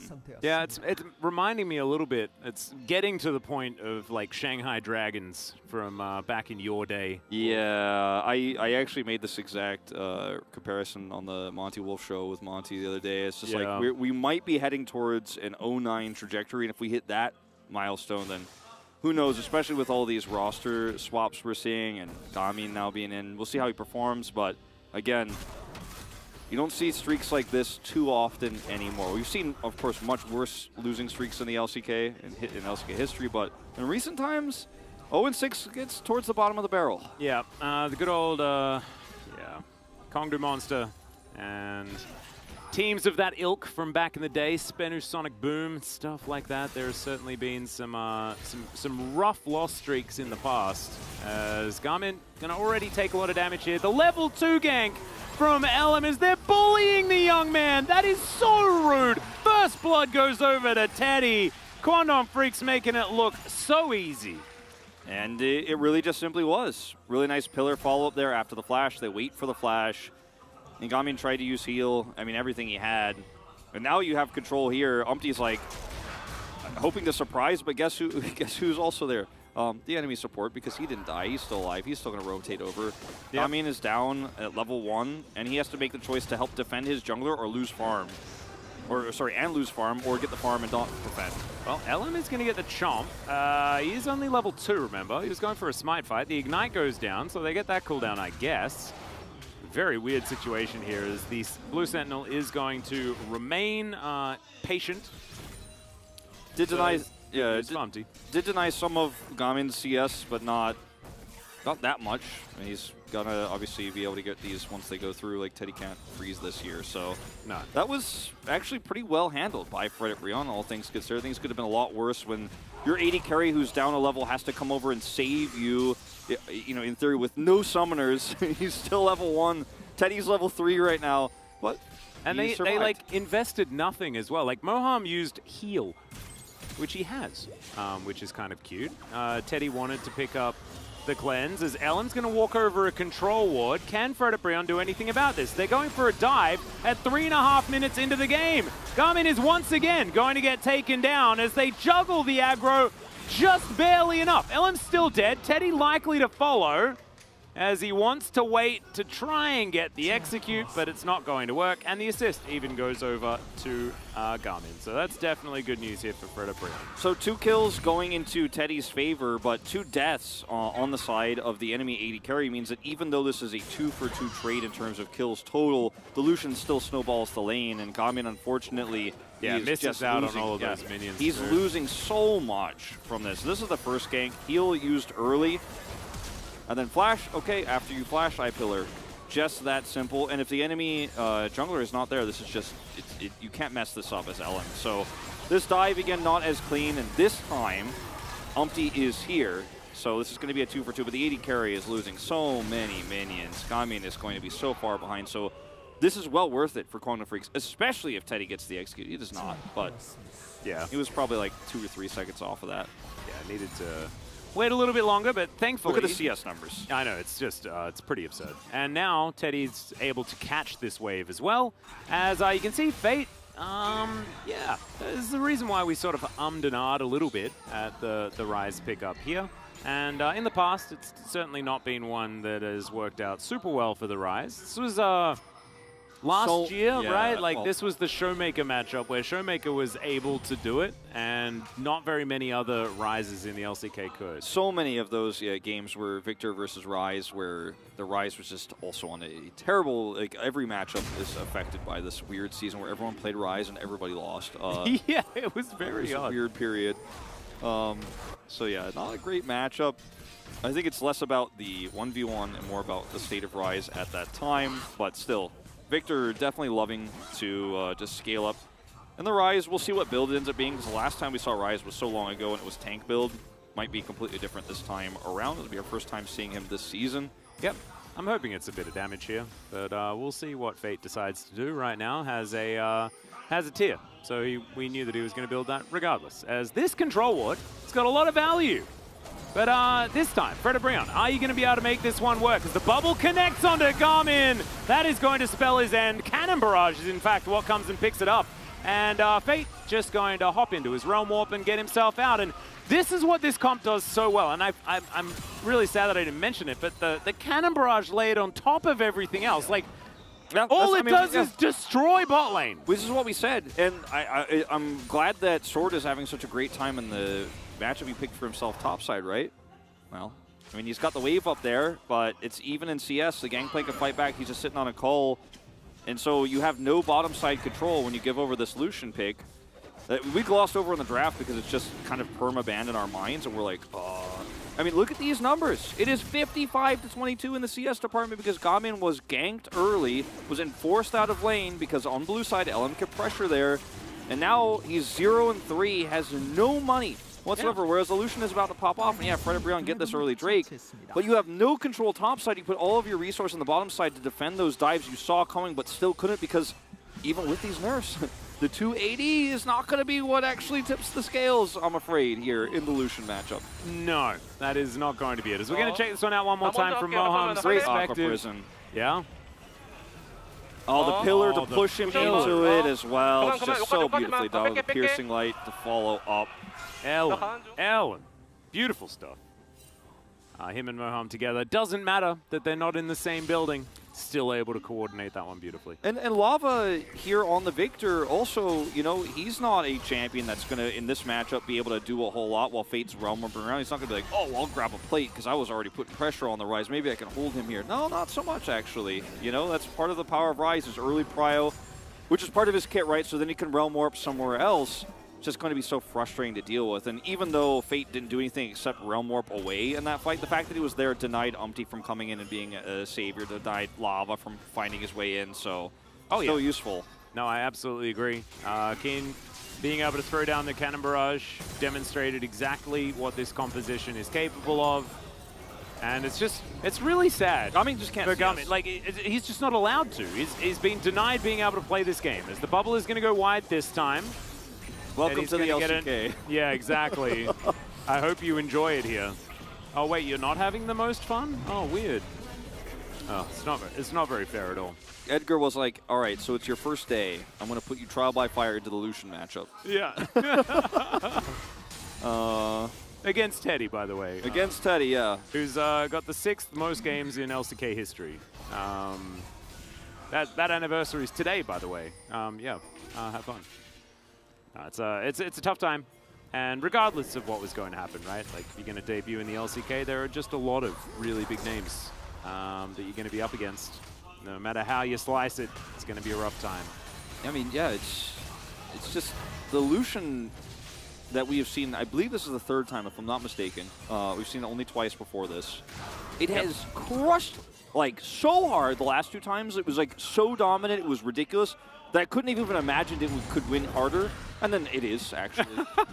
I mean, Lucian 50 CS up, yeah. Yeah, I mean, when bot lane is 5v2, that's when it becomes a little bit more difficult, as Teddy picks up his Gale Force here at 9.5 minutes. Ellen, probably going to be able to take this one, given the amount of control that they have. Bottom lane from Frederick is going home. Lava has no teleport. He is going to miss a wave, meanwhile, as Fate just pushes that one in and comes over here to clear this one faster. Sword does not have his Narvar, just expired, so cannot actually participate in this fight either. And when you have no prior... Oh, God. Oh, Lava. Oh, dear. Chaos Storm comes in, and okay, Umti's going to look for it. There's the Cyclone to finish off the kill. Moam might have died too, but thankfully Fate did turn up in the nick of time, so Frederick, they get a kill back against an overly aggressive Teddy. Shut down gold. That's a Lucian off the Rift. And that's a lot of money to a Victor. Exactly. So he'll pick up the assist. The gold, or the actual shutdown gold, goes over to Umpty. So he's... oh, true. He'll actually pick up the shutdown gold, but still, the assist will go over to Victor, who escapes with his life with only a flash used in his Chaos Storm, actually, with that follow-up CC stuck on super hard there to Teddy, because I believe the Cyclone held him under it, so he was actually just able to do tons of damage. Gamin, will he get a plate? Ah, yes, he will. He definitely will. And now, I mean, he's still extremely behind, but picked up a little bit of money. And like you said, like, this is a, the 5v1 or 5v2 rather, a little bit tougher to play out. This hasn't been his individual mistakes. It's just been good coordinated play from Kongno Freaks and the draft they were given. So let's not judge Gamin off of this game, man. He's just trying to play into Lucian Nami. It's not going to be easy for anyone. It's Teddy's Lucian, so... Yeah, it's also going to possibly get easier now. If Umpty can use that money, he's got his Divine Sunderer now, so he's ahead of Ellen when it comes to itemization. Ellen's going to come down and remove the turret, though. So as I say that, it is actually just going to get way harder. It gets way harder because he can't just go mid. He will struggle there because he's level 6 against Fate's 9 if Fate stays mid. And the other thing is, like, Lava is playing Victor, so he can't just be like, well, I'll shore up the bottom side. Don't worry, guys. It's like, no, you'll actually die too. Ooh, Sword finds the Gnar into the wall. Keen, I think he can still eat oranges as he flashes the house. No, I think the oranges are on cooldown. Yeah, he ate them already. Yeah, Fate looking for the Realm Warp. Let's see whether he can get here. Is Sword gonna have to flash. Fate not gonna go for the dive. Yep, he didn't have Everfrost yet, so like you said, not gonna go for the dive. And I like this rotation topside here because Fate's already pushing this wave in, so you're gonna grab a bunch of plates here with this good macro play. This is Teddy going in. And yeah, I was going to say, I don't think we can go to replay now. Yeah.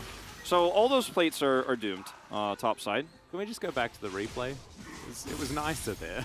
Yeah, well, especially for Reddit fans. That's what I mean. There's a minute and a half left for these plates, so I think that's just enough time for Teddy to push this wave in with his friends. Yeah. And kill the entire turret. There's another wave. It's a bit of a ways away here, but that replay was like, oh, okay, never mind. Let's go back to another one. Okay, so Chaos Storm here just does so much damage with Umpty's help, and he gets the second knock up on the Roham. Yeah, I'm glad we watched that. So over here, it's just a flash for the root. he didn't commit to the dive earlier, but he's like, oh, you're staying for this wave. I was gonna deny that for you. I guess I'll just kill you instead and then deny the wave. Yeah, and he's very comfortably able to do that. All right, well, Garmin and Delight, they've experienced this before. It's now just on the other side of the map. Aqua Prison goes wide. Umpty is going to face... No, he's not. As the Ardent Blaze does come out. So, Fred Brown do at least save their bottom lane in the top side. Yeah, 2 plates only here. I mean, after killing the whole turret bottom side. But, you know, if they don't actually commit this many resources, including Victor, by the way, who had to rotate up, then they probably would have lost the whole thing. Victor did catch some of those minions, only lost 1 plate mid. His Fate actually just straight up goes for Crown this game instead of Everfrost, just for some more survivability. Yeah, interesting. Considering the game state and how much of an advantage they have and how much he could snowball with Everfrost, I actually would have, I think for the first time ever talking about Rise, would have preferred the Everfrost here. But, you know, he's going to be extremely hard to kill this game. And he will be able to do a lot later on in team fights, just because Rise is so hard to kill in general, and he's going to do a lot of CC. Yeah, I sort of like it because it seems to be pushing, like it feels to me like it's pushing him away from a tank build, which I very much dislike. But that build's largely dead. That's why we haven't been seeing very much Rise of late. Yeah, it's like, it's a problem that begets a problem. Like, the tank build is dead because Rise is dead, and the Rise is dead because the tank build is dead. Yeah. Oh, well, we'll see whether Fate is going to be able to revive it here. He's very good at rotational mid laners, as his name would suggest. Zumpty is getting bullied out of his jungle. I mean, this is getting real hard. Fredibarian do have a lot of defensive vision there towards the top side, but the investment is so high, and they're still getting bullied away. Yeah, and Keen just doesn't care about what's going on in his part of the map, which is, again, why the Gnar into the Gangplank is so... It's so bad. It feels bad when you have no bot duo, because you played into Lucian and, like, oh boy, the damage is real. Yeah. You played into Lucian, so you don't have any power bottom side, but if you lose that hard bottom and just leave Gnar into the Gangplank, Keen's just like, all right, cool, I'm chill, it's fine. We're actually winning literally the whole rest of the map, except where I am. And I'm happy to just sit under a turret. That's my umbrella here. And he's just going to sip a cocktail as he's 1,300 gold ahead himself, just by like catching minion waves and picking up some assists. Yeah, as now we're realm warping, as Garmin is going to flash, but he's real dead. Tidal Wave's too good. Aqua Prison lands as well from Moham. Really liked it, but the rest of the team, they were only interested in killing Garmin. It's the knowing heal when he realized, like, ooh, better try to get out of here really fast. Yeah. He has heal, Gale Force, and Flash, but unfortunately there's just a Realm Warp behind him. Nothing personal, kid. Yeah, it's starting to feel that way, though, isn't it? Yeah. It's a rough game. Asterisk teleports behind you, asterisk. Oh, man. Look at how respectfully he's playing it as well. He knew that this was a possibility, and zoning Tidal Wave says absolutely not. Yeah. I mean, you have to remember as well, this is an Aphelios composition that relies on his damage, because a lot of it is set up, you know, things like the Gnar and things like that. But, like, there's no real protection outside of giving him a bit more health for this Aphelios. So this isn't going to get better, Wolf. No, it isn't. I mean, it is me casting, and I want to say it earlier, but this game is over because... Oh, no. Because... the Victor scaling is going to be, it's a long way off. He's building Leandries here, so he doesn't have any burst damage to try to turn fights around. They're 3,000 gold by now. They do have 2 Drakes. They do. Okay, so that does slow the game down a little bit. They're also going to leash the Herald for a second. But the problem here is that Kwangdong Freaks now just start to take control of the whole map. Look at the build for Teddy. He just straight up bought a collector.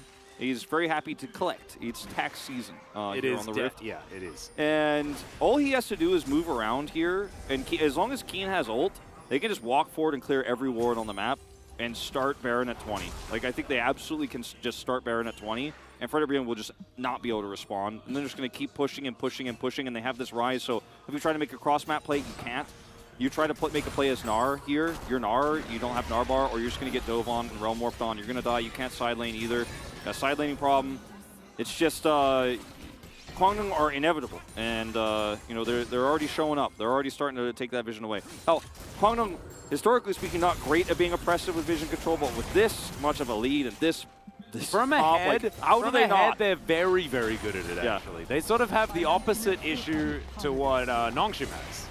Like, Kwangdong Freaks know how to close out a game when they're given a lead. They just don't get that many leads. As Teddy's going to dive on over and look for Sword. There is the culling, and there is the relentless pursuit. It's a very dead nah.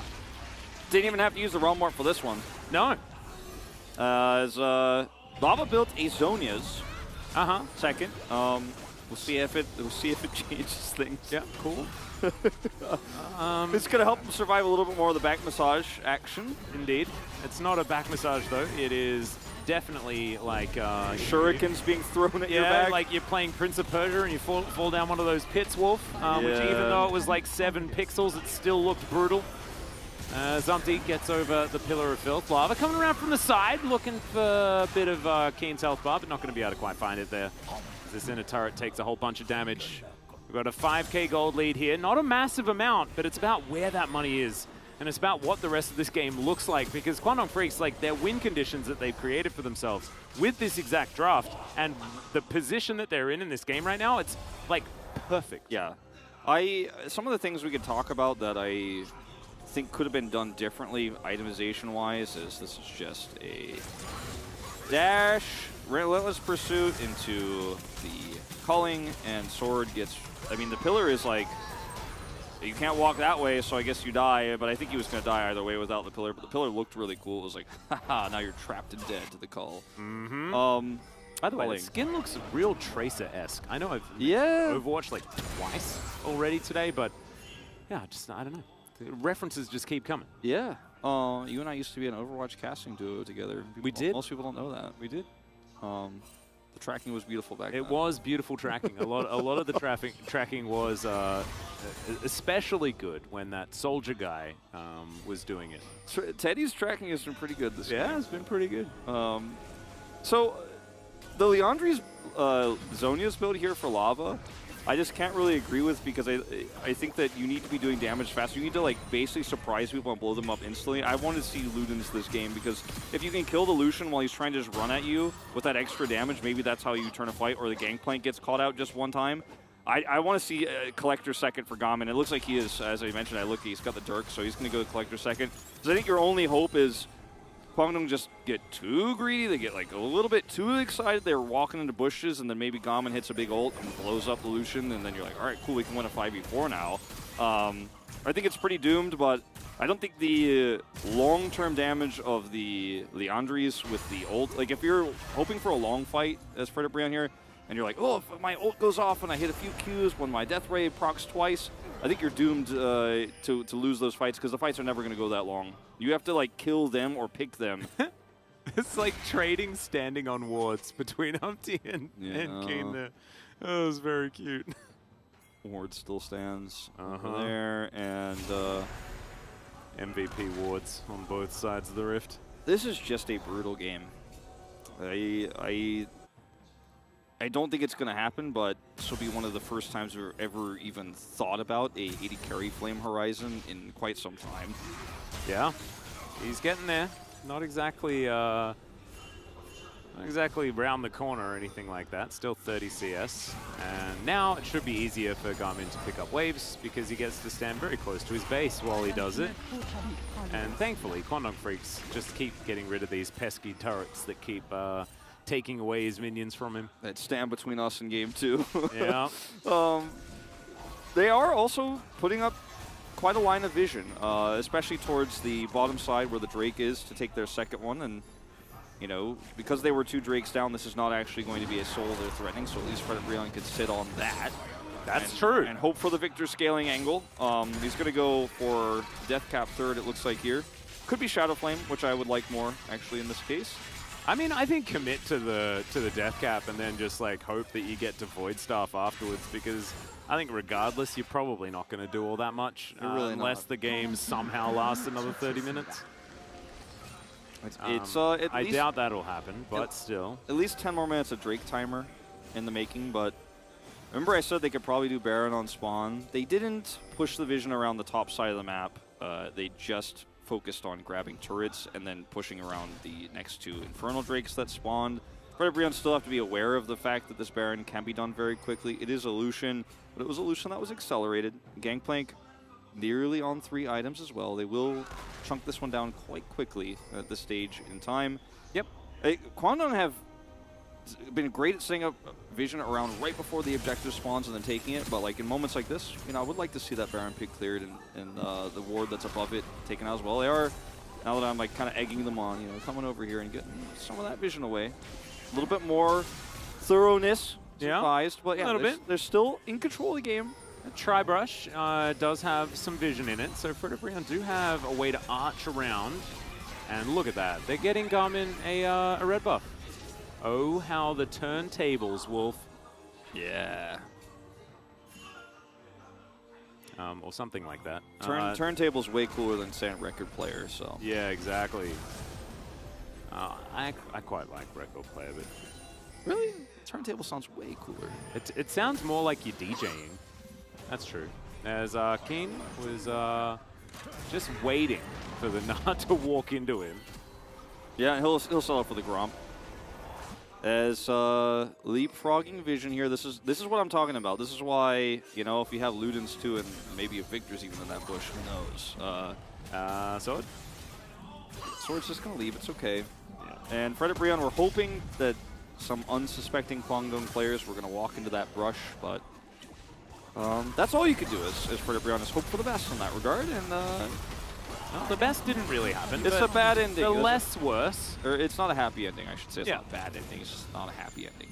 Sad ending. Sad ending. 8,000 gold lead for Kwangdong as they have just been farming all of Fred and Brion's jungle, and that has allowed them to passively get a little bit more of a gold advantage. As you can see, Fate finishes off the popcorn chickens. Delight is doing his very best to try and get wards cleared from around here, and that's the problem about, you know, off-theme Lulu support and from behind Enchanter supports in general. Like, you just can't ward without taking 3 people with you, or 2 people at least. And then that means that the opposition is able to very easily choke you out. But Lava and Umpty are in this area. Ellen, he's having a much easier time clearing out vision. Oh, Lava! See, the culling comes through. There's the tidal wave. Warrior Trickster is going to be there, as Umpty is going to comfortably survive, and Keen invests the Cannon Barrage. So, not the most effective engage there from Kwangdong, as that bubble was great from Mohawk. It's not good news for this game ending before 35 minutes. Yeah. A lot of ults used. Okay, I'm just going to chill in here. He's going to get the Warrior Trickster again. Yeah, there's a ring around the Rosie there from Umpty. Fate's moving on in. He's extremely tanky, but only really has damage items right now. All right, Umpty's going to come on forward. Let's see whether Fate will actually die as he flashes. Gets turned into a little critter. But will be able to make his way out. Chaos Storm now on cooldown, as is the flash from Umpty. And Cyclone. I am going to start to question Kwangdong. You said earlier, Kwangdong usually with a lead like this to close the game out. And yes, they haven't had leads very often, but usually they do. What I'm starting to question it a little bit as this game goes longer is they're going to start the Baron when the first time they don't have vision control. The first time they don't have vision control is when they start the Baron. Just putting it out there. Well, I mean, Ellen's going to get a large chunk of his health bar back as in goes Umpty. It's a 50-50, 100%, as Umpty is not going to be able to steal the Baron, but, I mean, that was extraordinarily close. Sword takes a turret and then teleports in, but it isn't able to find anything there. And you can see on Umpty's face, he's like, oh, he's... Because I went for it. There were times where all of the players of Fred and Brion were on vision next to their inner or inhibitor turrets, and Kwangdong Freaks were near the Baron and they didn't start it, but they decided the one time they lost control, that's when they were going to do it. And luckily for them, they still have enough damage here, and Umpty is unsuccessul in the steal. He was pretty close. Yeah, and he smited early because he felt like he was just going to get killed. And honestly, that was pretty well played by Kwangdong. He was trying to play it with Gamin's ult as well, which was coming in and did do a little bit of damage to the rest of Kwangdong Freaks, but you know, I mean, I feel like Kwangdong, I don't want to say they got away with it because they still have such a huge lead here, but it should not have been that close. At the end of the day, they have 5 players now with Baron buff, and they're going to have their 3rd Infernal Drake of the game will be Soul Point. Yep, and I think this game will end after they get Soul if they don't play more aggressively than they have with the control they've had so far. But look, still in the driver's seat. Kwangdong are playing not to lose right now, and when you're playing against Fred Brion and your 2-4 team, I guess that is probably the strat. The problem is that Fred Brion do have better scaling than you, and if you give them 1 inch in this game, they might be able to come back. No. Oh, look, I'm just trying to be the opposite. All right, well, I know what you were trying to do. I'll be good cop. You'll be bad cop on this one. It was my turn to be the bad cop, but I'm just not often the bad cop. I tried it on. I don't know whether I was very good at it, but I just don't. I mean, I declared the game over like 15 minutes ago. Wolf's just feeling guilty about calling it what could have been prematurely. It wasn't, Wolf. You were absolutely No, on I just the feel money. like Kwangdong are scaring me a little bit with some of the decisions they're making, but here's a Tidal Wave. Yeah, Tidal Wave is going to get a knock-up on the Umpty, who's now looking for an opportunity, but Warrior Trickster is going to Sword come has through. Narbar. They gotta be Yeah. careful. Also, that is a lot of chakrams from Garmin. But you can see that, yeah, Rise just standing near these minions, and that is going to mean that this tower is almost dead. Thankfully for Sword, does have the wallop, so he can stop the siege minion from doing too much, as Teddy picks up a red buff. And now Sword going to take a fair bit of damage from the Lucian, but are they going to be able to wrap around? Yeah, Umpty's going to get on in there. The flash comes through from Teddy.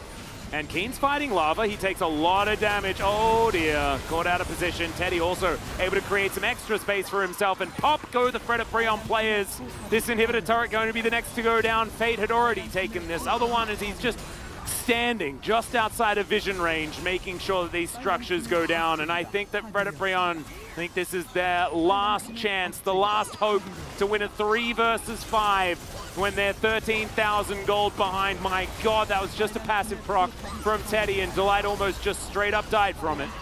As Sword's gonna look for it. The Tidal Wave interruption from Moham was just beautiful. And there's the flash forward. They are going to say goodbye to this game. Kwangdong Freaks will win it, and they'll do so very convincingly. Very well played around the early game. The latter part, there were definitely some moments where I think Kwangdong could have been a little bit more aggressive, but they played not to lose with the advantage they had. And you could see in that last fight where the attempt to flank there from Umpty and Sword on the Gnar almost turned into something, almost maybe. And, you know, maybe if Victor had a little bit more burst damage, they could have grabbed a kill there. But that's why you could see in that one moment why Kwangdong played it so slow, because if you get flanked by an R, or there's some weird pocket of vision you're missing, maybe they get a wipe, and then suddenly the game is wide open. Yep. But I don't think there's much to watch in this early game here, because I think the draft was what really led to the demise here of Fred Brion. But they're going to watch some of the tape around the bottom side dives, because if those are defended better, if it's a little bit cleaner on the defense, maybe the lead isn't as big. But the level 2 gank, they just didn't see it coming. It was too late. The pillar placement was good. And trial by fire here for Gamin, really, on his first day and on the job. He just was dealt a bad hand. Yeah, he definitely was. He had a rough time. There's actually been 3 Lucian games so far.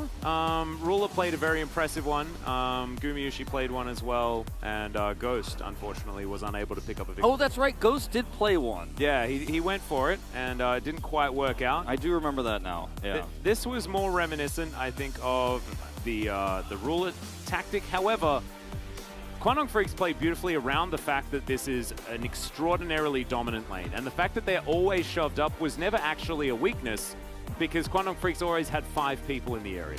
Yeah, also the fact that Keen, I mean, they had 4, and Keen was just happy to send her turret. I mean, I call that 5 because he just sends a cannon barrage, sure. So it's like kind of 5. Yeah, but Keen is just like never punished. There was never any attempt for Fred Brion to actually try to dive him because they were just too far behind. Yeah. Well, that was a very dominant game number 1 for Kwangdong Freaks. Let's see whether they can do it again as we move to game number 2 right after this break.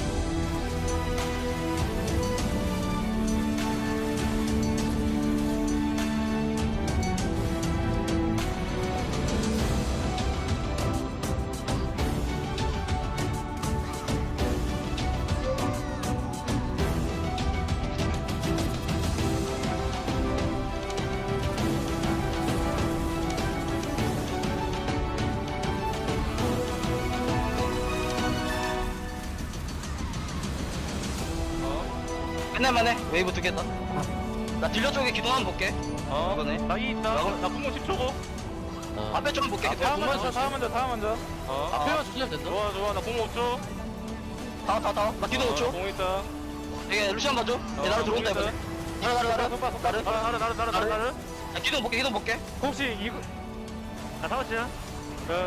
혹시 죽여줘. 혹시 안 돼. 안 돼.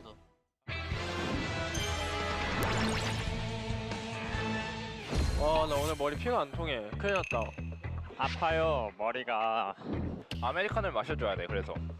뭔 상관이야 그게. 카페인은 중요해. 너 아메리칸 방패야 그러면? 시우야 좀 닥쳐 제발. 조합에 나쁘지 않은 것 같은데? 신지들 뽑자 그냥. 그래 뽑자. 이렇게 자주 보냐? 또 보네. 볼게. 왔다. 치주면 좋고. 좋아. 먹어도 돼. 나이스. 바텀 다이브 아니야? 내 더블 못 써. 딜 안 나오는데 끝내. 신지를 본다. 신지들 키아나 나이스. 범위 안 되고 여기까지. 키아나 노플 각 좋다. 자야도 녹아. 애들 죽어 쌈바 나이스. 죽어 쌈바 제아가 천천히. 애들 잡으러 가는 게 나이스. 뭐야 이거. 신지들 왜 말 안 해줬어. 너무 좋아요. 야 스마이트. 나이스. 야 김준호 왜 한마디도 없냐? 원래 없어요. 또 긴장했어? 또? 아니 긴장 안 해왔어. 야 어제 우리 각성했잖아 뉴 샌드박스로. 어제 좋은 결의했어. 네 좋은 결했어요. 나 이거 타고 나 뒤로 돌게. 얘들아 어때? 오케이 괜찮은데? 나 돌았어. 위치만. 각 어때 보여 얘들아? 야, 나 이거 어때? 내 분노 가자. 돌아. 주기는 못했다. 나 어때? 여기 와줘. 어때? 밀렸어. 우리 딜러 밀렸어.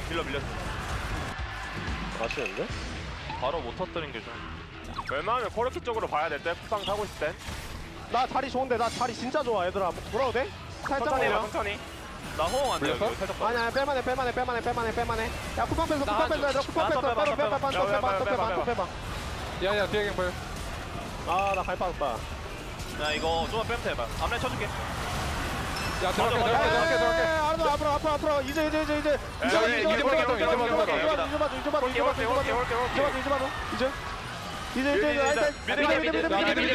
미드 나라가 마크해줘. 나이스. 타서 내가 봐요. 이제 볼배 나온다. 볼배. 상관없어. 카르마 죽여도 돼. 나이스. 잘했다. 아 미안해. 굿.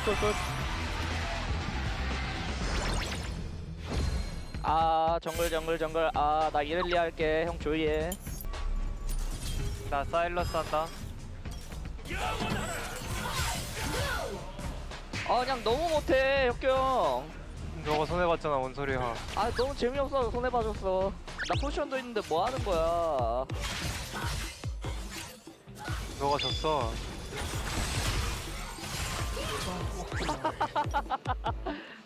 건우야 사이리를 못 들어. 노랄링. 야 건우야 사이리를 못 들어. 보조 못 들어. 그 보조 CM을 못 들어? 아이 종해라. 상황 상대 뭔데요? 이래. 뿅한패 들어야 돼. 야 제바 들어야 뼈방패 되냐? 소생 찍어? 뼈방패 들어야 되냐? 잠만. 뿅한패 소생. 나 알려줘 나. 뿅한패 소생.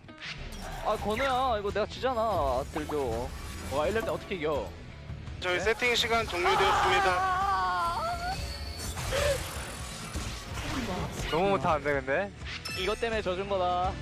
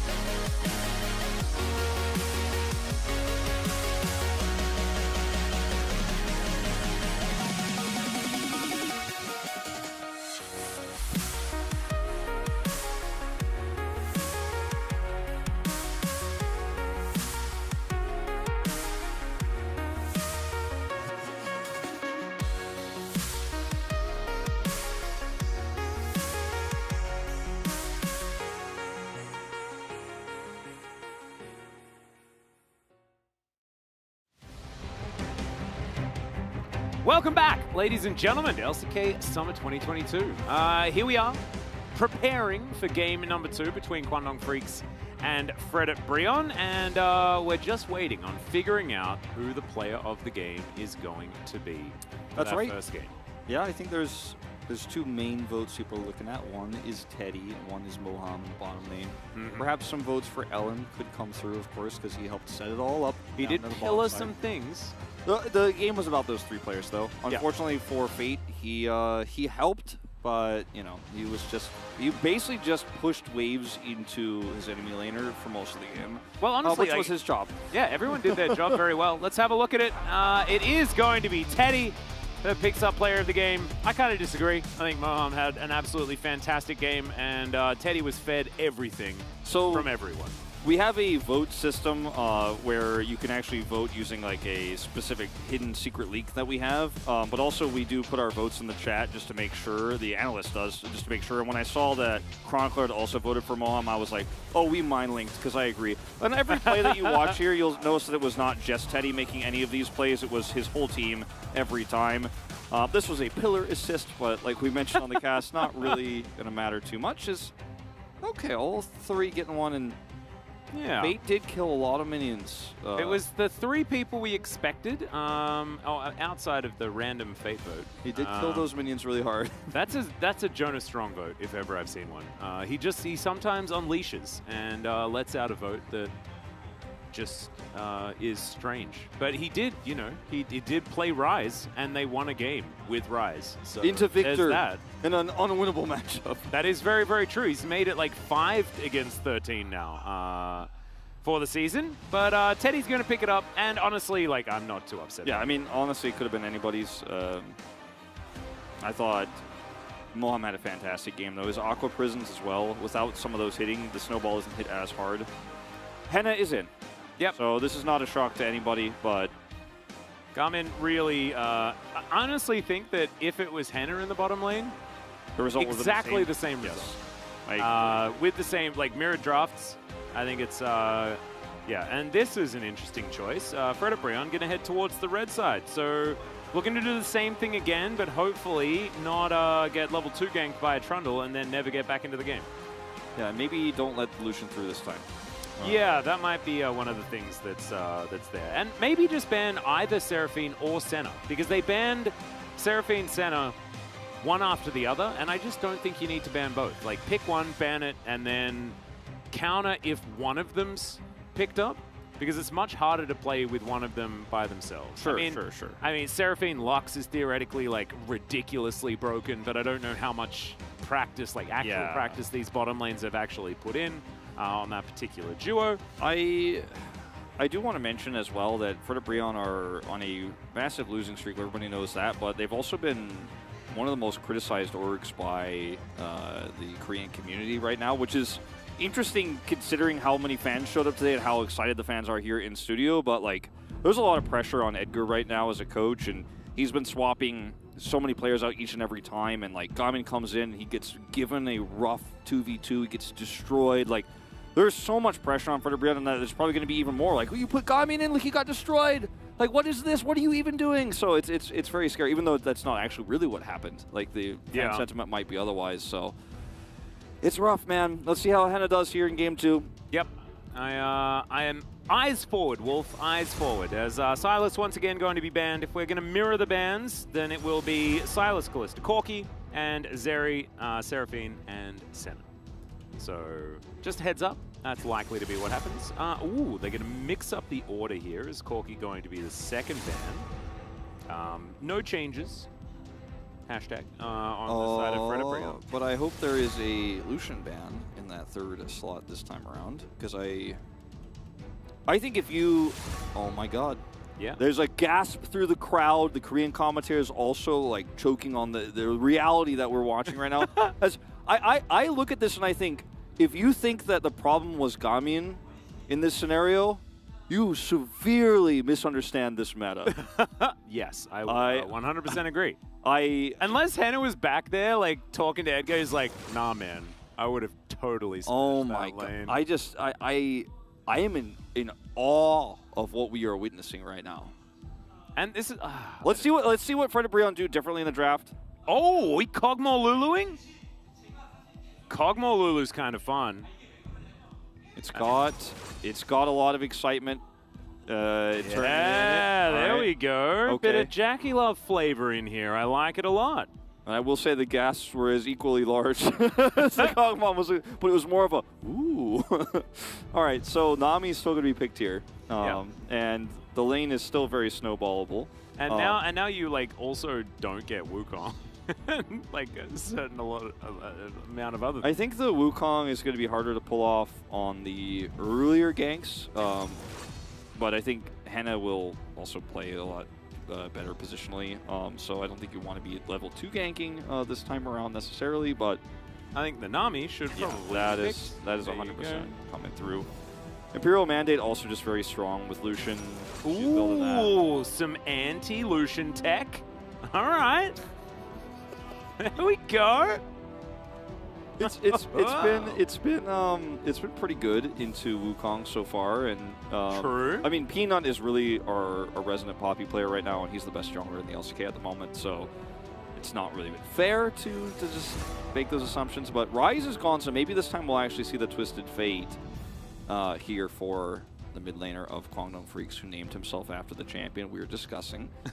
Just hate saying for fate. Twisted Fate for fate. I know. Gets to you.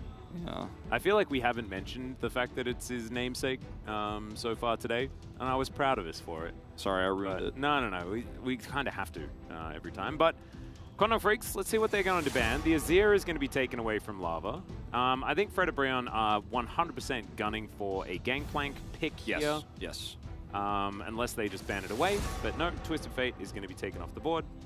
I think the GP is not going to be in Sword's hands. Remember, Sword did pilot the GP incredibly well. He did. Both games he played. He did 37% of his team's damage over 2 games. Yeah, he did very well. The rest of his team wasn't able to keep up in terms of what he was doing in the side lane and how much damage he was able to put off in team fights. But this is a scaling comp here for Fred and Brion, which is why the Azir and the Pilot brings is going to be removed.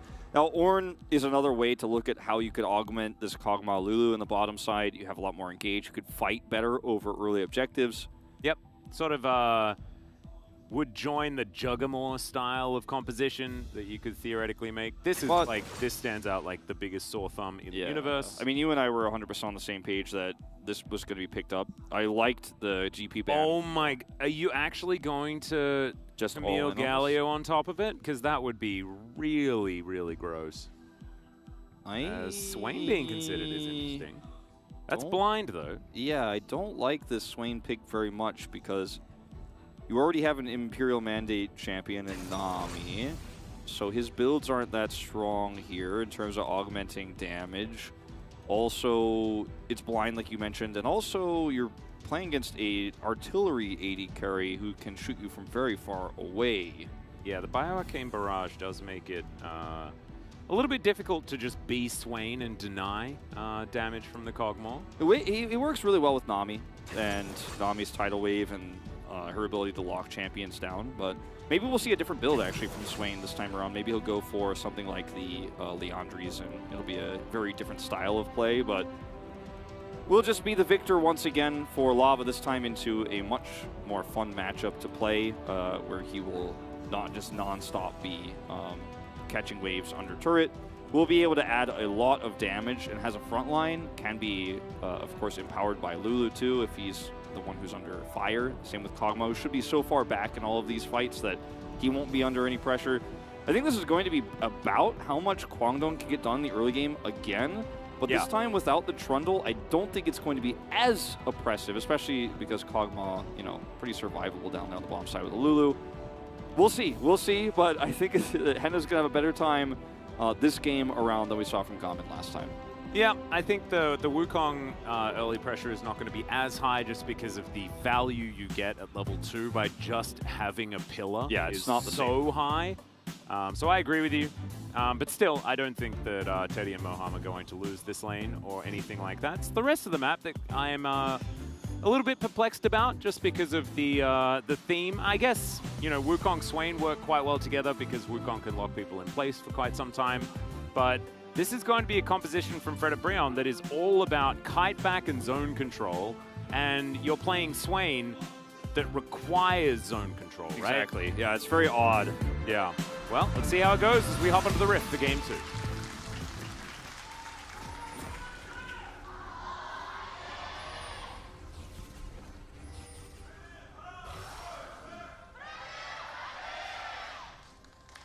All right. I saw the look in Poppy's eye there. Umpty is ready to go to battle. That was a stern yodel right there. Speaking of yodels, there's a lot of yodels. Yeah. Well, actually, no, there's only 2, aren't there? Because Cogmore isn't a yodel. He's like a void puppy. So I take it all back. There's 2 yodels.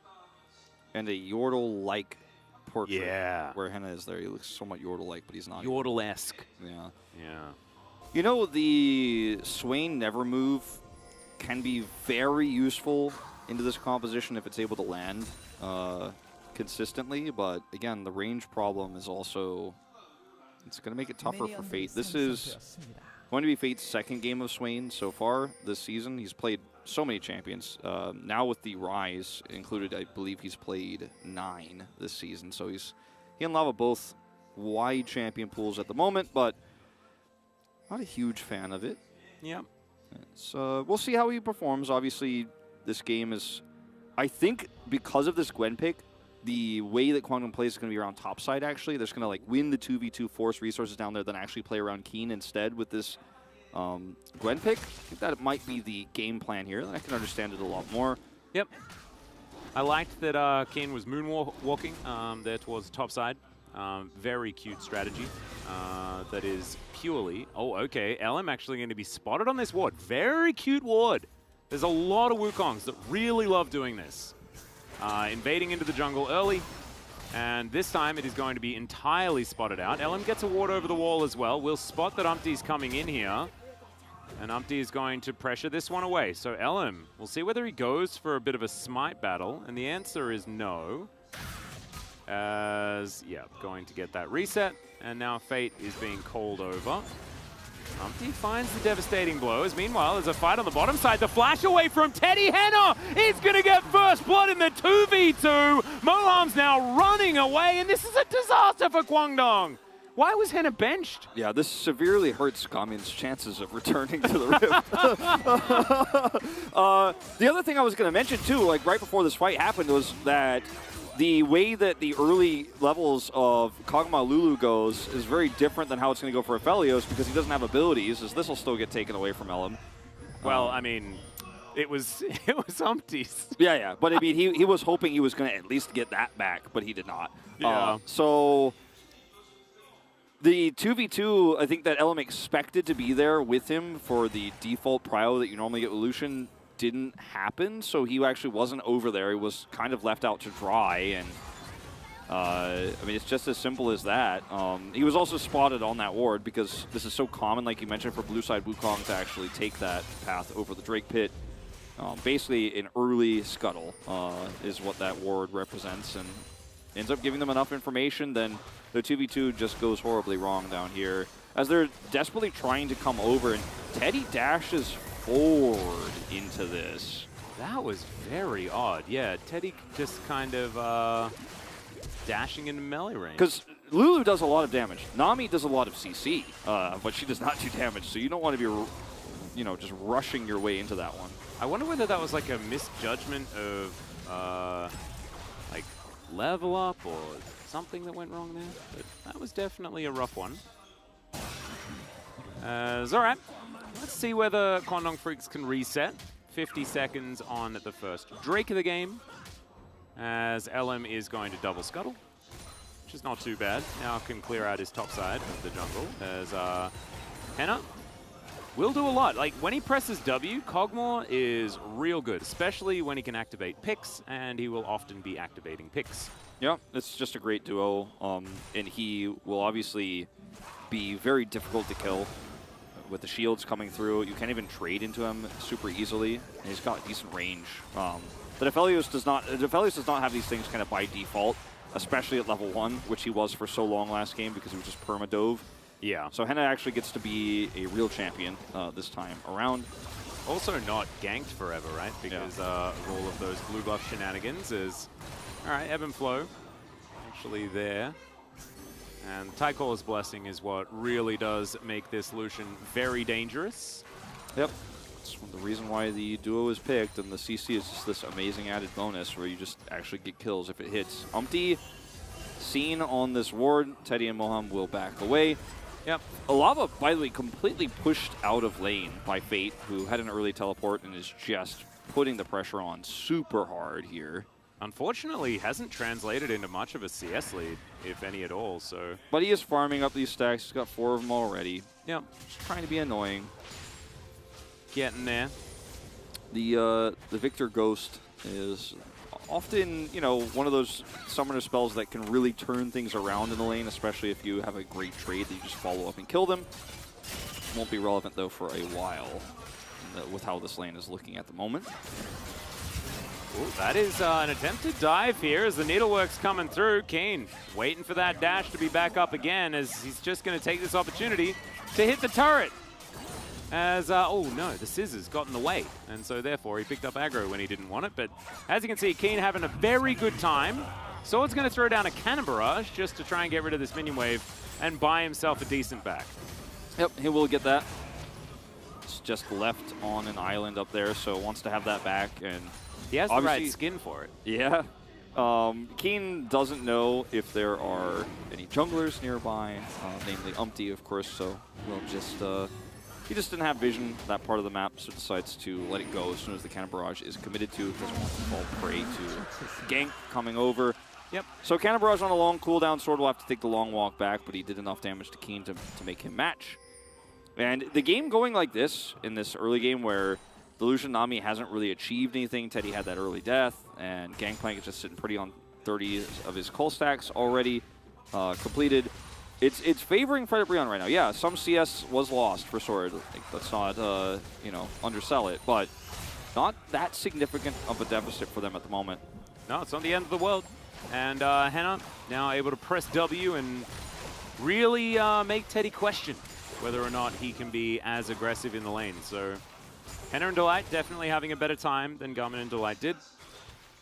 But Elam hasn't been here. He takes the third Rift Scuttler. There's a lot of Shellfish that he has in advantage. As I think it's double pool party here for Fred Brion, as Delight's skin is pool party one as well, right? So, you know, a lot of fun in the sun. Yeah, he's got a little pufferfish picks going on. I like it. Constantly puffed up, so it makes you wonder if he's under a lot of stress. Or he's, like, scared of predators, like the enemy Lucian Nami. I just really like the googly eyes on that skin. It's just so good. They're animated really well. Mm-hmm. Nothing better than a good googly eye, you know? It's true. Googly eyes make everything better. If you've ever seen something that you liked, just try adding googly eyes to it and tell me you like it less. Just try it. Try it at home, guys. It's actually the best Slay the Spire mod if you've ever played that game. Just put googly eyes on literally everything that has eyes. Have you the best. Have you ever seen this googly eyes skin on Delight with googly eyes on it? Guarantee you it's better. Oh my god, yeah. Lulu's actual eyes are also googly eyes. Oh my goodness. Imagine this Jurassic Cogmore skin with googly eyes just in there for no reason. Yeah. It'd be just brilliant. As Umpty is unseen. Has 6. See if he can actually make a play here. Yeah. Teddy has cleanse, of course. They're going to look for it. Very aggressive. Caustic Spittle not going to land. The culling going to be used just to tidy up the wave. But now some Demacian Justice is flying on through. There's the flash heroic charges. Teddy is real dead. They pick that one up. It's another kill going over to Henna as he tanks that turret for a real long time, but he is going to be absolutely fine. Yep, and you said something earlier about turntables. Feels really appropriate here. Oh, how the turntables, Wolf, indeed. Yeah. Not sure why a record player is relevant, but the bottom 2v2 is going very differently this time around. It is indeed. It is indeed. 2-0 here for Henna, and well, the first kill was gifted to him, right, when Teddy made that huge error, but now this is just him dominating with Umpty having this Poppy presence. It's very Peanut-esque. Just ults away the Nami, goodbye, and then Teddy is flashed on here. Once he's pushed into the wall, he is doomed. He has only one cleanse button he can press, and there's a lot of CC coming his way. Yeah. And, I mean, trying to cleanse a Poppy, charging at you with Flash is just not going to be a winning strategy anyways. And he's dead. He's removed from the lane. The advantages keep continuing down here for the Kog'Maw, who already has his Bork online. Yeah, this is it's getting real scary. It's getting into dangerous territory because if the Kog'Maw gets ahead, what does Quantum Freaks do? Yeah, because their comp has a Swain that is going to try to run at the Kog'Maw. Gwen, who tries to run at the Kog'Maw. The Kog'Maw can shoot from so far away. They have the defensive Lulu. They have Cannon Barrage. They have this Poppy. The scaling damage is going to be amazing for them. Yeah, Sword, 20 CS down. That's not ideal, but he's going to be able to shore up some of that gold when his call completes. And for the majority of this game, he is just simply going to be a Cannon Barrage bot. And later on, he'll actually do barrel damage when we get there. Yeah, well, there's Vision of Empire. Umpty is here as well, though, so Lava is not in any immediate danger. They get the Ghost out of the Swain. Sorry, out of the Victor. It's just two old men in the mid lane, right? So it is hard to really keep myself together when it comes to which one's which. As Henna and Dwight will get themselves a plate. And, all right, Ellen just going to be bonked into the wall with a heroic charge. Moham's going to throw out a desperation bubble. I mean, look at the range advantage here already just coming through. And even the Pig's procs here doing so much damage to the bottom duo that it's hard to even farm. Estei's doing a good job of it here under this turret, but massive control right now to Fred Brion in the bottom 2v2. And if this goes unpunished for much longer, it gets worse and worse and worse. As Lucian doesn't scale very well into the later parts of the game, but a Lucian who's sitting on a Noon Quiver, you know, at 12 minutes is not the trajectory you're expecting. You're not also supposed to be like 5-0 early like we were in game 1. Yeah, but you should be further ahead than this. Well, Keen is looking for the kill onto Sword. Does get a few resets of the needlework, but is unable to find too much more as he is immune. There's an Imperial Mandate completed here for Fate. We'll see whether they double up on that item. I don't know whether I'd be super psyched about it myself, but we'll see. Yeah, that's kind of what I was going with, or what one of the things I was talking about earlier in the draft. Doesn't feel great. Elim over here, ready to look for this dive. Does have ult and flash. Well, there's another Cannon Barrage as Elim's going to look for it. There's the flash as he picks up the turret aggro and will just be able to walk it off. No worries there at all. Cannon Barrage tidies up the wave, though, as Tidal Wave comes in. As Moham is, yeah, probably going to be able to... okay, never mind. Hannah moves on over, and, yeah. The Void is going to be enough there as Fate walks over a control ward that's in his own jungle, and Quantum Freaks just hanging out here towards the top side. Just going to grab some extra plates top side here, see if Umpty can be successful a second time. Yeah, straight up misses that, was trying to look for the flash. Doesn't look like it really matters as the bubble is going to be good. And that is going to get the flash out of Teddy. So flash cleanse, and then the extra flash is now Fate demonically ascends. Chaos Storm going to be the battle here as Lava's flashing after him. Finds the vision as well, but isn't able to lock down the kill just yet. Really unfortunate here for Lava, but still is going to be a massive advantage for him in the trade, which is important because top turret went down during all of this, and Teddy was able to survive there, and bottom turret does with him. Now, a lot of plates going over the side of Fred Brion here, bottom side too, in this lane that has been winning now for Henna. It's no longer a losing lane into the Lucians. Teddy has been really struggling to keep up with Henna this game and has lost a lot of farm here. But he survived so well. I don't know if we're going to get the replay of that one because it was actually super well played, waiting for the Poppy and all that. But this is the dive top side here. Good flash from Sword, but the aggro is juggled well. Then he just uses his clone to get out. Yeah. The bottom side replay would have been really cool to watch, just to highlight how well Teddy dealt with the charge block from Umpty there. He's had a very similar style of play to Peanut on this Poppy with the Hex Flash and the really nice timings. Not as dominant as Peanut has been, but still really feels like he's emulating his style. Certainly is. I think, you know, Umpty, Peanut, and Pyoshik are kind of our Poppy players, our aficionados here in the LCK. Umpty demonstrating that he's still got it. As we often see these barrels killing these minions, but Sword is a little bit behind in this game. Yep, we'll still clear everything. Loses a little bit of that extra gold, but be fine at the end of the day. As this game has really slowed down again, some really nice defensive moves here from Quantum Freaks, picking up that turret top side while the dives were happening bottom. But still, at the end of the day, Henna picks up all that money bottom side. He is so accelerated You know, normally we're talking about Kog'Maw's talking about hitting their second items like 20 minutes in or so. He's going to have it before that. He's 1,500 gold ahead of the Lucian. And see, the gold lead is only 1,000, but the money's on where it exactly is. where it needs to be. Exactly, on the late game carries.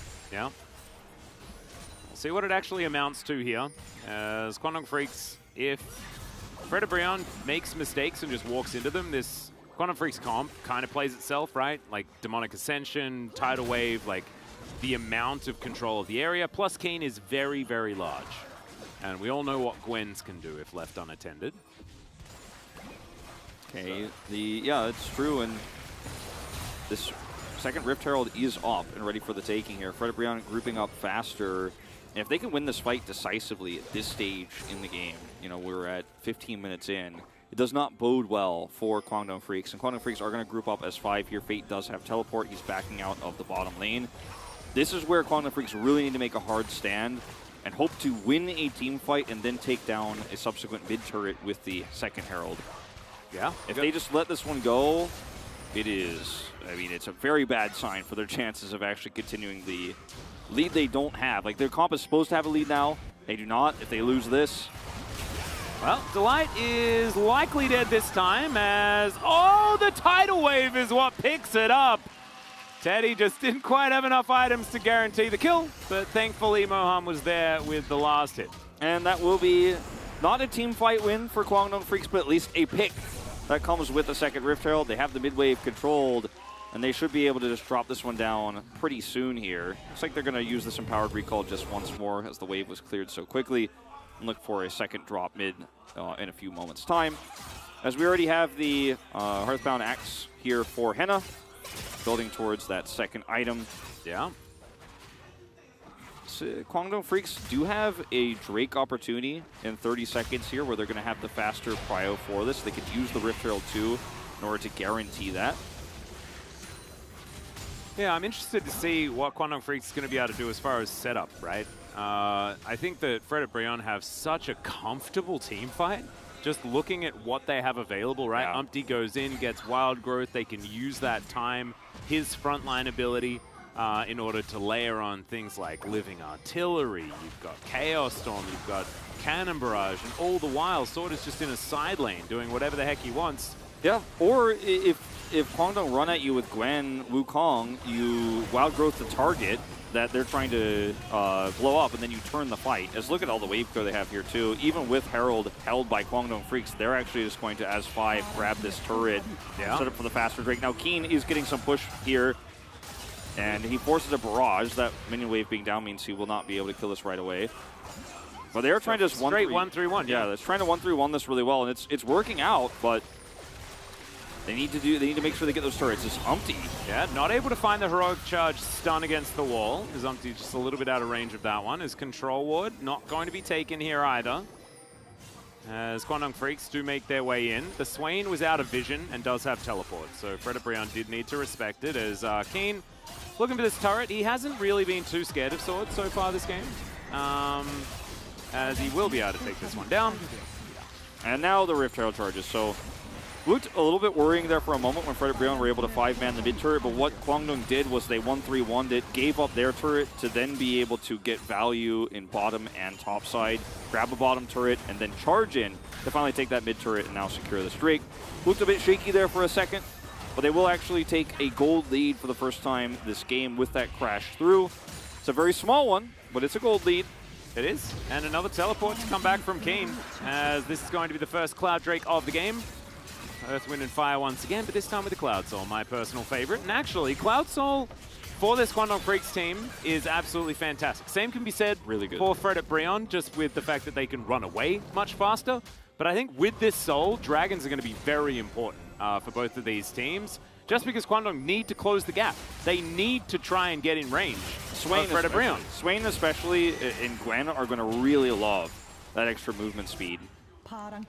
It might be a bit of bias, I don't know. Yeah, well, I mean, there's a little bit of that, but I think it is a very good Drake for them.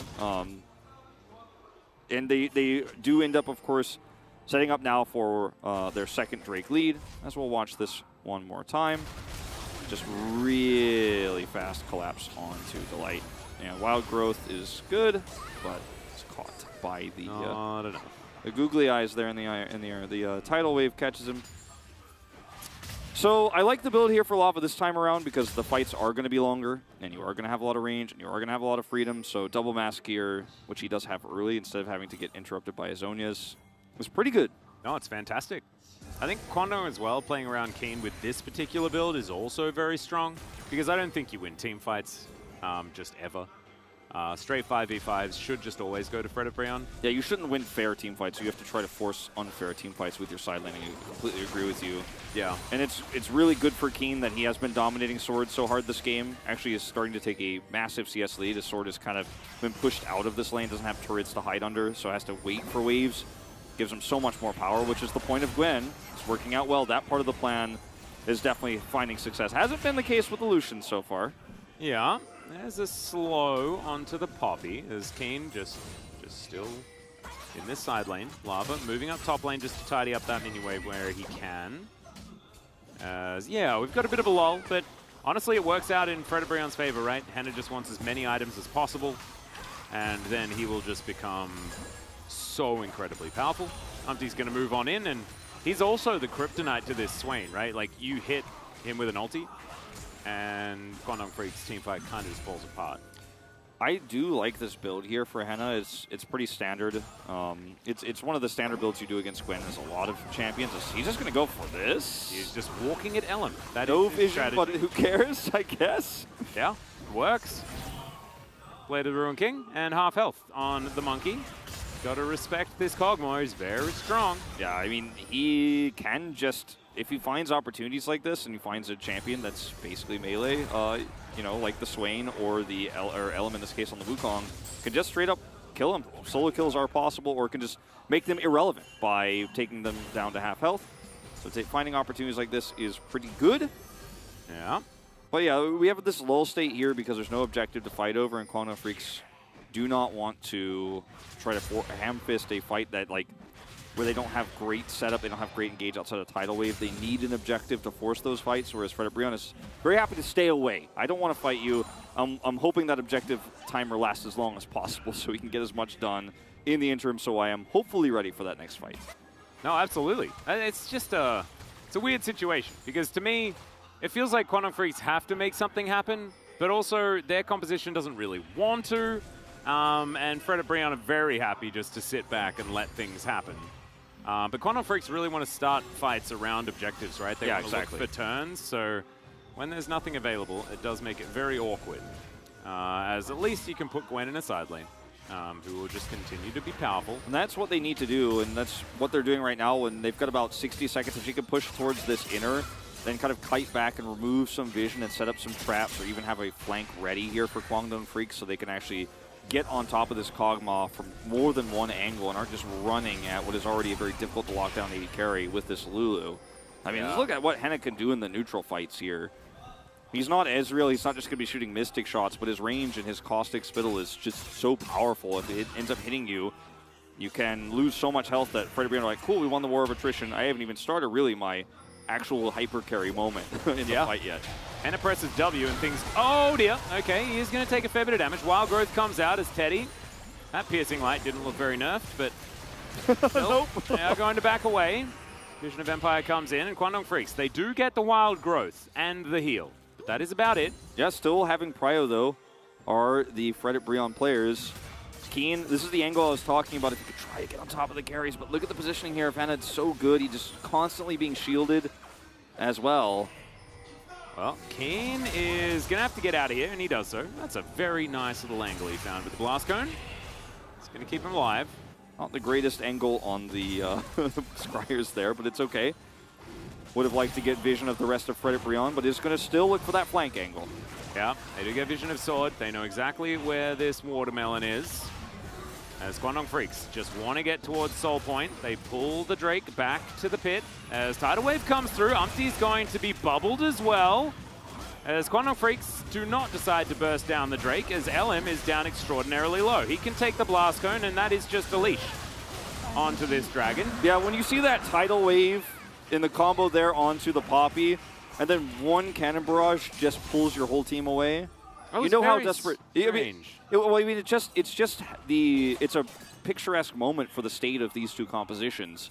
Like, Yeah. oh, gotta try to tidal wave, gotta try to do something. It only hits the poppy because everyone else is better position.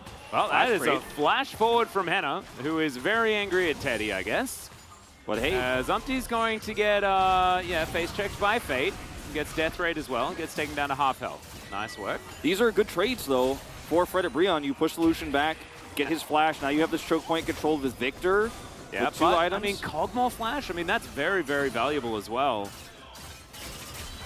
The biggest problem is that Keen is just not going to care about you guys' neutral fights. He's like, yeah, I'm just actually going to push this through, and you guys will have to clear this wave. And so even though you got temporary control of this Baron, now you've lost his. This is a very sneaky angle here. Good vision control from Kwangdong Freaks. The Scuttle will reveal this. Yeah, they're going to be spotted. We mentioned that they want to turn. Well, they're going to have to. As Zumpty's trying to tidy up vision. Sword with some barrels. And oh my god, that is so much damage to Moham. That's a beautiful chain link. And yeah, that is going to mean that Kwangdong Freaks have to back away. So Kwangdong Freaks just can't win straight up 5v5 fights. They have to look for pockets of vision and hope to burst down Barons or try to look for turns on these objectives, but they just didn't have enough control. The fact that the Scuttle is there means they need to be a lot more diligent on how they stood, but I think Brion just figured it out regardless of that little Scuttle mishap there where they stepped on. I think it was pretty easy to discover. But if you start a Baron and walk away, with a lot of comps are like, cool, it's fine, like we're scaling. No, not really, actually, with Kwangdong. You're not scaling as well as Fredit Brion is outside of this Gwen pick, which has led to a lot of waves pushing through, but then nothing else. Like, Fredit Brion have just dealt with the pressure and then grouped up and then been ready to team fight. So, like, that last fight with the Cannon Barrage on the Drake was just so, again, the best illustration of how Kwangdong are, like, desperately trying to tidal wave somebody, and the only person they can catch is Poppy because the carries are so far back, and then Barrage hits and they're like, we got to get out of here. We cannot be all slowed during this fight, or else the Victor Kog'Maw are going to destroy us. And it's definitely the case. As Henna is now chasing after Keen. He's not as immune as he wants to be, but he's just going to be able to walk through the Cannon Barrage. He has teleport. Like, this is an opportunity for Kwangdong Freaks here. Fredit Brion committing so many resources bottom side. Yeah, that's a lot of people looking for this one. As Vision of Empire comes down, the Poppy's really dead. Teddy's just going to lock down that kill. Fredit Brion, have they just thrown away their opportunity to win this game? As Delight is going to get over here. Sword, can you land another one of those amazing barrel chains? I don't think so, not before this Baron is taken, as it is going to be secured by LM. Fate goes golden as well. Yeah, the Wukong has been taken down, but there are a couple of members of Kwangdong Freaks that will escape with their lives. They get out with their empowered recalls just barely, so it's a 2-for-1 trade in the team fight. Gold is dead even, but Kwangdong Freaks will have the pushing Baron, and that is so important because they're the ones who have this side laning Gwen. It could be so problematic. This is a great setup here of CC onto Umpties. Make sure this is not going to be a 50-50 of smites. And Fredit Brion just committed so many resources bottom side while the Gwen had teleport here. Just really a mismacro play, or misplay on the macro, that is to say, for Fredit Brion. Still, several members die here of Kwangdong Freaks. A lot of extra gold being given over to this scaling comp. So how much can Fredit Brion, or rather, how much could Kwangdong Freaks do with these pushing lanes, with the Baron buffs? It's really important that Keen holds his. Yeah. I think Keen will be able to do a heck of a lot. He does have at least a mask. The purple build is coming along pretty nicely here. As you can see, it's actually Lava sent up there to try and stave off the Gwen, mainly because his wave clear in a line is very, very strong. It's very good. They have a lot of wave clear with this Kog'Maw too, defensively in mid. And Gangplank is going to be just fine as long as the Gwen is on the other side of the map. So he's very happy to come over here and deal with this. So this Baron buff hasn't been great. Sword is very far up, but Vision of Empire is going to see that he has respected it in the end. Yeah, and a little bit dicey for a moment. If Sword is in a position where he could even be that far up, it means that lane is not under threat. And so he's like, yeah, I'm happy to just walk away and not kill the minions and time out your Baron. Because the Baron power play here, obviously with the dead players on the Kwangdong Freaks, is not going to be great, but they just don't have that many Baron buffs in all the lanes, and the wave clear is good here for Fredit Brion, so they're trying to use it to get Soul Point on this Cloud Soul, and they will be successful at least on setting up Cryo. This time Keen does not have teleport. Yeah, Fate is going to be able to push that wave towards Sword, As Teddy's found Umpty. There's Steadfast Presence, though, and that is going to deny. I think Teddy thought that he was out of range of that one, but he's still going to be interrupted. And that's actually quite a big deal. I think means that Umpty is going to be absolutely fine there. And Kwangdong Freaks, though, will be able to lock down Soul Point, like you were talking about. That's definitely good news. This game is just like moving at a snail's pace, and I think even snails would be saying, hurry up. Yeah. It's like moving at what snails see as snails as space. Like a snail would assume that this the snails they look relatively slow. Yeah, it's like, well, it's you know, I don't know what do snails see. Like they like look at like smaller particles on the ground that humans can't see that move very slowly. They're like, yeah, that's what we call snails. But look, the game is very slow, and normally that favors Fredit Brion. But this Gwen has been able to so freely side lane. Like she's picked up 500 gold the bounty here from basically farming and from 50 CS above the enemy gangplank, and will be able to do a lot of damage if she could find the angle in these fights. But I think Fredit Brion need to be more willing to pull the trigger now that their comp is online. Like, they've hit their spikes, right? Every player's hit 2 or 3 items here, and the critical carries have 3 items. Even the gangplank, who have 3 carries who are fully online. So use that power, look to fight in neutral, play around this Poppy, and start taking objectives. Kwangdong Freaks had the Baron, but now that that's gone, like, Fredit Brion should be looking to fight over everything that's available. And yeah, it's going to be 2 minutes before that is the case, but I don't want to see any more timid play here from the Cog Mob because we've passed that point. Well, Sword fighting against Keen here as Cannon Barrage just says goodbye to the Gwen. Hannah is running after Elam as fast as he can as the Cyclone is going to keep the Wukong alive. And Fredit Brion, they pull the trigger as soon as Sword wins that 1v1, and that is huge. Well, I mean, that's not exactly the type of aggression I had in mind, but Sword knows that he has enough damage here on 3 items and the heal deny to just pop the Gwen. Yeah? Then he just simply does. He just walks up to her, hits her with a barrel, and then presses Q and parlays her to death. Ms. Keen is now dead for 30 more seconds, and Fredit Brion have so much push power, so much siege with this composition. This turret is not long for this world. Gangplank's in the side lane. They're using Tidal Wave defensively. That's how desperate they are to defend. Yeah, but it's not even going to work. This tower is still going to go down. And this one is not going to last much longer as he's got demolished. Half of it is already dead. The rest of the team is rotating down. Sword's like, don't waste your time. I don't need you down here. I've got this one by myself. Very comfy. And now Sword has a gold lead as well because he's Gangplank. He builds money all the time. So, Fredit Brion, well and truly back in control. Now as Moham's not going to find that bubble on the stationary target. Nice foul on Poppy, by the way. Yeah, I love it. Supportive, and I do really love to see the style play. As Sword is just like, I got him. Spellblade value on the Trinity Force coming through clutch there. Yeah, also Death's Daughter is like right in the middle. Yeah. That is some Cannon Barrage value. Anyway, Keen is certainly going to be much slower in this side lane and probably won't be pushing as aggressively. Not anymore. Around. Yeah, not anymore. So, 2 minutes ago, I said in 2.5 minutes, we're going to have that Baron fight. It is now 30 seconds. Kwangdong Freaks have the faster group up. They still have all of their ultimates minus the culling online here. Teddy will have that by the time this fight breaks out. It's probably the least impactful ultimate, honestly, of all the ones they have, to be honest. But he will have it. We'll have this wave push. This is where Fredit Brion needs to be pulling the trigger. Sword has teleport. If you can just push away Kwangdong Freaks here and outrange them and chip away, they cannot do Baron. But if you just sit here and let them take full control of the map with this Gwen, with this Swain pushing topside, and kind of K-ram it, then, you know, Kwangdong Freaks get away with these things. Oh dear, Teddy is going to get spotted on that control ward. Delight gets another ward round as well. There is no blast cone, but Teddy's on the other side of the map now, and so the Baron is going to be in the control of Fredit Brion. They already had this wave all the way shoved up to the inhibitor turret. It's going to be very difficult for Kwangdong to really fight back here. And now might be the chance for Fredit Brion. Just walk over here and murder this Baron. It goes down so fast. This is Cogmore. Yeah, I'm not entirely sure why Teddy was going over there, perhaps hoping to bait a rotation over of Fredit Brion and then blow them up from the brush there, but he had to rotate over there, or he rotated over there, then had to retreat, which gave that extra prio mid to Fredit Brion, so they got faster set up on Baron. Didn't start it, of course, because both of these teams are playing so timid, but the tension is so high here for Fredit Brion, man. They are 0-6, and they are hoping now with this incredible scaling comp to win a game, but they just don't want to make a mistake. They don't want to throw this advantage into the waste bin. Full vision control for them in this brush. Yeah, well, there's a death ray. That is going to give away the position there of Fred Brown. I think maybe.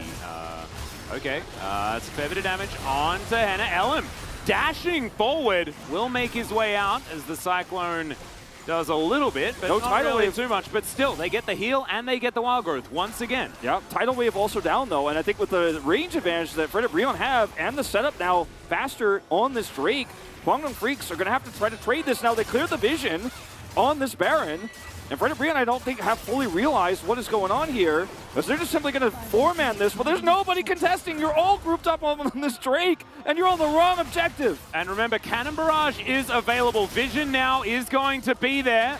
And R button can just be pressed, but it is just another steal away. There's the Cannon Barrage. Chaos Storm comes down as well. It's a lot of value. Moham is going to be out of dodge, but Teddy not so lucky.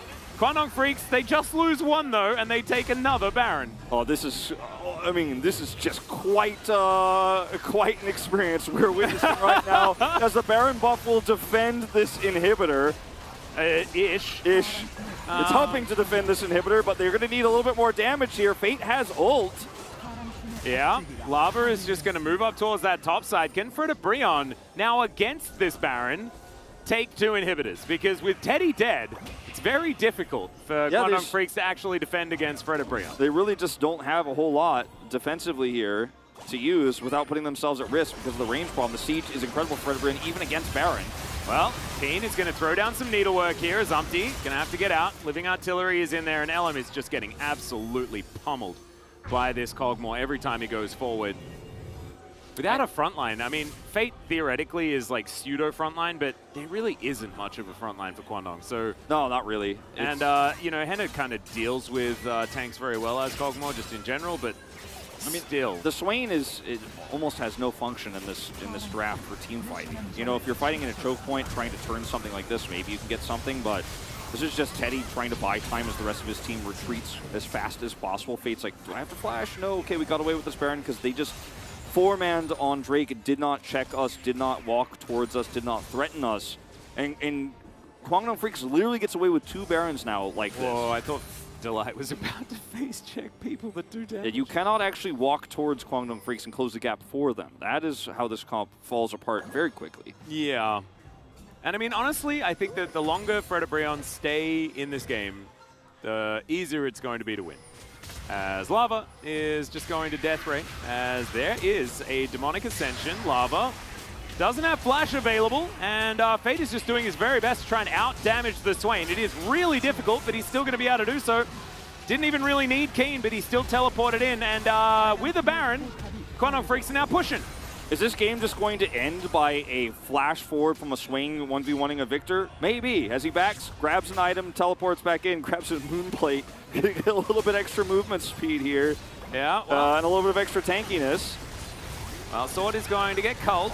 Bit of a back massage this time around, though. 1-3-1. Henna does finish his Iceborne Gauntlet. They're going to get two turrets here right away. The last inners here in mid and top.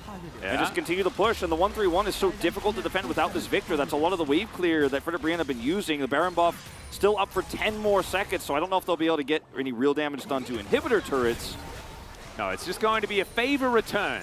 It is 6 turrets apiece on both sides of the map. It is 3 dragons for both sides, and a couple of Barons. Kind of what separates things here, as Guangdong Freaks have managed to steal a couple of those away.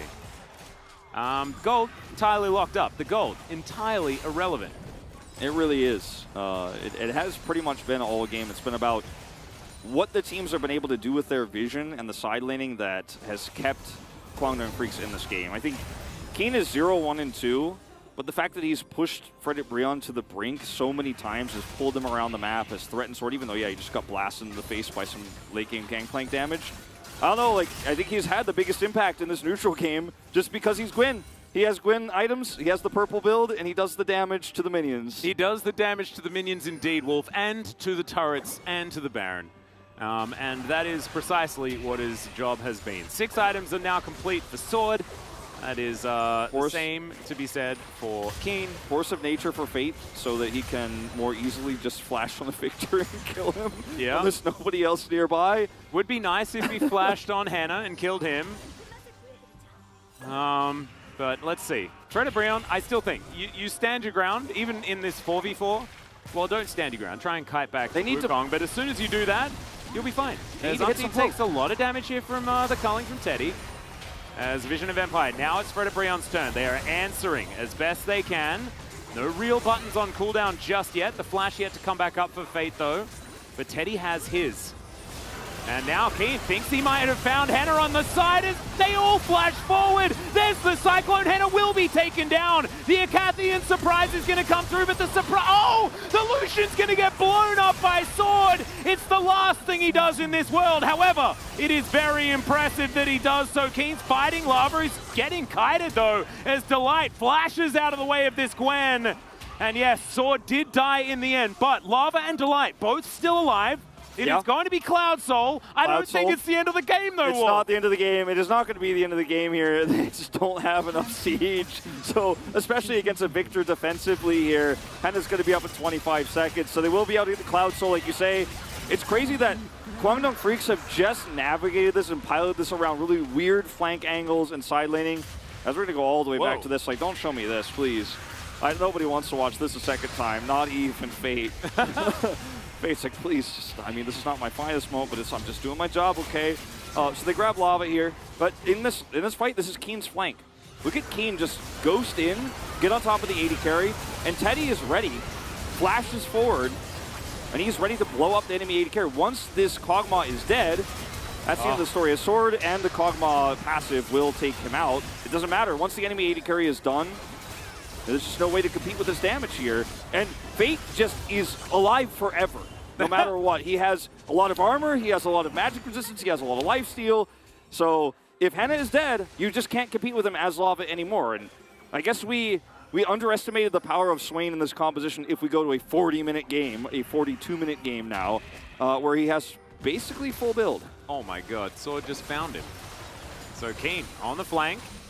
Going to now try and sweep through, clear out Vision where he can. As Teddy. All right, Teddy trolled by Steadfast Presence a lot, but once Vision again of Empire slows down a lot of Fredabreon. As, yeah, Keen finds the brush. He will get his Banshee's Veil back up pretty soon, as we can see, halfway through. Mikhail's up again for Delight as well. That's going to be a really important one. Should there be a tidal wave or a weird angle here, try to catch Henna. Lava finishes his death cap. That is going to be a huge spike for him. Now he's going to do so much more damage. Ellen was like, yeah, Sword's real scary. Let's not walk into him. Lots of vision removed. Yeah. Just trying to tidy things up so that we can take down a Baron. Keen and Fate can do it by themselves without losing health, I'm pretty sure. As Keen's going to dash on in. Immediately the blue trinket goes down. Henna takes a lot of damage from the culling here. Umpty as well. I mean, that's not a back massage anymore as Sword takes half of his health bar with one double tap. As Teddy's so scary. Yeah, he really is, and these death rays are just not hitting anybody from Lava. He's just not able to get into range. If he doesn't hit those, he doesn't start doing damage, then they cannot fight. What's the answer? On the Baron. Like, they're just too slow. They're too slow for this. What's happening right now? Yeah, I know, but like, why? But why? I don't know. I mean, they're just not doing anything. Whoa! They just took the Baron! Guangdong for 3 for 3. Just get a Baron and walk away with no fights, no contest, with all the siege, all the range. It's a late game Kog'Maw with 453 CS. Henna is full build, and he's not harassing anybody. He's not poking anybody. Lava is not either. He did 0 damage. The carries did 0 damage in a fight that didn't happen. And Fredabreon just let them take this away. Unless it's an Elder Flip, Fredabreon's not ready. And we are 7 Drakes in. We're 3 minutes away. Fredabreon's about to hit the real power spike, I suppose, where the game ends if they don't show up. Wolf, you told me something this morning. You said you came a bit early because you expected there to be protests. We are quite in central here in Seoul. Yeah. I think there is a protest. I think it's Fredabreon protesting against any sort of violence. Yeah.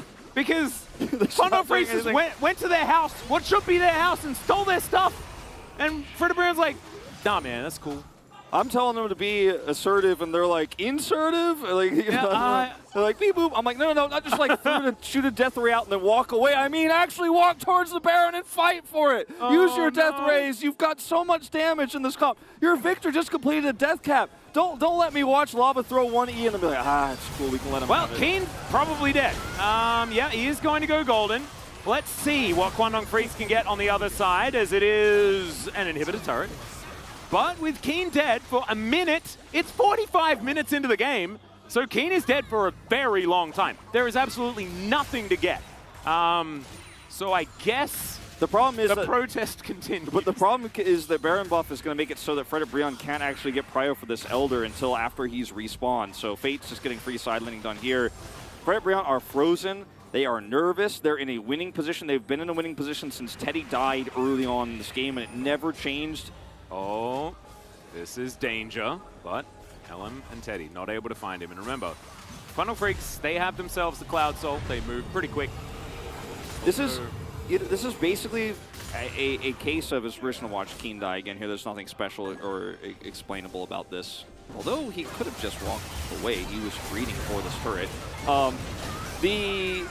The game we're watching here for Fred Brion, I think, is really these players are scared of losing. I mean, they were so close to winning. They had a nice lead, and this team is just choking super hard on a domestic stage when they're 0-6 because the pressure is so high. The tension is so high. The fans are, so worried about this team. They're so concerned about the direction it's going, and you just don't want to mess this up. But if you take no risk, no action, you can't win this game. And Guangdong Freaks will somehow miraculously win a late game with nerfed late game Lucian, quote unquote. But it's Lucian versus the Kog'Maw. I think at the end of the game, Lucian's gonna have more damage. Well, I mean, it's looking real dicey. You can see Keen wrapping around for yet another flank. We got 35 seconds before this Elder Drake. As Tidal Wave comes from Hannah, was frontlining once again. It's another Cyclone as Keen will find the backline. The Kog'Maw is dead once again. My God, Keen does so much damage. Lava goes golden, flashes out of the way of the Gwen, as now Fate is going to get the pullback. He gets so much of his health back. The bubble there as well, and now Guangdong Freaks will march up the mid lane. There are still some minions alive. The flash forward from Teddy, he's mad about the state of the game right here. Longest game of the season as well. Yeah, one siege minion remains, and you can see that Umpty's trying to stop the wave, but there is a caster minion and a siege minion that will mean Guangdong Freaks pick up the 2-0. A very long, drawn-out 2-0, but one they do collect in the end. Guangdong Freaks stole 3 Barons and a Nexus this game out of the hands of a team that had a far superior composition for fighting in neutral, a far superior composition for late game, who had full builds online for 25 minutes and did nothing with them. We saw 2 different 80 carries for Fred Brion. Gamin, who got destroyed by Lucian in Game 1, wasn't really a game. Then in Game 2, Teddy was killed early. They scaled for free. They had every advantage their comp wanted to have. And they watched the game snatched from their hands. And again, I truly believe Fred Brion lost this game because these players played not to lose instead of playing to win, because the tensions are high. You're now 0-7. You might have a winless round robin. The first time we've seen this in a while here in the LCK. You're nervous. If you're Hannah, you're scared. You don't want to get benched again. This was your chance. But you frontlined at the end. You walked forward. You lost it. You dropped the ball. To be perfectly honest, though, no one else was going forward. Someone had to do something. And, it's so difficult. Hannah sold his GA, picked up the Iceborne Gauntlet again, or the Frostfire Gauntlet, sorry. I keep going back to the old names. And then just was trying to get some W damage down. Teddy respecting the fact that Element and Keen did so much for him this game. And Moham, fantastic performance on Nami twice. I think his Game 1 was better than his Game 2, but he was the one who basically was just like, no! That's not. That's BM. It's his birthday. He's not feeling well either. Oh no! Not fair. No. Not okay, Moham. You had a great series though, so I'll forgive you for now. But still, that is not very nice. I haven't seen the Teisagi sign in a while. That used to mean Terran OP, but it means Teddy OP now. That's actually very cute.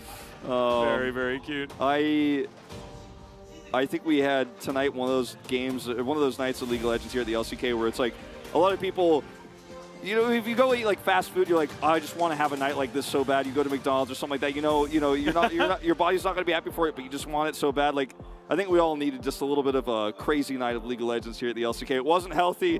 It wasn't good. Like, wasn't there were good no for true you. winners, but like we got through it in the end. We had all a learned good something. time at the time, you know? We're just going to wake up in the morning, we're going to be like, oh, maybe that was potentially an error. So we're going to check it out one more time. It was at this moment. Feels like a million years ago. Yeah, it was at this moment. The game is in Fred Brion's hands. And yes. And it gets back into Kwangdong Freak's hands at 45.5. Will we get to see all 3 Barons that they get for free? I mean, look at where Hannah is on the map right now. It's so late to the rotation. Where did they think Kwangdong Freaks were going to be? They traded a Drake for this, but it could have actually left one on Drake and then tried to stop this because they have so much superior siege and damage. And they just let it go. I mean, yeah, they get 2 kills at the end, but they just gave over a Baron, which just gave Kwangdong Freaks so many opportunities. And Kwangdong's comp scales well, too. If you go to, like, extreme late game where everybody's full build, then, yeah, who cares about the scaling on some of these champions like Victor, who just will never be able to compete against a Swain on top of him. Well, scaling is all about using the champions for what they're good at as well, and relying on players to understand what the outs are and things like that. And Fred Brion just didn't use the power that they had. They never engaged with the Cannon Barrage, for example. They never just threw Umpty in there to, you know, all engage at the same time. So we're going to have a listen to Kwangdong Freaks as they finish this one off. And Ellen was absolutely heroic getting on top of Hannah here through all of the CC, through the flashes. But in the end, they just did it so well. Yeah, calling out flashes here, and obviously the focus of Hannah at the beginning of that. As he's going to do Umpty dirty like that right there on the camera. There's not much he can do. He's going to stop the wave, but like you said, that one cannon minion gets through, and they're able to push through the teleport on it as Umpty is just trying to stop waves. That's what he's doing. Yeah, he's hoping that they mess up and they can't tank the turrets or something like that. It was never really going to work out. But the fact that Umpty is the only one left alive means that something obviously went wrong on their side. Teddy is 7,000 more damage than the 47-minute Kog'Maw, and I think that is really the true story of this game here. Yeah. And I was the one who said before today started, I thought Hennon was the most consistent part of this roster, but I think there's so much added pressure on him today after Gaumin fails so hard in game 1, after he's on the bench, then he's given a hyper carry, gets ahead, and players do crack under pressure. This is just part of being human and being 0-7 in the LCK now. There is absolutely, like, I wouldn't be ashamed or anything like that. However, it's really sad to see Fred Brion in the state that they're in right now, because we know this is a team that historically made it to playoffs in spring. I mean, Kwangdong Freaks were the same. Like, this is a redemption arc for them as well. But in this game number 2, you have to feel like it was a gimme for Fred Brion. We should be now preparing you guys for a game number 3, celebrating a 6-game night. But unfortunately, Kwangdong Freaks sort of stole it away from them in the end there. Yeah. It's losses like this, too, just like the loss we had for Nongshim earlier tonight, that those are the hurdles you have to break as a player, where you have to not be like living in a flashback of your last failure. As I think a lot of the Fred Brion players there were like, we've been in this position before, we were ahead, then we missed position, we lost, and then again tonight, Hannah's like feeling the pressure. He's like, I gotta poke them, I've got to do damage, I'm trying to hit these spittles. That he dies, and the game is over in that moment. And how do you break away from that as a player? A player like Hannah, who's now had over a year and a half of experience here in the LCK, but is still just not quite able to get his mentality straight. The rest of the team is so down, and the morale is so low against a team like Kwangdong Freaks, who didn't give up, even in spite of the fact that Teddy was dove and they were so far behind. It's really difficult. But, I mean, what do you do for any team, right, in that situation? Let's check out the standings, though. Kwangdong Freaks, 7th place now, 3-4, equalizing their at least scoreline with KT. Kwangdong Freaks have gone to a few more extra games than KT have, so KT have a few extra points. They've stolen a game here or there as well, if you can remember back to the Telecom War, for example. But unfortunately, Fred Brion moved down to 0-7. Only 2 more matches to go in this season. And then they'll be staring down the barrel of a winless round robin. Yeah, and they're not easy matches. We'll take a look at their schedule after we check out Kwangdong's, though. Because Kwangdong's are the winner of the series, so we'll talk about them first. Yeah. So A lot of KT in the future of Guangdong Freaks. Yeah, and we'll have the back-to-back KT matches, of course, and then they hit their second round robin. They have Live Sandbox, so there's a lot of reasonable wins here for Guangdong. Like they could absolutely, if they play to their best, beat KT and then Live Sandbox. I like how you're just talking around the Dam1 series. Like, yeah, well, they're not going to win that. Yeah, that's not the reasonable one, though. Yeah, that's not the But KT definitely winnable. Like, I think it's very cool to have all of these teams that are so very close in the standings facing one another so much as we get towards the end of this round robin and the beginning of the next. There will be a lot of things kind of solidified as we move further on. Okay, so you and I we danced around the fact that it says Fred Brion on Friday, and we were like, this doesn't make sense. So there's actually an error with the graphic that is what it was told to me. And I was like, this doesn't seem right, but I'm just going to assume that I'm crazy. But it is going to be fixed. We're going to take a look at that. We might take a look at the Fred Brion schedule first and then bring this back. I don't know what's going to happen, but I forgot which day it was. I'm like, oh yeah, today's Friday. It must be absolutely fine. But no, never mind. But we're going to fix the graphics, absolutely. Yeah, it's okay. We have a lot of time because we are stand-in deskers. Yeah, we're pretending to be deskers. We're not real deskers.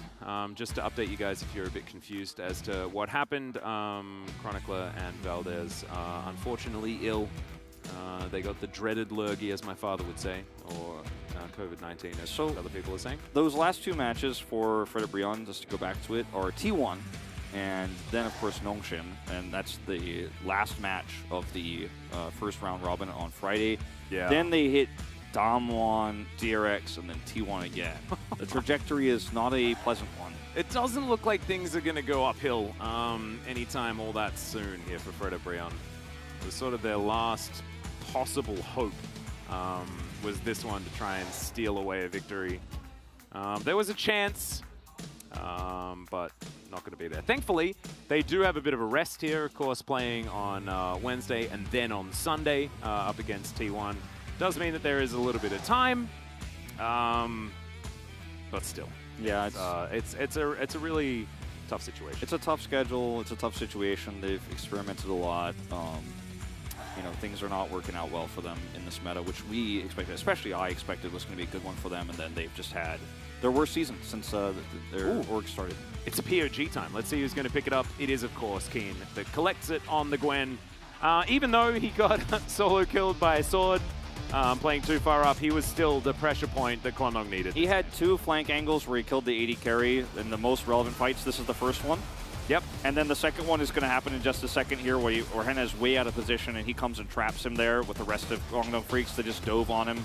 And beyond these two moments, Keen side-laned incredibly well despite being solo killed, as you mentioned, by the Gangplank. I think that it's kind of a no-brainer vote for him. I think he was the most impactful player on this squad. He was the most valuable. He was the MVP. Yep. As this is, again, one of those moments where he's already prepared the flank for this moment from behind. When the Wukong ult comes through, he's getting the last snips. It's just really good play from the Gwen this time around. It's been his best champion. We had 4 players today who are really good Gwen players who like Gwen a lot, and Keen is going to pick up POG. 10 out of 13. So a couple are going over to the Swain, and then a random LM vote thrown in there as well. But I think this was the Keen angle pretty comfortably as well. So now we've got a very interesting interview situation that we're going to have to figure out as well, because we've got Keen calling in, of course, not here at the moment, and Teddy is actually here at Lol Park. So not entirely sure how I'm guessing that is going to be navigated. It's going to be like a TV and Teddy or something like that, and G-Sun will have to translate. It's going to be hard with some like lag and stuff like that, but I know G-Sun can handle it. Oh, if anyone can do it, G-Sun can do it. She is very practiced when it comes to things like that. So let's throw it over to her now for some interview translation. Thank you very much, guys. This is Ji-sun for the POC interview translation, joined by Teddy and also Keen. We never had an interview like this before, so I'm pretty nervous to push through this, but let's hear from Teddy first and have a call with Keen afterwards. To start off, Teddy, congratulations on the win one more time. Guangdong Freaks picks up another victory, and Teddy, you are the 9th player in the LCK history to play 500 games. in the LCK. I guess I played a lot of games, you know, and I hope I can keep playing more in the future. You know, some of the Kwangdong Freaks players tested positive for COVID, and they were not able to, you know, come to Lowell Park together. How was it? Yeah, our top and jungle got COVID, but still I had support mid sitting right next to me. So it didn't really hit me that hard, to be honest. And we have a very cute stuffed toy having a picture of the COVID players. So whose idea was that? I just came here and then someone just gave me this stuffed toys for my team, or maybe our manager, and I thought it was going to be funny and really cute. I think we're going to see more of this trend if any other teams also have some COVID players in the future. In game number 1, we had Lucian and Nami let through. Did you see that coming? I mean, we kind of expected that Lucian might just let through, but I thought if we ban Kalista, we were just expecting the opponents to also ban Lucian, but they decided to just let it through, so I was like pretty surprised. And Lucian Nami was just controlling the entire rift with a powerful damage output from the early on. I think we were able to pull off the turret dive so easily early on, exactly like we planned. However, game number 2, I made a mistake, so the game was going to the south a little bit, but so game 2 was not that easy. Exactly, game 2 was not in favor of Kwangdong Freaks. How did you guys manage to make a comeback? We just wanted to buy more time. And also, we just wanted to limit kind of create less angle and space for the opponent Kokomo. So he was looking for that flank angle to kind of zone him out in team fights. And Moham, I don't know why, but he was like punching the Hoyt stuffed toy after getting the victory. How was your teamwork with them today? Moham, he's really bright, you know, always positive. His lane is really strong. His team fight is solid. So he's a great player. He has great potential. Your next opponent is KT Roaster. You guys both have 3 wins so far in the LCK. Yeah, we are tied for the match wins. I hope we can beat them and pick up the 4th win and surpass KT Roaster. And that's gonna be it from Teddy. And let's wait until Keen joins the call for the virtual interview.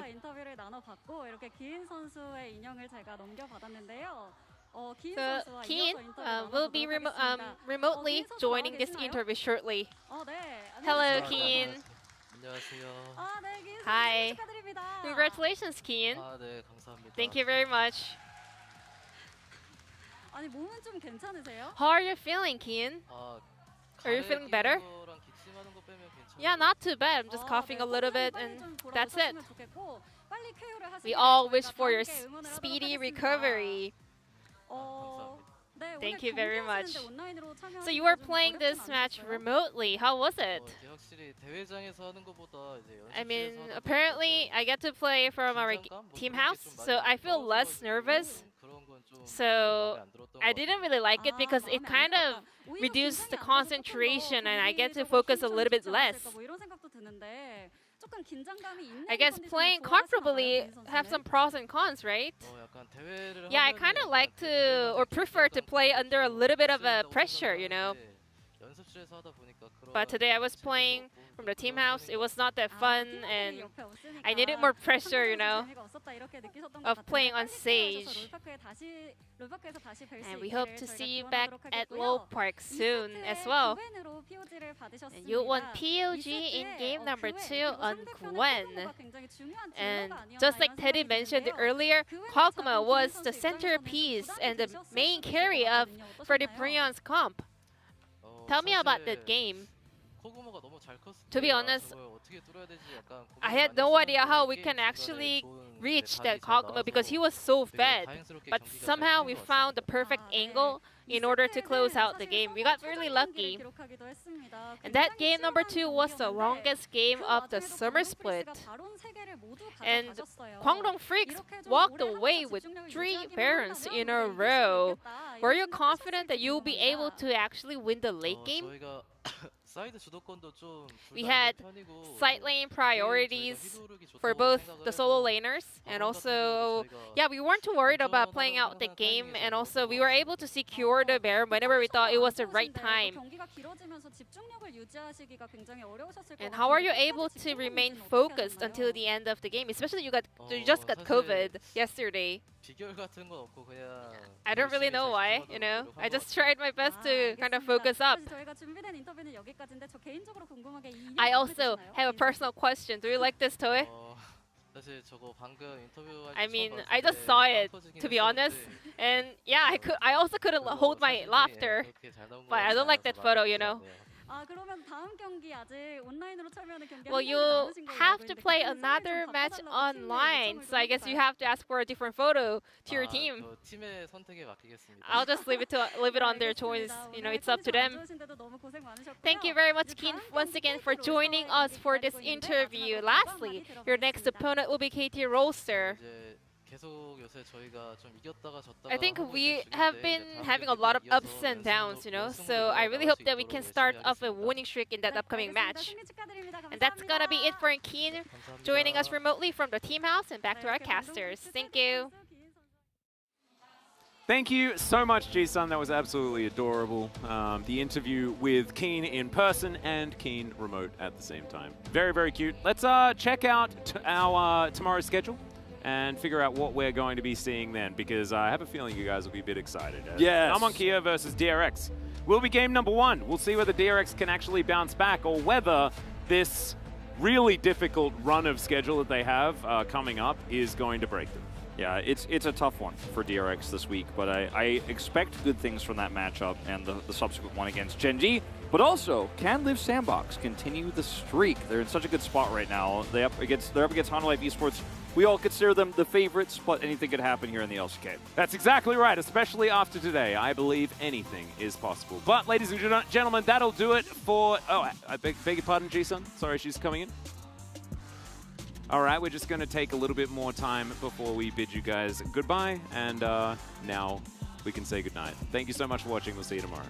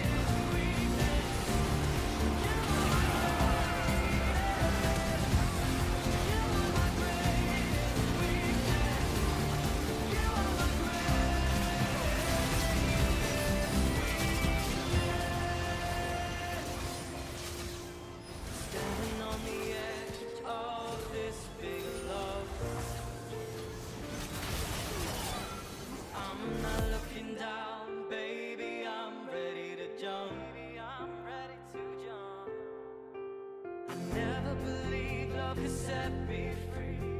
You break down the